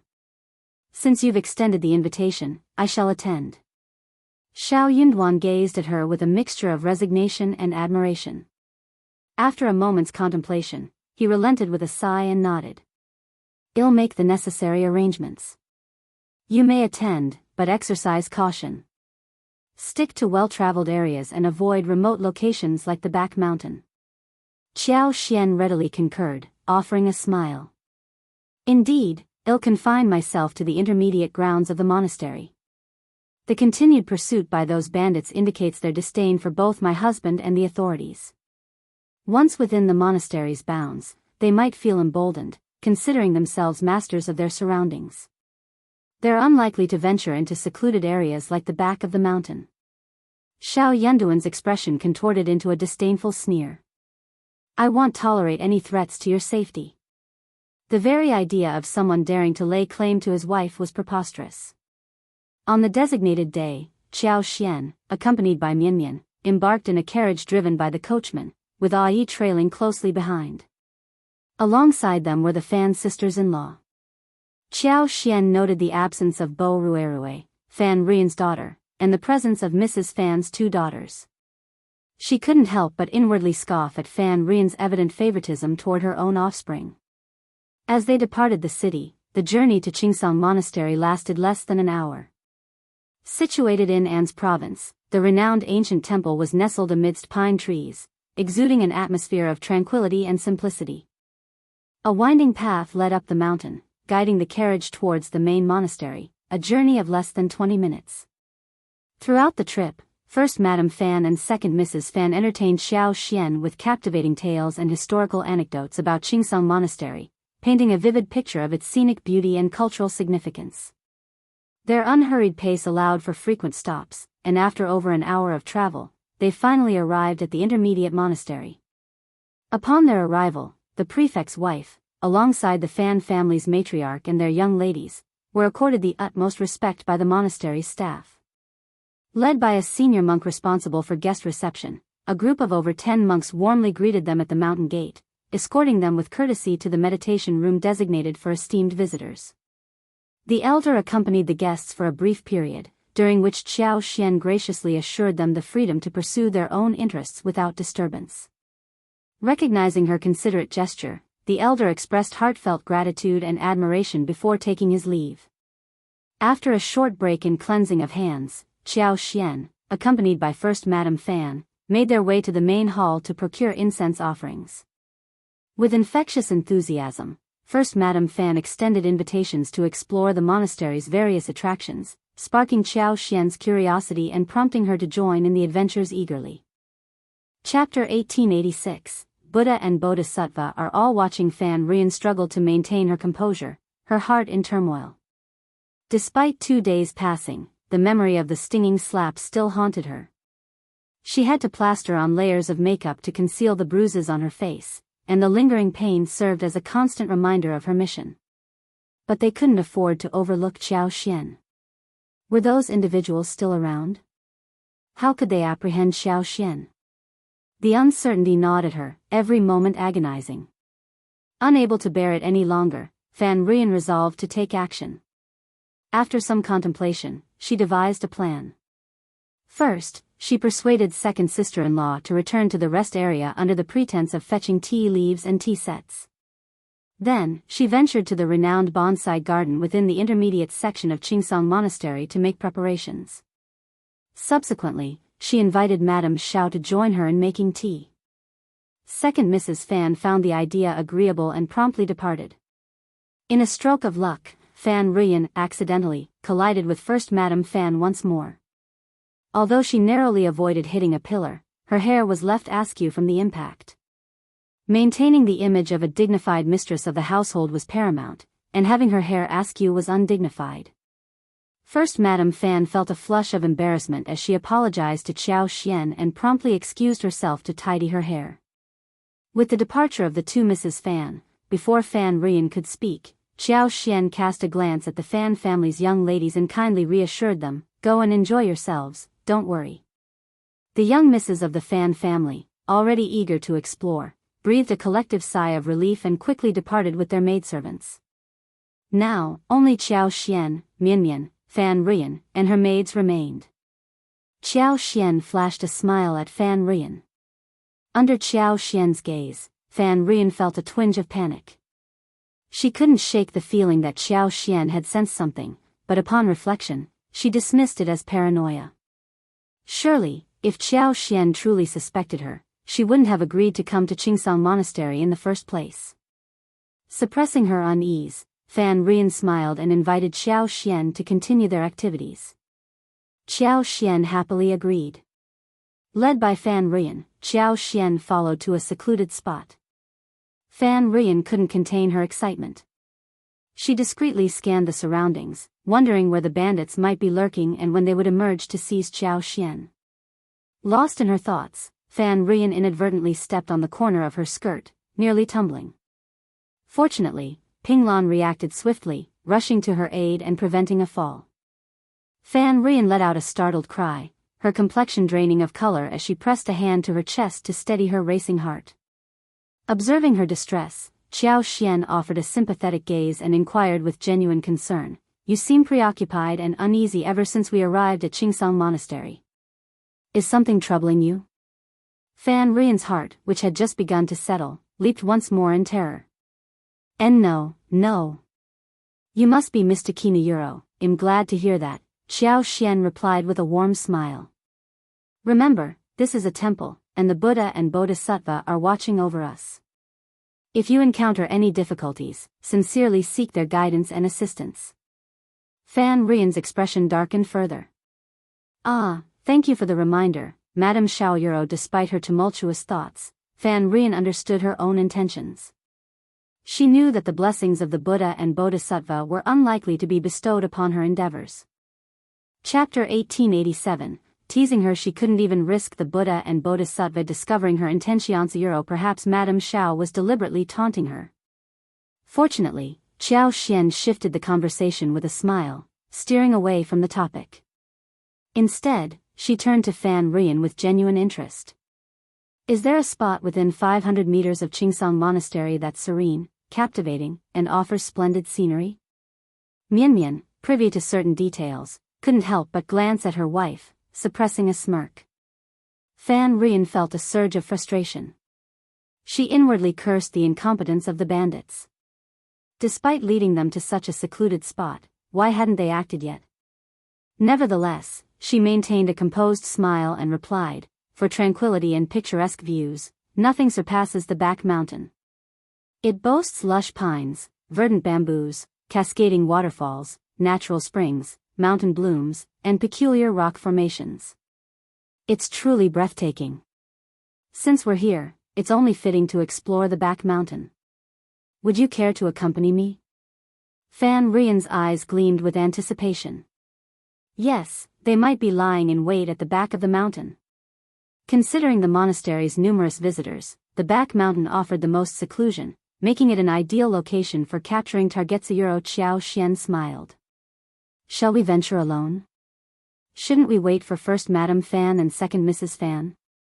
Fan Rian desperately wished for the bandits to seize Xiao Xian soon, so she saw no reason to wait. With a smile, she suggested, we can proceed without my sister-in-laws, Madame Xiao. My company should suffice. Oh Hayuro, please, Madame Xiao. Xiao Xian glanced at her and replied casually, actually, my husband advised against visiting the back mountain before I came here. He mentioned that the back mountain isn't safe, and it could lead to trouble if anything were to happen. While the surroundings are serene, they're also quite isolated. Fan Rian felt a pang of frustration. What kind of words were those? However, Xiao Xian's refusal only fueled Fan Rian's conviction that the mountain bandits were indeed lurking there. Your husband is overly cautious. This is Qingsong Monastery, a renowned ancient temple in An's province. The back mountain is routinely tended to by the monastery's masters. How could there be any danger? With the lush greenery and picturesque landscapes this time of year, it would be a shame not to explore them. Madame Xiao, won't you reconsider? Fan Rian pleaded. I understand. Xiao Xian feigned contemplation. Seeing an opportunity, Fan Rian persisted, doing her utmost to coax Xiao Xian into accompanying her to the back mountain, even resorting to flattery. Amused by Fan Rian's evident anxiety, Xiao Xian found the situation rather amusing. Although she secretly desired to visit the back mountain, she knew she would be the one handling any potential threats. There was no chance of others overpowering her. However, she dreaded her husband's wrath. She couldn't afford to provoke him when he was in a fiery mood. Regrettably, she had no choice but to relent. Well, let's forget it, Xiao Xian sighed with disappointment, offering a wry smile to Fan Rian. My husband is quite temperamental, and he doesn't heed my advice. He'll be furious, and he'll have to face his retribution later. I dare not risk it. After all, in marriage, we should defer to our husband's wishes, shouldn't we? Since my husband has forbidden it, we must abide by his decision. Fan Rian, suddenly, Xiao Xian flashed a smile. But Mrs. Bai, you're so considerate. I feel embarrassed to decline your invitation. Chapter 1888, Fan Rian almost couldn't help it. Fan Rian's eyes sparkled with renewed hope. Lord Xiao won't have to know if we simply take a leisurely stroll and admire the scenery. You won't regret it. Absolutely, Xiao Xian replied with a slight smile. My husband is quite stringent, and I can't keep anything from him. But next time, I'll seek his permission beforehand so that I can join you for incense offerings, Mrs. Bai. Please remember to extend the invitation when you return. Fan Rian struggled to contain her frustration. She almost believed Xiao Xian was mocking her. Very well, I'll be sure to invite you next to me, Fan Rian forced out through clenched teeth. Wonderful. Xiao Xian beamed. I didn't expect you to be so hospitable. I must have misjudged you, Mrs. Bai. Fan Rian's smile tightened further. She had a sinking feeling that Xiao Xian was deliberately taunting her. Shortly after, First Madame Fan returned with her hair neatly arranged. With no opportunity to object, Fan Rian remained silent. Xiao Xian and First Madame Fan chatted amiably as they proceeded to the bonsai garden for tea and exploration. Later, they enjoyed a vegetarian lunch together. The vegetarian dishes at Qingsang Monastery were indeed exquisite. Each dish, from the savory mushrooms and wild fungi to the delectable dried bamboo shoots and stir-fried snow vegetables, was prepared with utmost care. The monks, eager to impress the prefect's wife, showcased their culinary expertise by meticulously crafting each dish with fresh, high-quality ingredients sourced from the nearby mountain. Xiao Xian couldn't help but commend the chefs for their remarkable skills and the exceptional freshness of the ingredients. After the satisfying vegetarian feast, the group made their way back to their residence. Throughout the journey back to the city, Fan Rian found herself consumed by despair. With each passing moment, her heart sank deeper. As the carriage drew nearer to An's prefecture city, any remaining glimmer of hope within Fan Rian faded away entirely. Impossibly, what had gone wrong? Had the bandits not made their move at Qingsang Monastery at all? Why was there no sign of their presence? As they bid farewell, Xiao Xian cast a smile towards her sister-in-law and expressed her gratitude. Thank you for your hospitality, Mrs. Fan. First Madame Fan and second Mrs. Fan were also visibly pleased, responding humbly with smiles. Meanwhile, Fan Rian struggled to force a smile, her expression more akin to a grimace than a grin. Upon returning to the state office, Xiao Xian was met by Xiao Yunduan, who awaited her outside the gates. Their eyes met, and smiles graced their faces. Xiao Yunduan swept her off the wagon, refusing to release her as he enveloped her in his embrace. With a smile, he inquired, "How was your outing? Did you enjoy yourself?" "Absolutely," Xiao Xian affirmed, returning his smile before teasing. "And what about you? Did you accomplish anything?" Xiao Yunduan chuckled. Certainly. Indeed, he had accomplished quite a bit. Sun Bai and Sun Qian had personally led a team to conduct a thorough search, while Jing Sang had positioned his men to keep a watchful eye on the periphery, ensuring no one slipped through the cracks. As a result, they had apprehended 13 individuals. Interestingly, upon questioning, it was discovered that there were precisely 13 individuals who had ventured to Qingsang Monastery. All 13 were now securely held in custody. For now, Xiao Yunduan's focus remained on his wife. With her safe return, his worries dissipated entirely. Chapter 1889, First Class Reward. They continued their conversation as they entered the room, and Xiao Xian's spirits were lifted by the news. With a smile, she remarked, "Excellent. We can apprehend as many of those troublemakers as we please, and they're likely to be quite significant individuals." Returning her smile, Xiao Yunduan expressed his gratitude, saying, "Thank you for your assistance today, my dear wife." Xiao Xian playfully quipped, "Will there be a grand reward for the best assistant?" "Indeed, a first-class reward," Xiao Yunduan affirmed with a grin. Intrigued, Xiao Xian's eyes sparkled with curiosity as she asked, "Really? What might that be?" Xiao Yunduan's smile deepened as he pulled her close, whispering into her ear, "Isn't the greatest reward to offer you the title of Lady of the Prefecture?" Xiao Xian burst into laughter, giving him a playful pinch. "Can I eat or sell this Lord of the Prefecture? What value does it hold?" Xiao Yunduan chuckled, replying, "It's for consumption, not trade." Xiao Xian's excitement grew. I refuse to converse with you further." Playfully pushing him away, she declared, "I'm off to see Anan." The audacity of that man was truly astounding, becoming increasingly shameless by the day. Fan Rian couldn't bear it any longer. She decided it was time to see her son, whom she had missed dearly throughout the day. Xiao Yunduan followed her, accompanying her to their son's side. Their little boy had grown remarkably since birth, his chubby cheeks flushed, and his bright eyes twinkling with joy upon seeing his parents. He kicked his tiny feet enthusiastically, waved his delicate hands, and babbled happily. His innocence and charm were utterly irresistible. In comparison to dealing with a certain man, her son was undoubtedly a much more delightful companion. As Qiao Xian and Xiao Yunduan enjoyed their time together, Fan Rian's anxiety only grew, her thoughts consumed by the situation at the Fan family. Feeling a sense of unease creeping over her, she glanced up to see the sky darkening. Her expression shifted, and she abruptly rose from her seat, intending to visit Old Lady Fan's courtyard. That night, she couldn't bear the thought of sleeping alone. She yearned for the company of her mother and decided to seek solace in her presence. However, after taking only a few steps, she halted abruptly. Fan Rian realized that seeking refuge with her mother was merely a temporary solution, not a permanent one. Even if she managed to escape for one night, it wouldn't solve the underlying problem. It was impractical to rely on her mother's company every single night. Moreover, aggravating the situation further would only lead to more harm than good. Her frustration boiled over, and she slammed her palm down on the table in frustration. Anger and resentment surged within her, fueled by a sense of helplessness. Madame Xiao's refusal to venture to the back of the mountain only intensified Fan Rian's feelings of injustice. If only she had insisted on bringing her there, perhaps the outcome would have been different. However, dwelling on what could have been was futile now. Throughout the night, Fan Rian was plagued by anxiety.